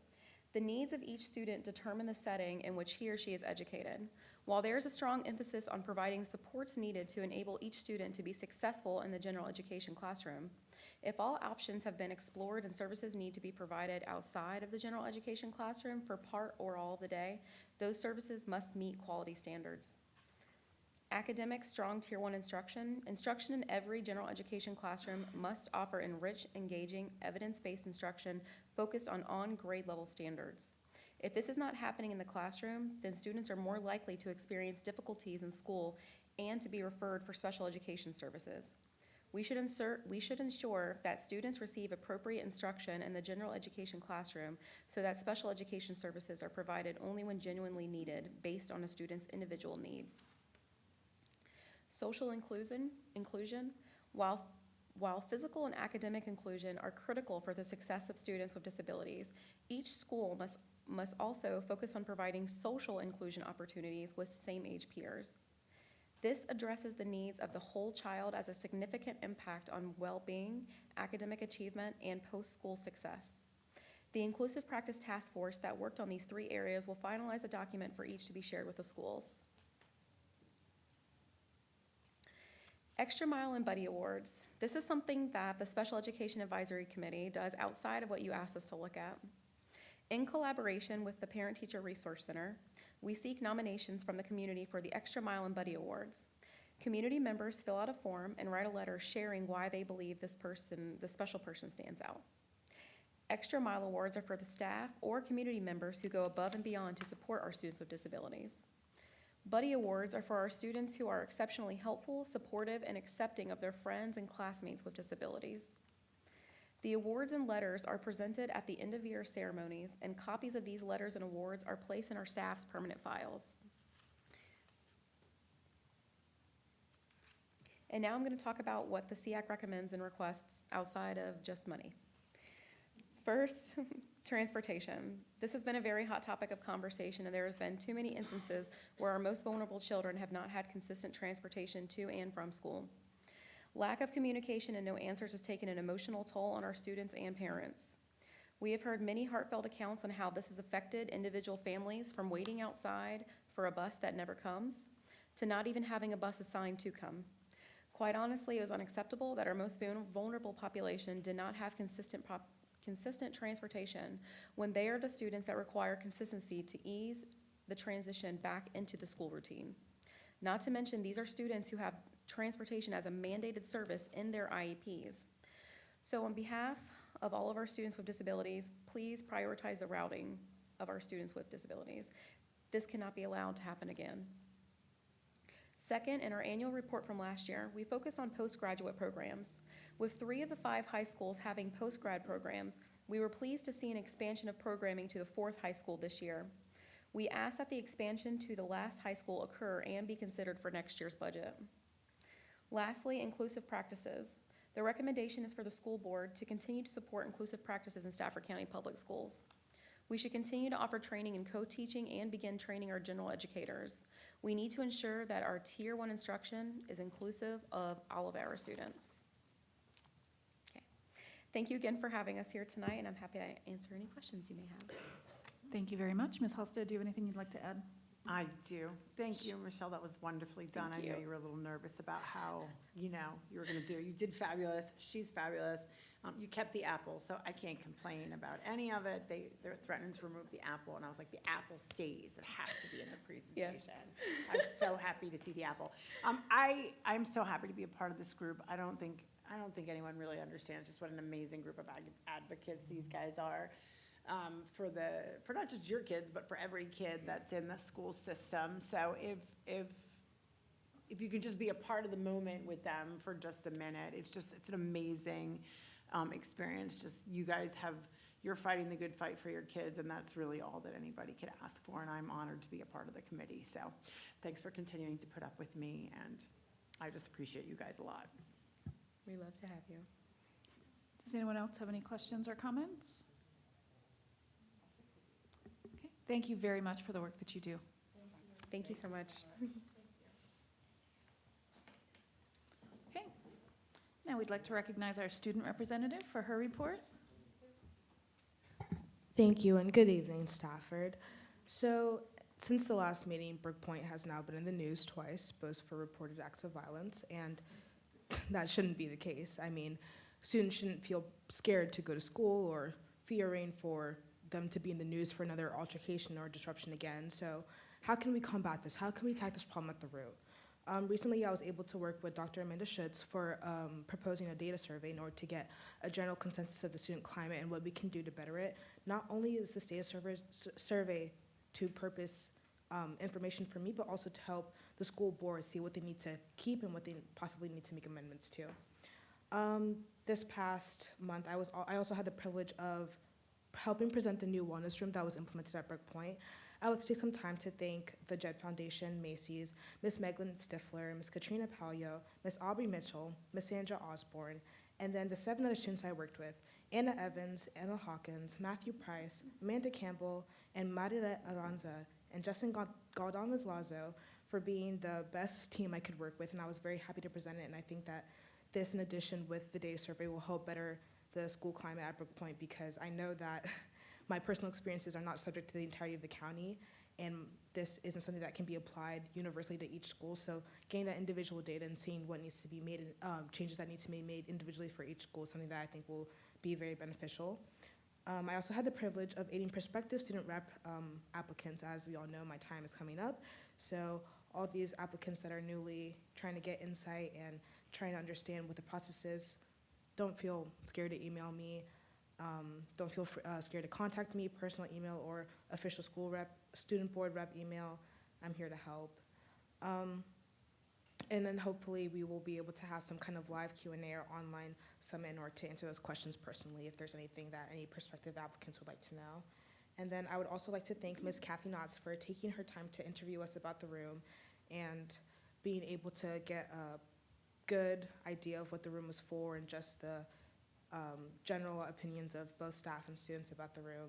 And then finally, I also recently had the privilege of attending the semesterly student luncheon where I was able to see familiar faces, Mr. Chris Fulmer, Ms. Maureen Sigmund. I was able to see Ms. Susan Randall and Ms. Sandra Osborne. So it was just such a privilege to be able to work with the peers of student government, and they gave a lot of good input about what they wanted to have in a new superintendent, and I hope to Oh, and I saw Ms. Rice too. Sorry. Hi, Ms. Rice. But it was great to have those opinions circulating throughout the room, and I really hope that the hired superintendent reflects all of those ideals. Thank you. Thank you very much. Item 8 on the agenda are citizen comments. 3 minutes are allotted to each speaker or group. Speakers shall identify themselves by name. Speakers shall also announce the purpose or topic of their comments. Citizen comment which is profane, abusive, or which threatens imminent physical harm shall be ruled out of order by the chair. Ms. Hall? Madam Chair, we have 2 citizens signed up to speak. The first is Julie Parham, and the second is Chris Labs.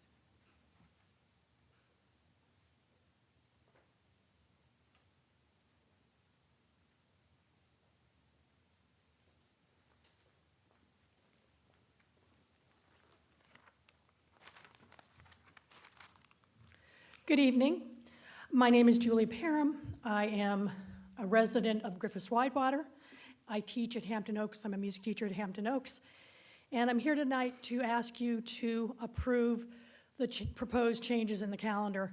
But not only that, I'd really like you to consider changing the current Friday, to a fully unencumbered workday. I'm sure you know that there's some deep morale problems in our division right now. Your teachers are feeling stressed and overworked and underappreciated. And I really think that we need to be looking for ways that we can support our staff. I wonder how many actual building level staff were even talked to when you decided to change this policy from the unencumbered work days to the half-day PD days. Because I will tell you that of all of the days that we need, the one that we have this Friday when we're getting ready for conferences and report cards is the most necessary. And instead of allowing them that time, the classroom teachers that time to prepare, you're requiring them to be at the school building, not to be preparing for conferences and report cards, but to be doing an online workshop or online professional development, which I know is required. But you know, it could be done at home. You don't have to pull them into the building to do that. And I would guess that if you actually had talked to the teachers in the building, they'd tell you that the time is what they need. To me, this smacks of more micromanagement, more decisions being made for us instead of with us. And when we talk about morale boosters, we often get hung up on the whole money issue, which we have to. This costs you nothing. It wouldn't cost you anything to say, yep, you get your time to work. Or even, you get this time to work and you can work from home. So I strongly encourage you to consider making Friday a fully unencumbered workday and to give the other workdays back to us. So thank you for your time. Thank you.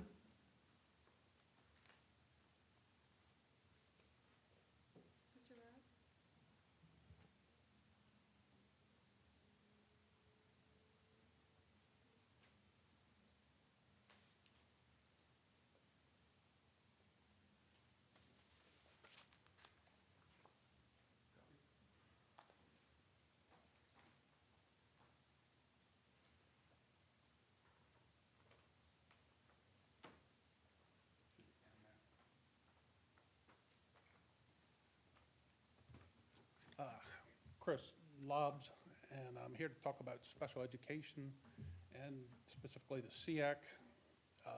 I'm from Falmouth District, lived in the county now for some 20 years. I've been through the special education process a couple times now. I'm currently dealing with it with my grandson. Earlier today, you all had data and information presented to you. I heard Ms. Healy asking about additional data. It was highlighted that it's unacceptable data that we're seeing now for the special education students. I did pull some data from the state, which highlights the last, 7 years and kind of shows trends, how our special education data compares to the state average, which I think is a good benchmark for you all to consider, because just looking at pass or fail special education-wise doesn't necessarily help you, because you don't really know what cohort you're comparing that to. Of course, special education rates aren't going to be as high as the general population.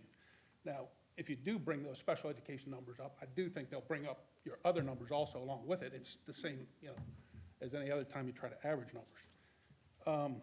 I did look at, the first element is reading, and it looks like it's below state average pretty much during the entire time. And then coming to the current year is a 22% difference lower than the state average. And that's coming off the current data. That's that second little bar graph there that I couldn't go ahead and get into the other bar graphs. But sorry for these not being in color. I don't have the color printer at home. The second element in there is the mathematics. Right now, the mathematics are looking like they're below state average and then running flat over the last few years. The current year is running about 25% under the state average. And then the science data is also running flat, running about 16% under the state average. That's kind of the big driver problem that I guess I see that we're seeing in the SOL data. That gets me, I guess, to the SEAC process or area. The SEAC is a legislatively directed body by the state, and it's got mandates that it's supposed to pick apart the special education program and make recommendations to you all. I guess I'm concerned that although these are very hardworking people, they put in their time, it's a lot of work, they don't get paid anything for it, so I really appreciate their time and effort. But I do think that the board could be a little bit more prescriptive in what it asks them to take a look at when it comes to picking apart the program and making recommendations to go ahead and improve the special education program. I guess you've got the rest of the report there. I've got a comparison attachment in here for Prince William County if you want to look at that as compared to the presentation that was given today. Thank you very much. Okay, I don't know if y'all take questions or it's just. We actually don't during citizen comments. Okay, action items for this evening. Item 9.01, approval of the proposed 2024-2025 calendar adjustments.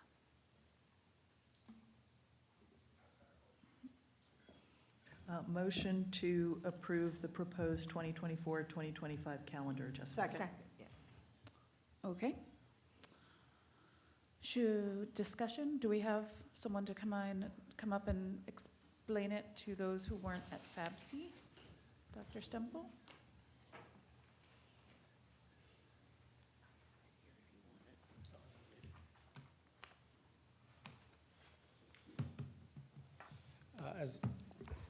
Good evening. As a result of the FABC committee, I was asked to bring a calendar forward that would convert 2 instructional days to 2 professional development days. This is in regards to the requirements of the state for the Virginia Literacy Act and the training required primarily of elementary and middle school teachers. It does take a lot of time and a lot of required training. Some divisions around us have added days, so that's the purpose here. We propose to add 2 professional development days, December 20th and April the 1st, both connected to an already a break, so it wouldn't be a middle of the day, a middle of the week type of thing. It is connected to an existing break already. The time does come off the bank time. It would take us from 54 hours to 42 hours of bank time, so it does come off our bank time. We'll start with Ms. Randall, and then we'll come down. Okay. When we just had a question about changing some of our, well, first, this is an in-person training requirement, is that correct? Correct. So it doesn't have a virtual option? The request was the teachers see it together and work together as a group. Okay. And then. The training is virtual, I think, from the state of Virginia, but the request is that the teachers would view it together. The teachers have to be in person Right. to do this. And then is there also a change in our staff workdays? Are we changing how we're doing that? To get it in this year, the original process was to take the staff workdays, divide them in half, provide half-day workday, half-a-day professional development. By doing this, we do give the professional development, except for, I believe this Friday, we would give the rest of those days back as full teacher workdays. This Friday is planned already, unfortunately. But the rest of them, the ones at the end of the semester, coming back in the winter, instead of having a day and a half, it would be 1 day of professional development, 1 full day teacher workday to start the second semester. And the same in April, provided we don't need that day to make up for weather. Yep. Ms. Healy, do you have anything? The professional development day / workday, if I'm looking at them correctly, Friday and Monday? Which days are you looking at? The 11th. Okay, but they're the same color. Oh, I'm just, All the days are the same color, whether it's a professional day or work day, and that's because we were told we had too many colors in our calendar by a group in front of me. all right. A group in front of you. So actually, the 11th says it's a staff workday. That is correct. So there wouldn't be professional development on Friday, correct? That's what we had to do this year to make up that time, because it is required, Virginia Literacy Act required training. We had to take some of the teacher work days and make them half professional development days. So we're asking to take that time. That's why we're adding the 2 professional development days, so we don't have to do that in the future. So Friday would be Half-day professional, professional would be development, both, yeah. half and half.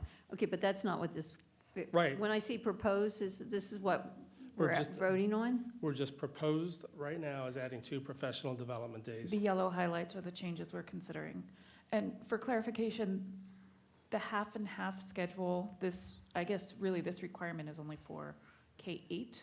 9-12 is kind of its own Correct. thing. They're not bound by the same requirements as the Correct. K-8 teachers. Yeah. There's no yellow. Oh, I'm looking at the computer. Well, I'm still a little confused about this because there are professional learning days identified. For example, February 14th of '25 is identified as Professional Learning Day. But then this Friday is identified as a staff work day. But you're saying it's It's not enough hours. not what it says. It's not enough hours on our current professional development days. It's not enough hour to meet the requirements for the Virginia Literacy Act. So we had to take all of our teacher work days and divide them in half to meet that requirement. We're trying to eliminate that by adding professional development days. Right, so that means if we're adding 2 professional development days, we can take away 4 half-days of, Well, this also keeps in mind that some of these the teaching requirements, the hour requirement was so great that some of these teachers would be doing this on their own time as well, or after school. I don't have the hours, I don't have to phone a friend. 40 hours. okay, I'm concerned about I'm going to support this, but I'm concerned about voting on a calendar that doesn't have exactly what it is, because if I were a teacher, and I say, oh, great, the school board just approved the 11th of October as no school staff workday. And I understand what you're saying, we need it to be half professional development day, but that's not what this says. So if we're going to approve what is proposed, shouldn't this be accurate? So if I'm Do you see under what I'm looking at? Do you have this I calendar? understand that, Do you- do the you want my proposal I copy? was asked was to bring, no, I see what No. you're saying. I was Okay. proposed to bring 2 days of professional development to you. I brought those as the 20th and the 1st. So That's what you're ultimately, being asked to vote on tonight. from a motion standpoint, you're concerned about the 11th being still listed as just a workday versus a Yeah, I mean, half I'd and love half it to be day? just a workday. And that's not actually what we're voting on. Because if we vote on the motion as it stands, as it was presented to us, we would be approving a full staff workday on the 11th, and that is not what's actually happening. The proposal you're being asked to vote on is 2 professional days, the 20th of December and April the 1st. I get that, but the calendar doesn't, Here. it doesn't say it's a But, half-half. but I because think, it's- I think staff workdays historically are in school, historically before the last year or two, were in school and the principals use the time or assign the time. That's not really, I don't really view that as the school board's purview per se. I mean, what happens on a staff workday is staff can be asked to come in or staff can be told that they can work from home. But that's not my job. That's not what I'm Yeah. suggesting, Dr. Chase. What, we have a distinction here. For example, January 2025, the 6th says no school staff workday. The 7th says no school professional learning day. So there is a distinction in the calendar between a professional learning day and a staff workday. And I'm not saying what the content of that staff workday is. But I understand what Dr. Stempel is saying, that because we need more time for professional learning, then this Friday, the 11th, is split. And if it's going to be split, I'm just saying it should be shown on the calendar, so that when we approve this, we are approving what's on its face, not what's, oh, that's what it should have been, or we expected it to be, Like something like The- that. November The problem 11th. is, the calendar was approved before we knew what the extent of VLA training would be. So since it requires 40 hours, what we're trying to do is add additional workdays. I don't have a Yeah. problem with that. I support adding Yeah, these yeah, 2 yeah. days. Okay. My concern is the accuracy of the labels of these days. Some are professional learning days, some are staff work days. And I understand some are hybrids, but the hybrids aren't identified on here. So what I would like to do is to vote on something that accurately reflects what is the expectation, so that when staff looks at this, they will know exactly what it is. Because I would read this literally. Since we Right, but if we weren't identify asking, some. if we weren't being asked to look at these 2 additional days, this staff workday would have been a half, would have been divided in half anyway. The only reason why now it's coming into consideration is because we're looking at this calendar. But I think that's the point Dr. Chase was making. If this was a staff workday from the beginning on the calendar and nobody had said a word, the principals would still have assigned whatever was going on, whatever was needed for that particular day. Now we're talking about adding professional learning, professional learning days, these 2 days in there. So I don't know if it's semantics, I'm not 100% certain. I definitely see what you're saying, but if this didn't come to fruition, then staff workday on the 11th would have been what it was. It would have been a half professional development day Mr. and a Fulmer, half go staff ahead. workday, Yeah. correct? Go ahead, Mr. Fulmer. So the addition of these 2 professional development days free up the staff workdays that we were having to take away and give for the VLA training. So we were taking half of almost every staff workday in the calendar to provide adequate time for K-8 teachers to do the VLA training. So we're removing that. Now our staff workdays, they still, like always, there could be a staff workday where you have to go into the building and do school improvement planning with coworkers. So that is what still may happen in person on these staff workdays, but we're not asking them to do the VLA training for 4 hours on these staff workdays now. So they're not going to be professional learning days, is that what you're saying? Not your traditional sit down and do. Nothing on here that says staff workday is going to be a professional, Correct. half It's not professional your- learning day. It's not your traditional sit down and do PD for 3 or 4 hours. You still may have to work with colleagues on school improvement planning. I think that's the case moving forward, but it's not the case for this coming Friday, which is the concern brought by the public speaker. And I think that's what Ms. Healy is getting at, is we want to manage expectations. We are not voting to give them back. It's not being suggested that we vote to give them back their half-day, so it's a full workday, as you've described it, because they still will have to do this VLA 3 hours or whatever it is in person on the 11th. And you would just like that designated on So what was So- the motion? If the motion were to simply add December 19th and April 1st as professional learning days and delete them as, what do you call it? Instructional days. Yeah, delete them as instructional days, take the time from the So snowbank. normally then- they would be teaching on those days. There would Okay. be class. So we are So- changing them from an instructional day with students in the building to simply being hold on, professional learning days. Right, so if that's the motion, just to convert the instructional days to professional development days on December 19th and April 1st, then I can support that, because that is the only change we're making to the calendar. And then that's up to you on how you administer the rest of it. That's, Because I just am reluctant to approve an entire calendar that is no longer accurate.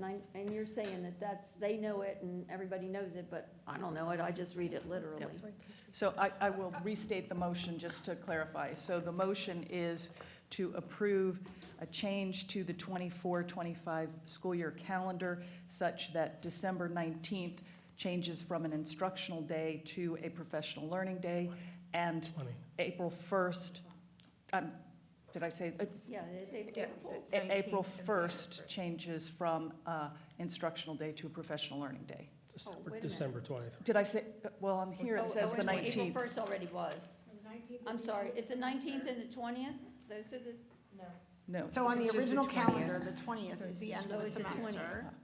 Oh, On here, okay, it's the so 19th it's is the the end of the 20th, got it, semester. okay, so okay, it the would be 20th and, the April 20th, I mean, December 20th and April 1st, change from instructional days to Correct. professional learning days, okay. second. and we're not changing anything else? No. Correct. Sorry, Dr. Stemple, I'm just. No, but also I just want to confirm that you did say, so then all of the work days that the staff has, that they need to do the work to get it done, they have now? Okay. So Right. we, I get it. this Friday is the one exception, Yes. because it was already planned Correct. to have I some of understand that, but I just But want to the make sure rest- moving forward, their workdays are not split. They can have their staff workdays to get the work done. They're not that they doing need to VLA do. training, and predominantly the day will be getting their work done, but there could be curriculum work or. Yeah, I mean, like- I mean, we can't be that literal and that, Yeah. tied to the words. We get that there has to be some wiggle room in there. But at the end of the day, I just want to make sure that the staff workdays are staff workdays, because we are giving these 2 additional days to the teachers for the professional development, Correct. which we are legally obligated to do, correct? Legally obligated to do the training. Yes. Legally Well, obligated that's what I to do mean. the training, Legally yes. obligated to do the training, that's what I mean. Okay. And part of it is the training wasn't even formally decided how much time it would be until it'd be done by the end of the year. Dr. Chase? Yeah, so I just wanted to clarify for anybody listening. So the state of Virginia added this requirement for the Virginia Literacy Act, and that was not passed until after we had approved the calendar for this year. And it is quite a heavy ask of all of our elementary and a number of our middle school teachers to do 40 hours of training.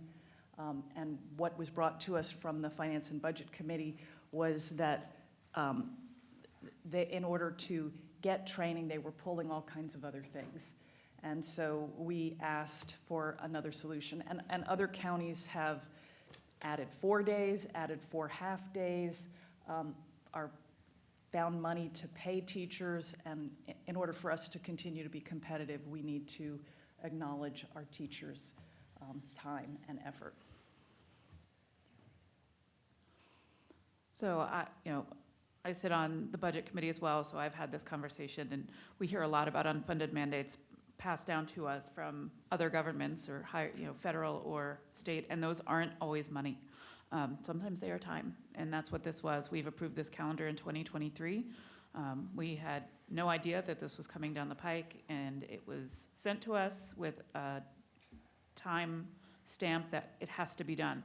And we don't have a lot of options because we are on a ticking clock. So this is the best, I think, solution moving forward. Does anyone else? I just want to make sure that parents are aware that these are 2 days now that they have to find childcare for if they are, these are 2 extra days off from school that now require parents to find care for their kids if they can't get the time off from work or whatever the situation is, because just don't want it to come as a surprise to anybody, because they're necessary, and I understand that, but I really think we need to just make sure that our parents, who may or may not be listening, the 37 that like to watch our videos on YouTube, if those same 37 parents could get out there and let everybody know that these are now 2 days that they'll have to find care for their kids, because, It's not April 4th. fair point. And just so it's on the record, we will have to adjust our XY schedule too, because I know we have teachers looking at it, both are Y days, so we will, if it is passed, we'll adjust the second semester XY schedule to reflect the change. For the high school teachers watching who are going to email me tomorrow about that. Ms. Guy? Yeah, whose fault is this? Like, I mean, that's not what I meant. What I meant was, who can I talk to? Is this a state thing? No, okay, so is it It's a they thing. Is it, okay, so the VDOE, I don't go to my delegate or my senator, I can go straight to the VDOE and ask them. Good luck with that. Why come? Okay, that's what I wanted to know, just And who to complain to. I would like to clarify one more thing, because you kind of alluded to it.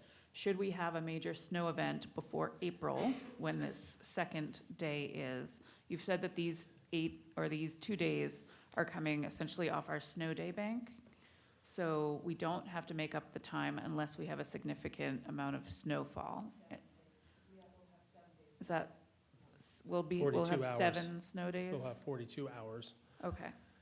So unless it's really significant, we won't have to worry about repaying the snow bank. Last year, you used 28 hours. 34 if you count the fact that we took off March for election. Okay, But that was not a weather event. okey dokey.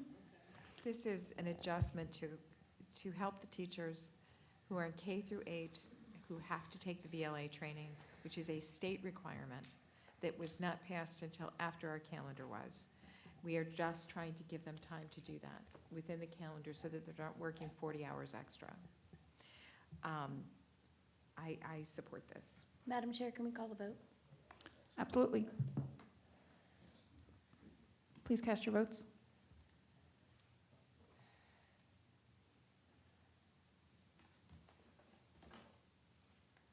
This motion passes 7-0. Item 9.02, adoption of the school board legislative priorities for the 2025 Virginia General Assembly. Motion to approve? Second, with an amendment to the priorities, which is, I would like us to add a request for funding for laptops. The Finance and Budget Committee was told that we will need to come up with an extra 2.3 million, I think, each year for the next 3 years in order to keep the laptops where they are. And so it would be helpful if the state could assist us with that. Second. Ms. Randall? One of the things that I was talking with Dr. Chase with earlier about regarding this ad is that we have quite a number of testings that we do K-12. And these tests do require laptops. And so we were gracious enough to be able to be one-to-one during COVID when we needed the extra assistance and time with our students via computer. But to continue that, I really feel that it is not, it just can't be solely our burden when we are required federally and within our state for these required tests, and that they should assist us with that. I agree. Ms. Halston? So I hear you, but I think that we're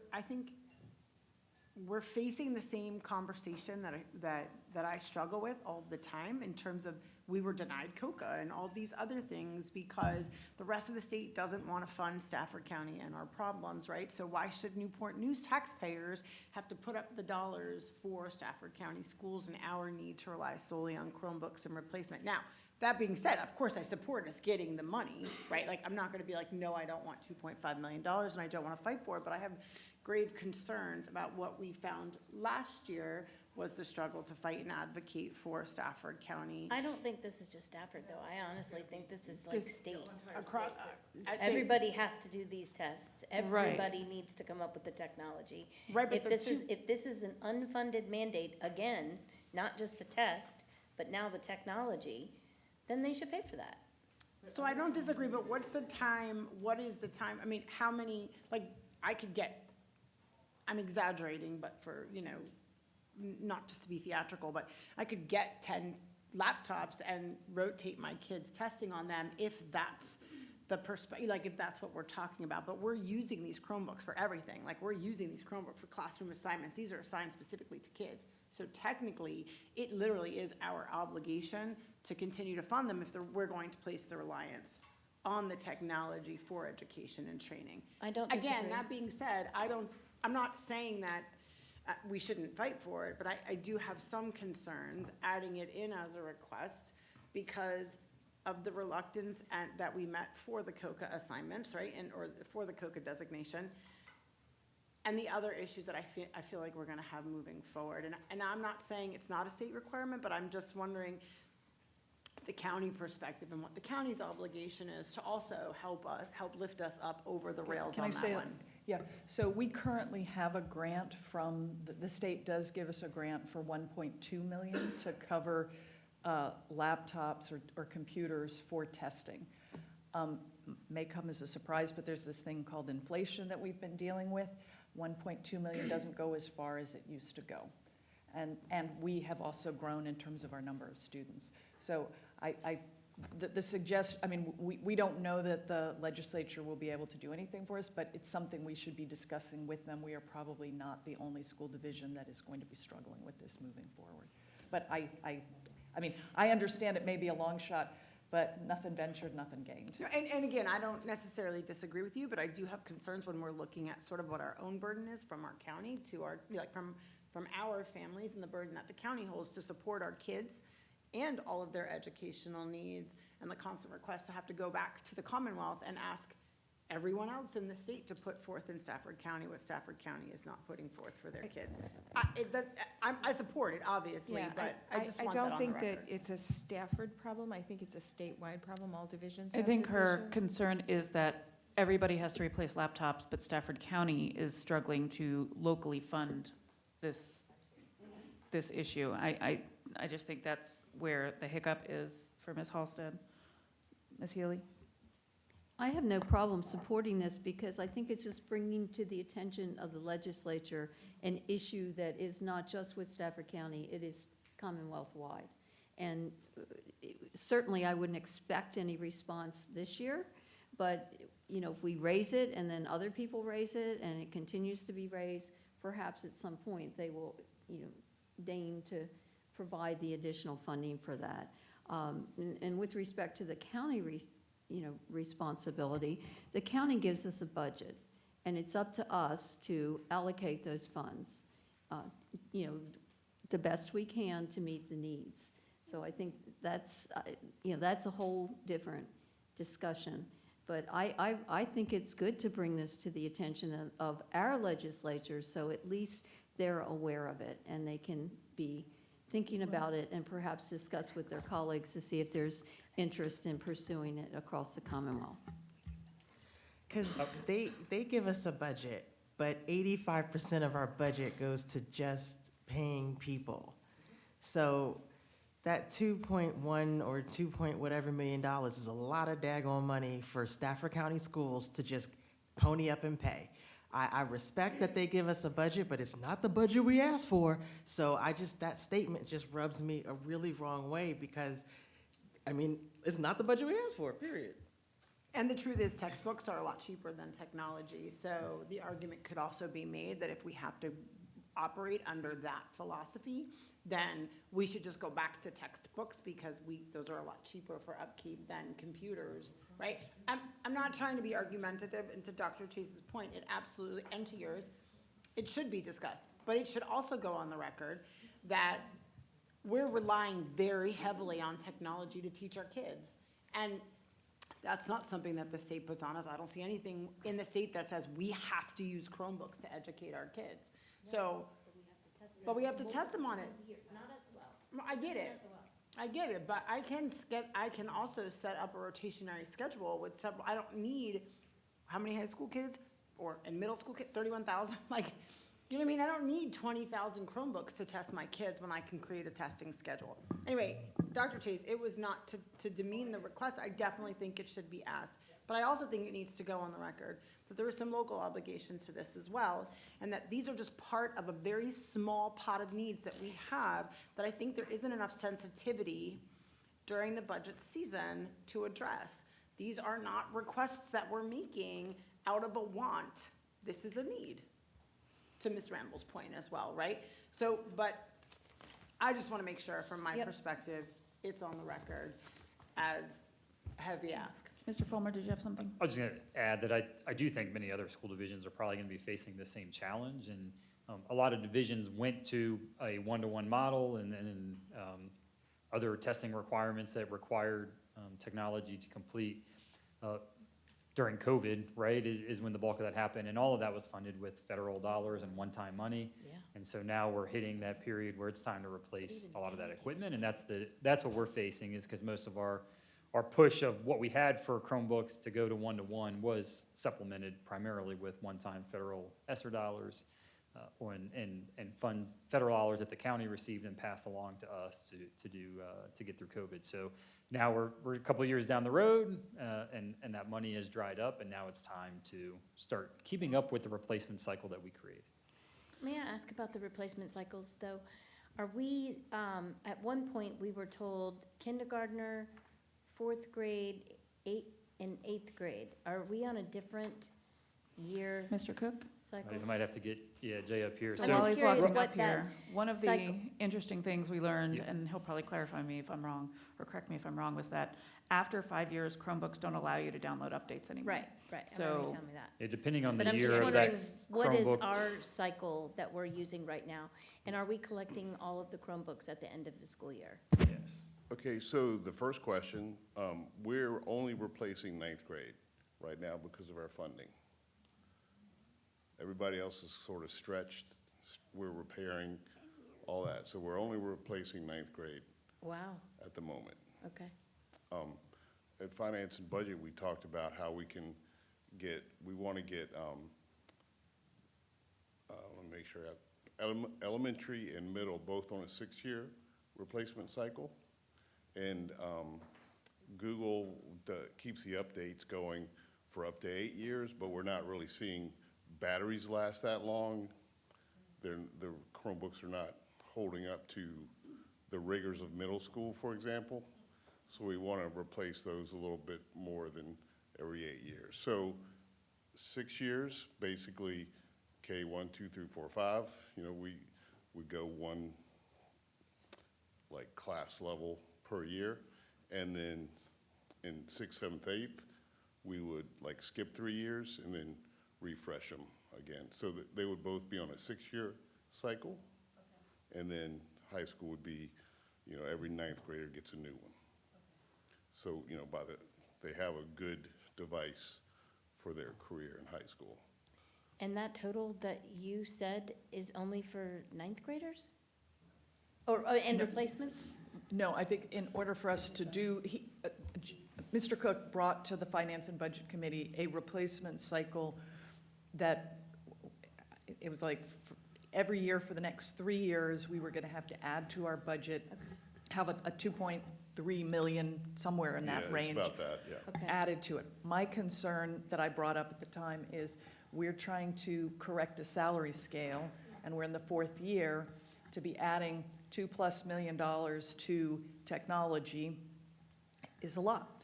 And so we may, as Ms. Healy notes, we get a pot of money and we have to figure out how to carve it up. And this may be a difficult decision for us. But And we're only getting bigger, so this is Well, more I and more was just kids curious as coming to, in. like, So that what burden, that this is mon- unfair. that But this meant. money is in order for us to continue to have one-to-one moving forward. Yeah, and if we don't do anything by the summer of 2028, the only people that will have Chromebooks will be high schoolers, because all the rest of them will stop working Okay, and stop getting updates and not Okay. work with SOL testing and all that. So okay, if we start now, we can kind of even it out, the cost, right. which is, I think, what we'd want to do, rather than having a big chunk all in FY '28. Okay. And then what was the answer to what happens to Chromebooks in the summertime for all those school So kids? elementary school, they have them in carts in the classrooms. In middle school, the kids bring them back for the summer, and we check them out and refresh them and all that. And then, but the high schoolers keep them from the time they get checked out to them until they graduate. Can we I- just, go ahead. can you guys help, like, can you, I don't know if it's a charter or report or if it comes to the advisory committee or whatever, but can you help us see, like, how many of our high schoolers actually maintain their Chromebook from 9th to 12th grade? Because I'd like to see what our return rate is, how many we're rebuying, how many kids are breaking them, and how many breaks are not the kids' fault, We- like that we have- kind of stuff. yeah, we have good data on that. Yeah, if we could see that, A that would lot of our help. high schools using them all the time, every day, and they can't bring personal devices in to school anymore, so, they're bringing their Chromebooks to school, not always charged up, you know, but, you know. I don't expect perfection, but Yeah, if we can see those numbers, I think that would be helpful as well. it's close to 100% in high school, for sure. So, thank you. Okay. I actually just want to clarify that we're adding funding for Chromebooks to the legislative platform, but this isn't just pay for Stafford County's Chromebooks. We want to look at something that is more universal to Virginia. My guess is that it might look like a new addition to the calc tool, that maybe the state covers a portion of it based on all the other factors that they're paying into us for, based on our population and all the other numbers they look at. Because you're right, some counties do get things like COCA, and some counties have other benefits that we do not have, and that's all kind of factored in there as well. So I would be amenable to something like that. I certainly don't want anything that says give Stafford County an additional 2.3 million because Chromebooks. I just want some clarification for Ms. Boatright and myself to kind of draft this. So, because clearly we don't have it drafted right now for you to approve, so we can add it, come up with the language and send it to y'all, and if y'all are comfortable with that, because we got to roll with I think if we publishing our have, legislative agenda packages. asking that their state provides some support because of the mandate of testing, because of Yep. Tier 1 instruction. If there are suggestions like Calc Tool or other mechanisms for funding, but that it is, a statewide request. And it's additional funding above what schools are currently given, in part because, as you noted, the ESSER funds, inflation and the loss of the ESSER funds. Growth. But there must already be something about technology in there if we get 1.4 million, so if they could just figure out a way to recalculate that, so they increase it to adjust for inflation even would be of help. Noted, and I think it's good to go ahead and bring attention to this now, especially as the state is, and J. Lark's study that says they're studying the model for how they're funding schools in the state. So this is the start to that, right? So let's get them moving in that direction and point out one of the needs of all the school divisions. Ms. Guy? I just wanted to go on the record because this is what I said last year. I think it was last November. And I'm just going to say it again because I'm just one person. And, things don't always go the way I think. But when we, someone laughed. When we talk about the 2 point whatever that we're going to need to continue. And then we just had the committee come and let us know some of our deficits for special education. And we've already talked about that as a board, what we need to do, some more investments we need to make. We've got serious issues with transportation, could be some financial investments that we need to make there. We're trying to correct the pay scale. Like, we have a lot of competing interests. And I'm just curious, I know we go back across the street sometimes, but I think we need to go more. That's all I'm saying, because this is, it's like the stuff of my nightmares, like the amount of issues that we have, and a lot of those problems stem from just not having enough money from the budget that they give us. It's ridiculous, and I'm just tired of it. I'm tired of this conversation. We need to start going across the street. We should potentially add this to the 3-on-3 agenda. I second. That's just in a couple of weeks. Yes, please. Call Just vote. one Mr. more Fulmer? thing, because we already do have a request in there. It's increasing a small chunk of the VPSA funding grant that's provided to school divisions and community, like regional school divisions. So we could tack on to that one and talk about the larger chunk of the 1.2 million that Dr. Chase is referencing, and and tack on to that same legislative agenda item and increase that as well, if y'all are amenable. My only concern about tying it to a grant is grants go away.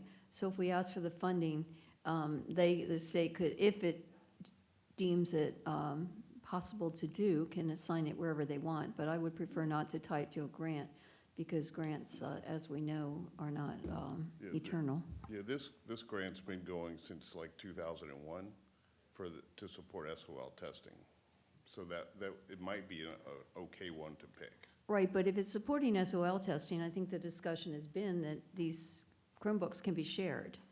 And so you don't need a one-on-one to support SOL testing, because you could schedule them such that you could, have a much larger ratio or smaller ratio, whatever. Yeah, well, one of the benefits of having. Not need as many machines. Yeah, one of the benefits of having the test machines that we do have is we can get the testing done in like a day instead of across 2 weeks, so we don't lose that instructional time.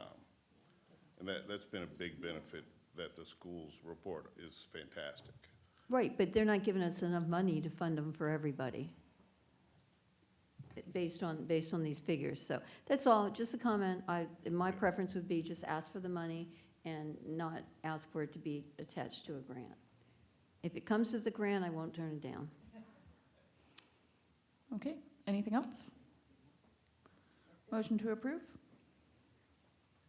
Or cast your votes? We did that already. Me too. That passes 7-0.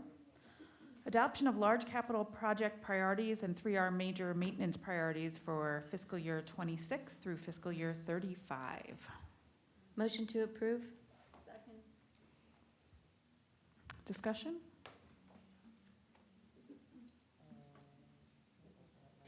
Boy, there's a lot of stuff that we need here in Stafford County in terms of the CIP and 3R projects.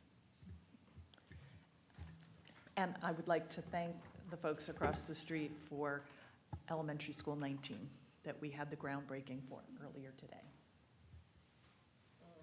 So to that point, though, to that end, if we can go on the record, it is, not the first time we've seen this, because we've been seeing it. So when everyone looks kind of surprised that our 3R needs and our money are what they are, here it is, like, this is the totality of, not even the totality, I shouldn't say that. This is just a small list of what we're actually what we actually need to fund over the next few years, and it doesn't even include, the first page is has a good deal on it, but if you go into the large capital projects and all of the rotationary things that need to be done in the school system, this is where it starts. This is how you begin to understand why the budget requests get more each year, because I just had a conversation with someone today and about putting off things and putting off things and putting off things, not making them any cheaper. And so that is what we're looking at here. So I just ask that everyone pay careful attention to the fact that there should be no sticker shock or shock value when we start to ask for the money for these things. These are not going to be new to anybody. Nobody should look surprised that we're requesting any of this information or this money to support these projects, because it's in full disclosure right here for everyone to see and read and to understand what this school system is up against, from our building infrastructure needs, our maintenance needs, our new building needs. And I just feel like if I could put bells and whistles on this and send it off the page, walking out into the community for them to read, that is what I would do. So please, again, tell the 37 people that are watching, please tell 37 more. You know how that works, and then everybody knows what our needs are. I have a question. Ms. Guy? For the people who are watching at home, do they know what we're talking about? Can they see these slides? Are they? There, So they have to click on the, well, I think it would be nice if we could be more technologically advanced and like put the slides up when we're talking. I know, but people don't even want to come to the meeting. They don't want to do all that clicky-clacky. I'm just saying, if we could just put, that's just my guy's opinion, if we could put the attachment on the screen like they do in other counties. Okay, fine, whatever. Anyone else? Okay, please cast your votes.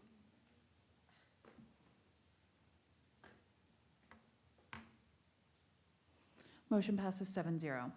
Item 9.04, which was the former item 3.12, award 5 contracts to McDonough, Bolliard, Peck for project management and commissioning services. Motion to approve? Second. Yeah, and I basically wanted this for public information. This is $3.8 million in contracts related to project management for the schools that are being built. And so I just want to know what we're getting for that $3.8 million in general. Yeah. Sure, great. Dr. Chase, members of the board. Yes, so MVP has been with us for about 1.5 years now, since about the time we started, or a little before the time we started construction on High School 6. Early on, as we started looking at all of High School 6, Elementary 18, 19, and Drew as well, there was a realization that we don't have the staff to properly manage the construction administrative side of these projects. And so there was a desire to make sure that we were properly staffed. So MVP has a statewide contract through Department of General Services that allows for these types of construction administrative services. And so that's what we have contracted with them for initially on High School 6. We're now expanding that to elementaries 18 and 19 to continue that synergy there that we've got going. They've brought a wealth of knowledge and really we've seen some pretty significant savings on some of these projects because of their input directly. And we're also looking for the board to approve us moving forward with them on Drew, as we believe that that'll be a great continued relationship. And can I ask, the money for this, is that coming from the construction budget for the elementaries? I mean, for the schools, is that where we're getting the money from? For each respective school. For each respective school, so the money is coming out of that. And then, right, and so do we have any sort of, in the agreement with them, any expectation that schools will actually open on time? I mean, what happens if they actually aren't managing the projects appropriately? What Sure. recourse is there? Yes, so they have, so there's typical performance requirements in the contractual relationship that we have with them. I would say, based on our experience thus far, they'll probably be pulling us across the finish line in some cases because they're very high speed, which has been great. But yes, absolutely, there's protections in the DGS contract for the schools. Anyone else? Ms. Healy? Do we expect the value engineering and cost savings to exceed the cost of this money we're paying for the contracts? I would say that's been our experience so far with the high school. I think that so far we've already had them preliminarily involved in elementaries 18 and 19 through the design process, and that was previously something that the board approved, and we've definitely started seeing that return on investment there. So yes, I think that we will at least break even, if not perhaps exceed this type of investment. And candidly, we would have to make this type of investment just to manage the project, or a similar investment by either hiring staff or something of that nature, just to make sure we're able to hold up our end contractually with what we have to do. And just one follow-up question. I'm curious as to why elementary 19 is about $220,000 more than elementary 18, when elementary 18 is already under construction. Sorry. Yes, so it's 1.7 for 19, 1.5 for 18. Just a little bit of difference there in the staffing model. 18 is going to benefit a little bit from having a high school 6 next to it, in terms of we've already got a strong project management presence on high school 6 that will be able to lend a little bit of assistance on the 18 project, essentially, by having some cohesiveness there. So the type of project manager that we're going to hire and place out on 18 wouldn't be as robust as the one that will be placed on 19, because they will be a little bit more on an island, independently working by themselves. Thank you. And just for the board and public's knowledge, we still have internal staff that are working with MVP on this. So it's not like we just say, hey, come back in August of 2026 and we'll cut the ribbon. It's a little bit more involved in that. So we have our own staff working alongside MVP. It's just not to that full extent because we're relying on MVP's expertise and knowledge. Anyone else? Since you're here talking about it, I understand the PM contracts, the commissioning services contract. What does that mean? So whenever we build a new facility, or when we'll do a large HVAC renovation on a facility, as an example, you have a process at the end of construction that's called commissioning, and that basically reconciles what was constructed in the field to what was designed, and ensuring that all the manufacturer's requirements on all the equipment, everything's properly set, things are operating as designed, right? So at that point, we commission the project and say, yes, these elements of the project are functioning as designed. And so we bring in a third party to do that, because there can be differences between the owner and the contractor on what was intended, and so that commissioning agent is also an expert on the nature of the equipment and the specific, items that we need to be assured of as a school division. No one? Okay, please cast your votes.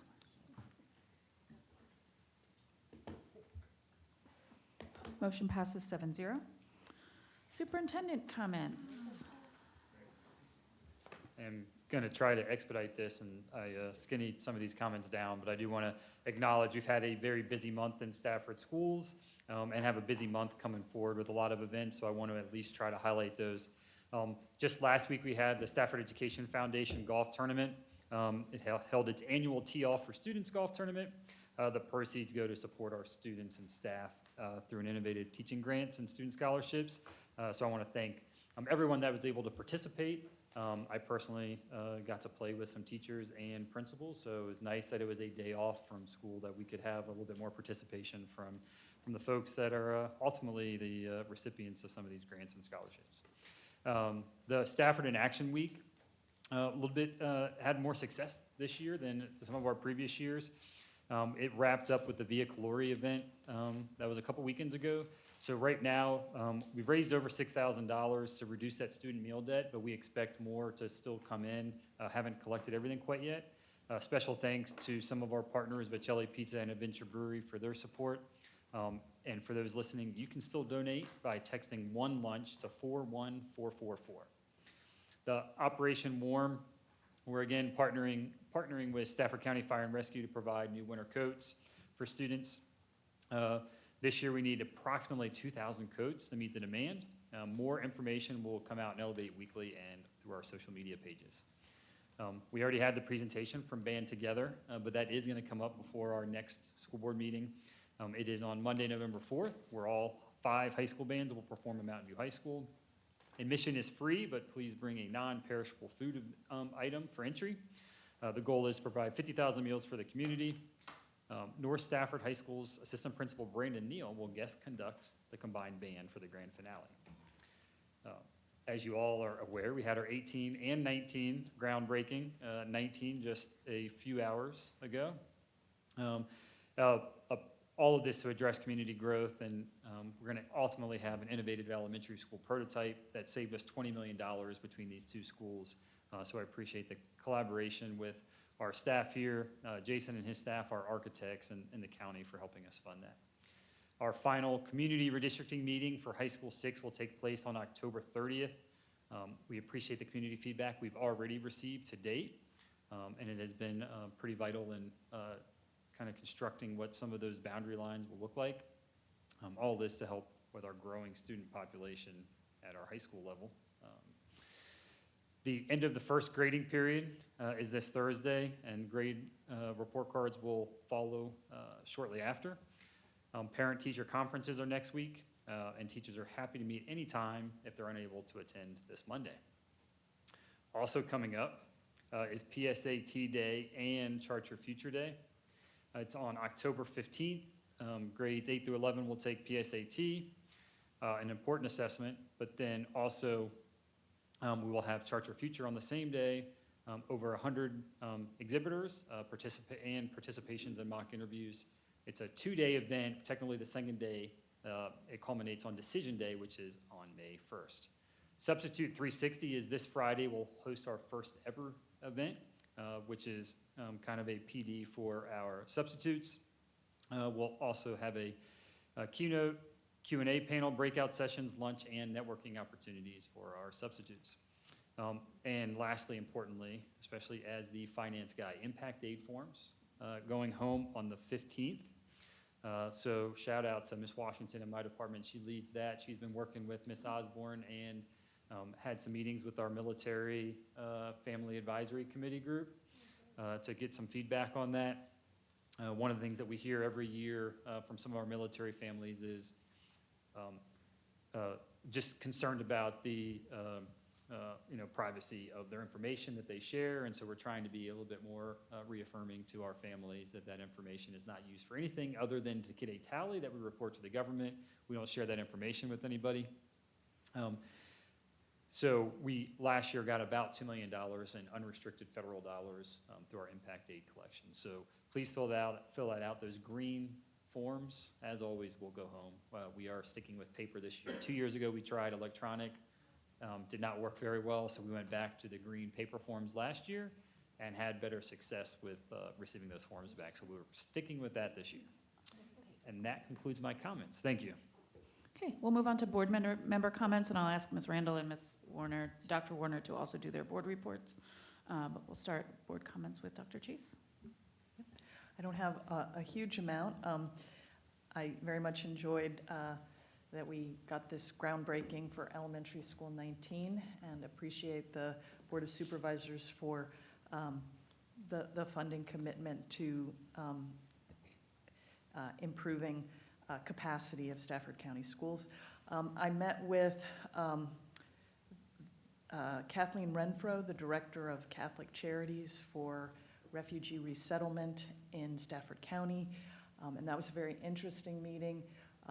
And I hope that we can maybe start brainstorming a little bit about how to meet the needs of students who are coming to Stafford County with very, very little English language and have potentially gone through some pretty traumatic experiences to get here, and how can we meet the needs of these students. So more to come. Thanks.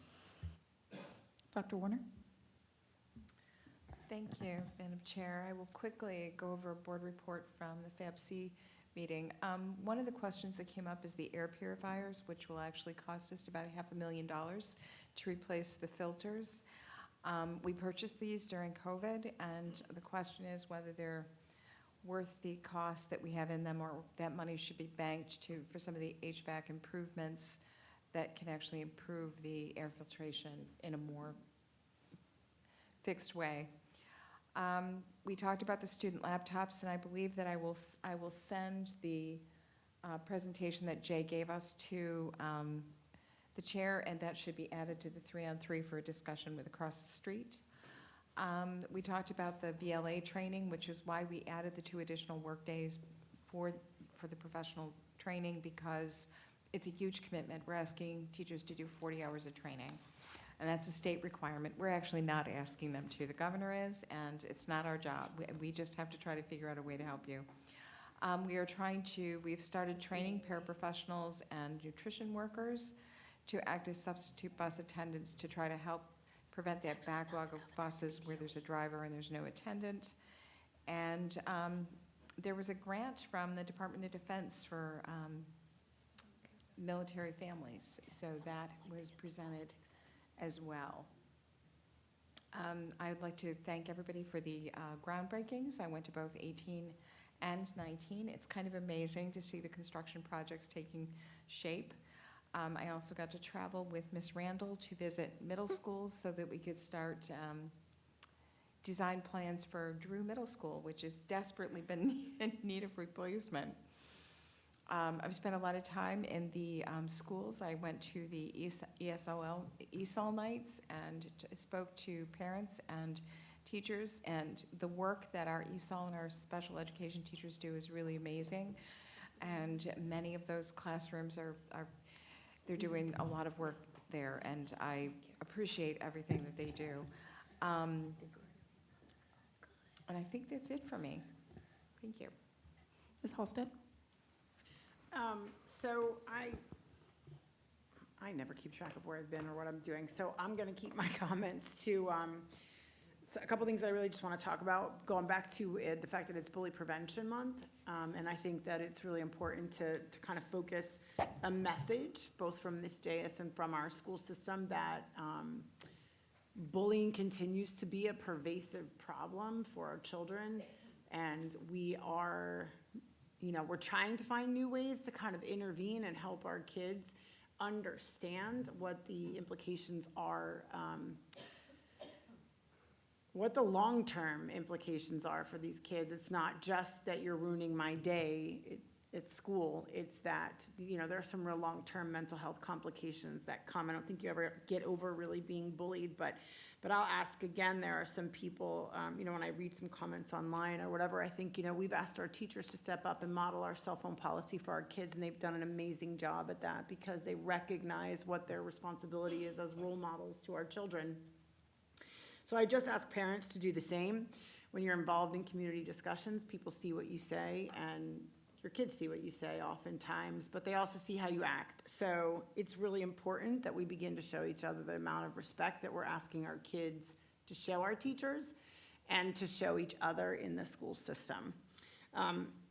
To Ms. Zuku's point earlier about violence in our schools and some of the impulse control issues that we are still seeing, please speak to your kids. It is not okay to put your fists up first and punch someone because you're angry at what they've done. This creates a ripple effect for the school system that really impacts just everyday processes. And it doesn't just impact the kid that you're fighting, it impacts the kids that are around you that are watching it. And so we really need to start having some big discussions about how we are allowing our kids to act in school, and then I guess some come to Jesus moments about whether we're putting that out there for our kids to follow that example or not. Again, talk to your kids as well about reporting bullying, whether they are being bullied or they see somebody else being bullied. I get nobody wants to have the tattletale on their tattooed on them, the scarlet letter, I guess, so to speak. But it's really important to teach kids how to advocate for themselves and to show them how to be strong survivors and not victims to the bullying. And the last thing I will say on the issue is that I have real hope for our kids and our future based on a bunch of the things that I get to see outside of just hearing the bad stuff. So I hope that we can really capitalize on Band Together for Hunger and these things that our kids are doing to try and be good citizens and to really lift each other and elevate their community. And I'd like to see us really start to work together to see more of that across the board. I want to say one thing about transportation and the continued need to really address our capacity and our capability in Stafford County. And I'd just like to keep parents on the full disclosure. I'd actually shut the app down tomorrow if it were up to me. Mr. Fulmer's aware of my position on where I stand with the app, and I'd roll back it so that we only had services available to our special needs kids until we should catch up. So if you are currently having a transportation problem, but you also have a solution that you'd like for us to consider, it would be really helpful to hear some of the solutions as well. It shouldn't be just what seems to be a, kind of a no-brainer situation to me. And I'd like for you all to be a part of the resolution of the issues as well. So if you can't think of any way to fix it and you still need to complain, that's okay. We're still here for that. But I just encourage you to kind of offer ways. You're out there, you see things. Send us that information as well, because it's really important for us to have a full perspective. We're not out there on your street corner seeing your situation or your things. So it might just help us if you could offer us just some simple solutions that we might be able to come together as a group and discuss. That's it. Ms. Healy? Just to follow up when Ms. Halsted's comments about the bullying, I would encourage parents to let your school administrators know if your child is being bullied. We've gotten some emails recently that were pretty shocking to me But I think that they immediately went to the school administration, and they are going to be, immediately looking into that. So we really can't do anything if we don't, know about it. And sometimes this can be happening, behind the scenes with the kids. So, don't be hesitant to report it to the administrators or request a meeting and follow up to see what's going to be done, because none of our children should be subject to that. We know it's happening, but we need to do everything we can to minimize and ultimately stop it. I want to thank Supervisors Baumke, Mrs. Gary, and Mr. Diggs for coming to help us celebrate the groundbreaking at Elementary School 19. It's pretty exciting, and one common theme in all the speakers, starting with our chair and going through, our people, the architect, the construction people, the supervisors, was looking forward to seeing those children's faces when they get to the school, and that's going to be a pretty exciting time. It's going to be a great place for learning. And also, speaking about great places, that wellness room at Brook Point, I didn't get to go see it, but I've seen the pictures, and it looks absolutely amazing. I'm really happy for Brook Point, and I would love to see us try to get some sponsors and assistance so that we could do that, at every one of our high schools, because it's going to be a good place for the students to go and just be well. Everyone that knows me knows I'm the biggest, one of the biggest fans of Band Together Against Hunger. It is absolutely an amazing event. And when they talked about the finale, when you see hundreds of students out there, playing at the end, and there's no competition. It's just it's a togetherness, and they're all there for the for the community. And then you see the food truck that's filled with a ton or so of food, and then the financial contributions that come in. We have certain community sponsors that every year give thousands and thousands of dollars. It's amazing. Hopefully we'll have good weather, and it won't be too cold, and I encourage whoever can come to come out there. And I don't know if we do, Mr. Fulmer, but if we could send announcements out to some of our communities, some of our retirement communities that have, we've been engaged in, with community activities. I think they would very much enjoy it as well, and it doesn't go too late in the evening, and a lot of those communities have transportation, or perhaps we could assist. There's one right next to Mountain View. There's some apartments. I think they're senior apartments, as well.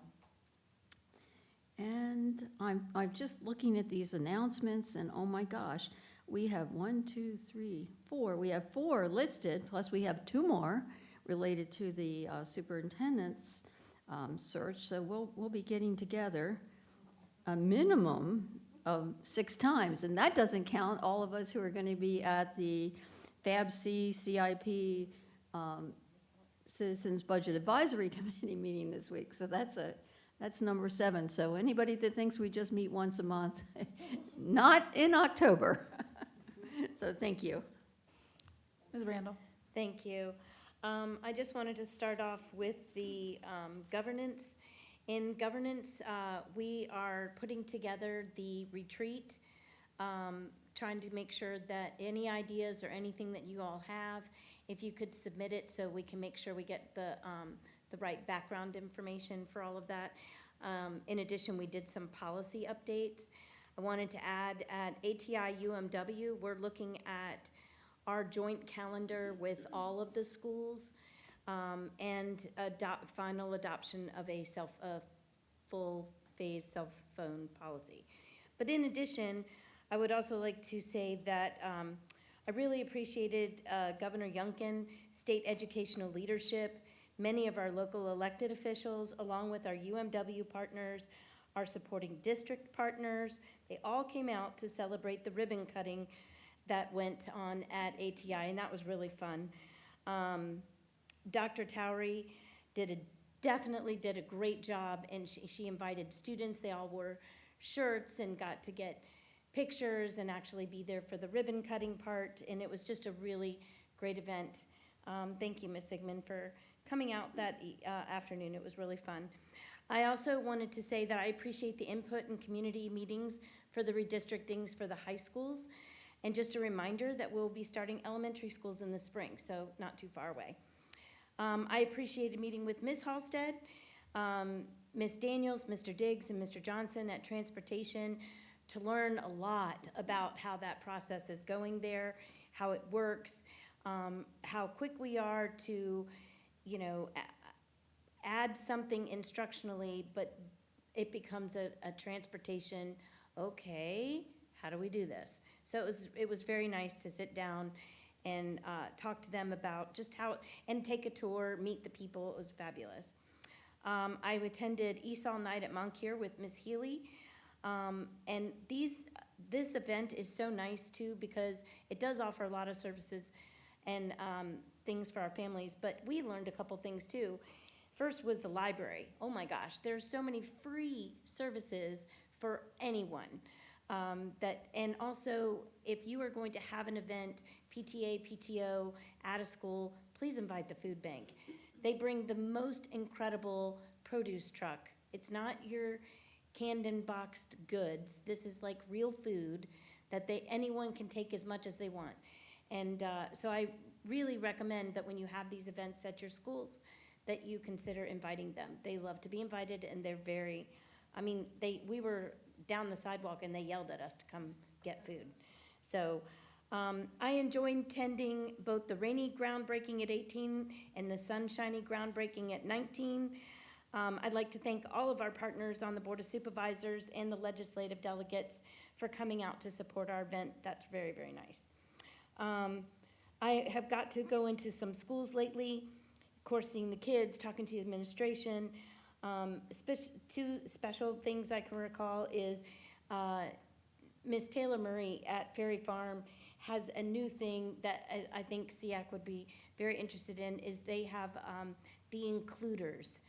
So she's trying to shine a light on, she's a special needs teacher there, trying to shine a light on students with differences and being the one who's an includer. So it's a very cool campaign in the school, and everyone's getting behind it. Also, I got to see Dean of Students in action at Brook Point, who it turns out I taught with her dad, because that happens to me everywhere, and at Brook Point. And I also got to meet and try to follow Mr. Reschke at Stafford High School.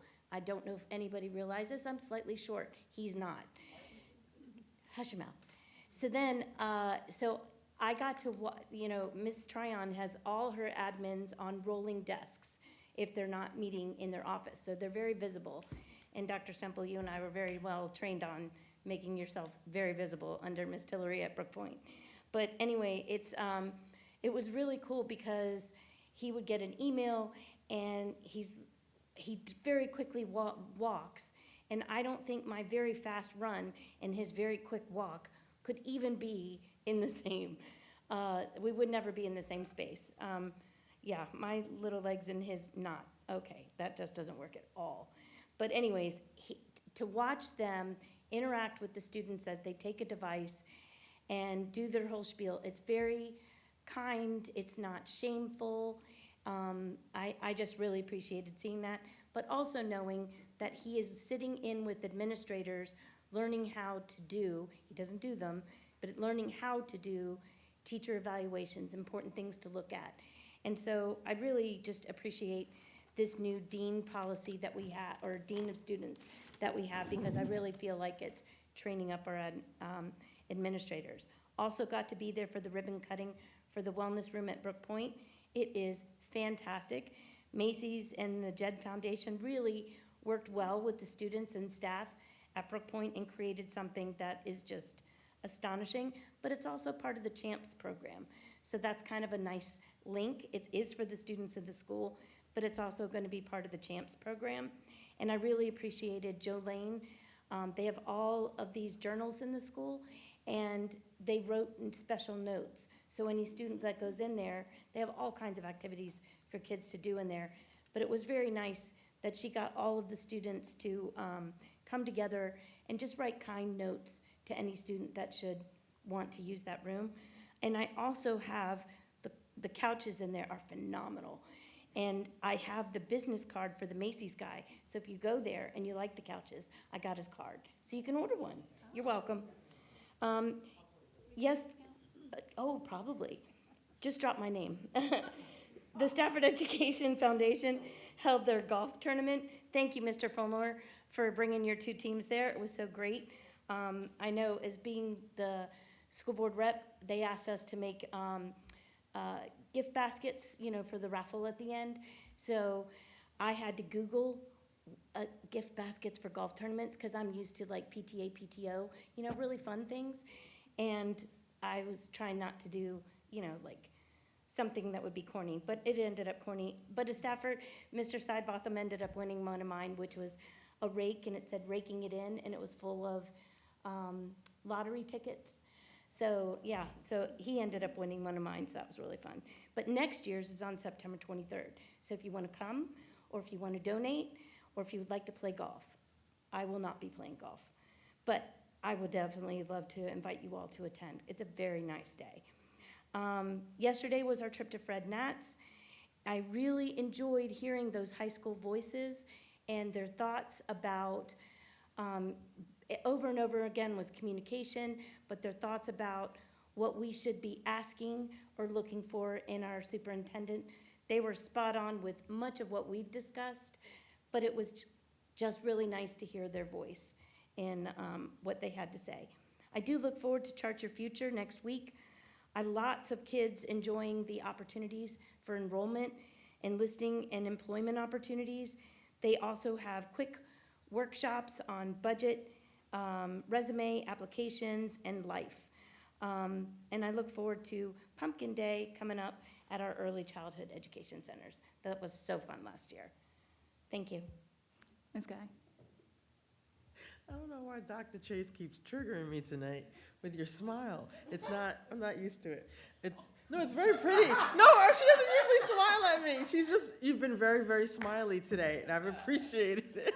It makes me giggle. I apologize. So anyway, my board member comments, I left them at home, but I wrote down what I could remember about bullying. I will say this one thing to young parents. My kid was bullied. I say bullied. My kid was hit by the same kid from kindergarten to 3rd grade because they had class together. I never asked my kid, has anyone hit you or is anyone hitting you? I would always say, how was your day? So I'm just saying, and I did ask her, were you bullied? But she didn't put 2 and 2 together that getting hit is getting bullied. So just to parents, sometimes you got to say the obvious thing that we don't think we need to say to our child. I would have loved to have said that to her 1st grade or kindergarten or any time before I finally found it out because it was years. So that's my thing on bullying. I did go to Via Calori, and it was my first time going. I loved it. It was so much fun to look at all the artistic people. I love artsy-fartsy people. I can't draw anything, so I really enjoyed watching people just make their art right in front of you. It was awesome. And then having it end with the Stafford action thing. Miss Healy, did you hear we raised $6,000 this time? Because you dissed me last year on the $2,000 that we raised. You said it wasn't enough. So it was $6,000. I bet you next year it's going to be more. I'm just saying, Miss Healy, calling me out. I do want to thank the Board of well, you called me out last year, but I'm petty. The Board of Supervisors for Elementary 19, the groundbreaking. It was beautiful. It was such a nice day today. It was just awesome out, unlike when Elementary 18 wasn't as nice in the Hartwood district. It was rain, but so it was nice having all the people come out and Brook Point students. My goodness, I wish I could remember. I tried to remember the young lady who sang. She was amazing, and she was nervous, and I was like, why would you even be nervous with that kind of voice? She was great, and I wish I knew her name. But anyway, and I just want to remind the parents of everyone brings up transportation, as you should.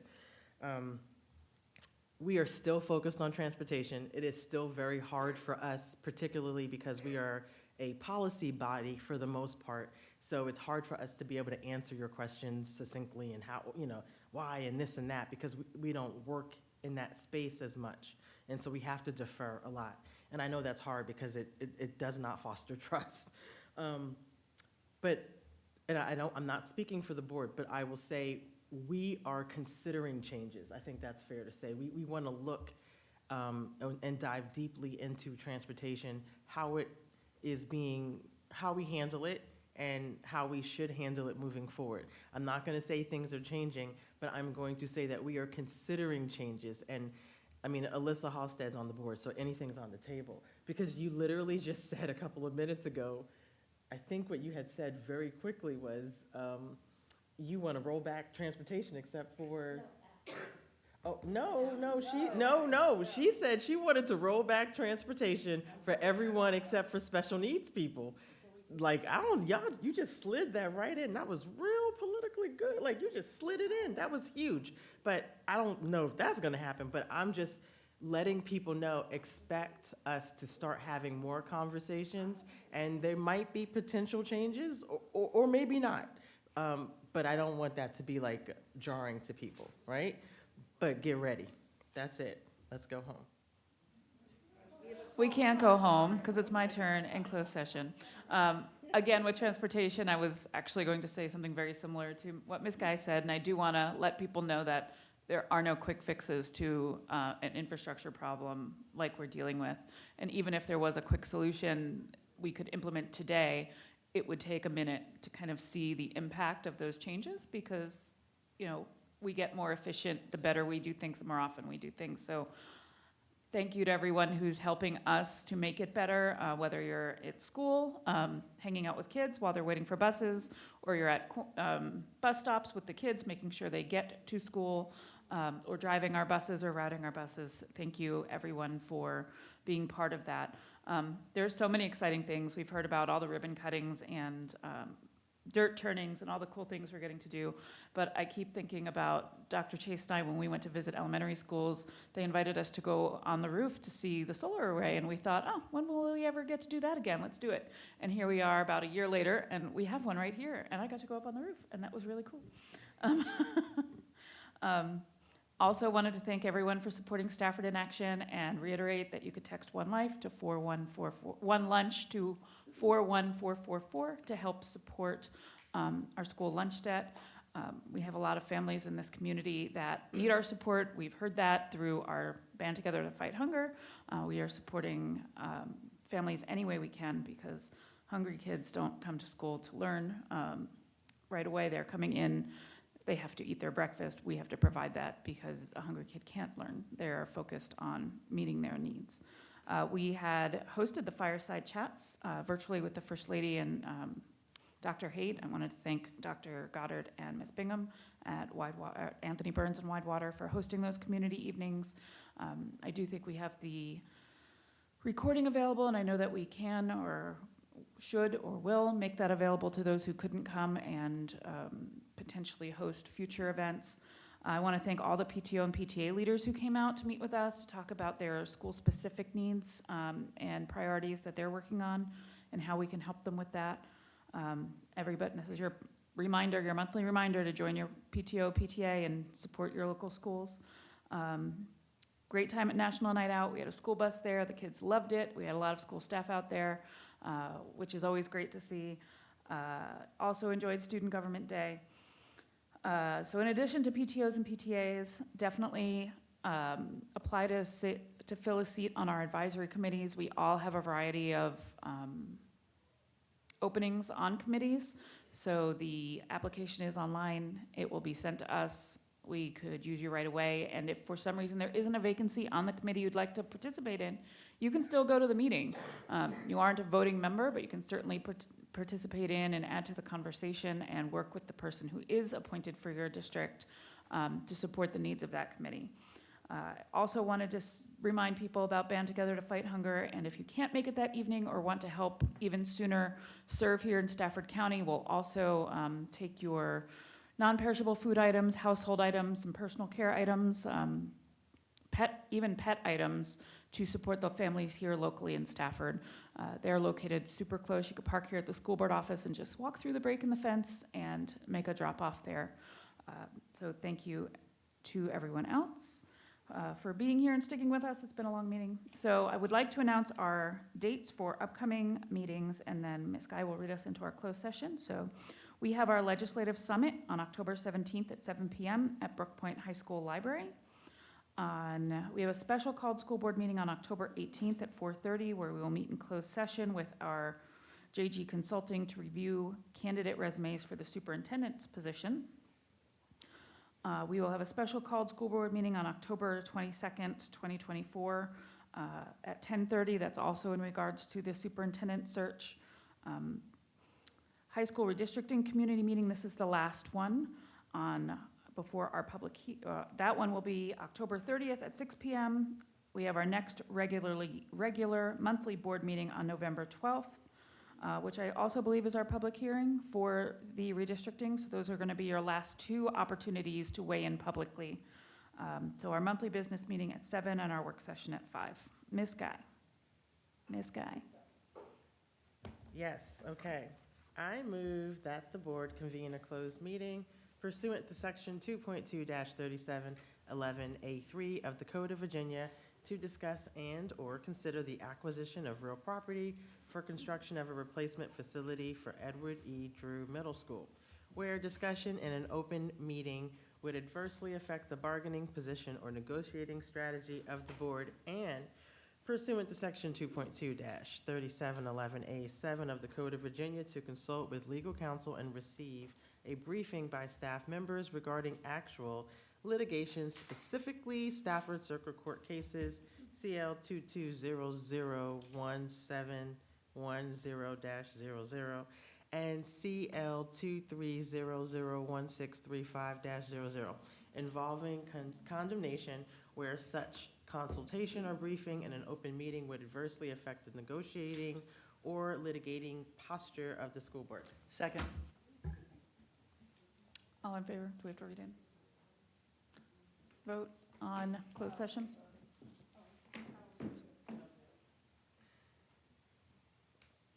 Mine's not working.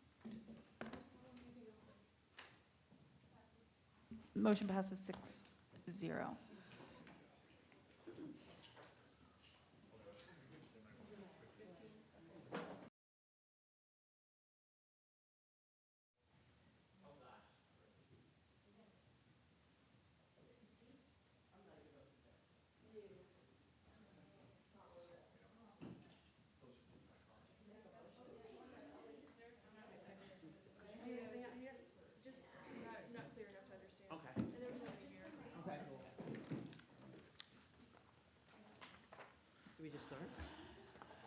Ms. Guy, will you read us out of closed session? Pursuant to Section 2.2-3712 of the Code of Virginia, I move that the closed meeting held by the school board during its work session on October 8, 2024, be certified by adopting the following resolution.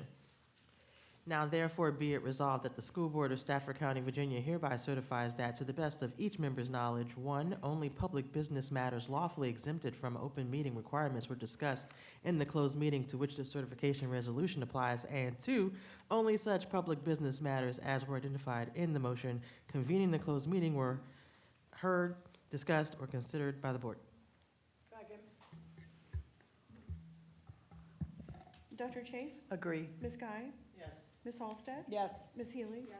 Ms. Randall? Yes. Ms. Sigmund? Agree. And Dr. Warner? Yes. Madam Chair, the motion passes. Is there any action coming out of closed session? Yes, I move that the school board approves purchase and sale agreements containing the terms discussed during the closed meeting for the acquisition of real property in support of the Drew Middle School replacement project. Second. I haven't finished. The school board also authorizes the school board chair or vice chair in the absence of the board chair to sign all documents associated with the aforementioned agreements. Second. All those in favor? Aye. Any opposed? No. We are adjourned.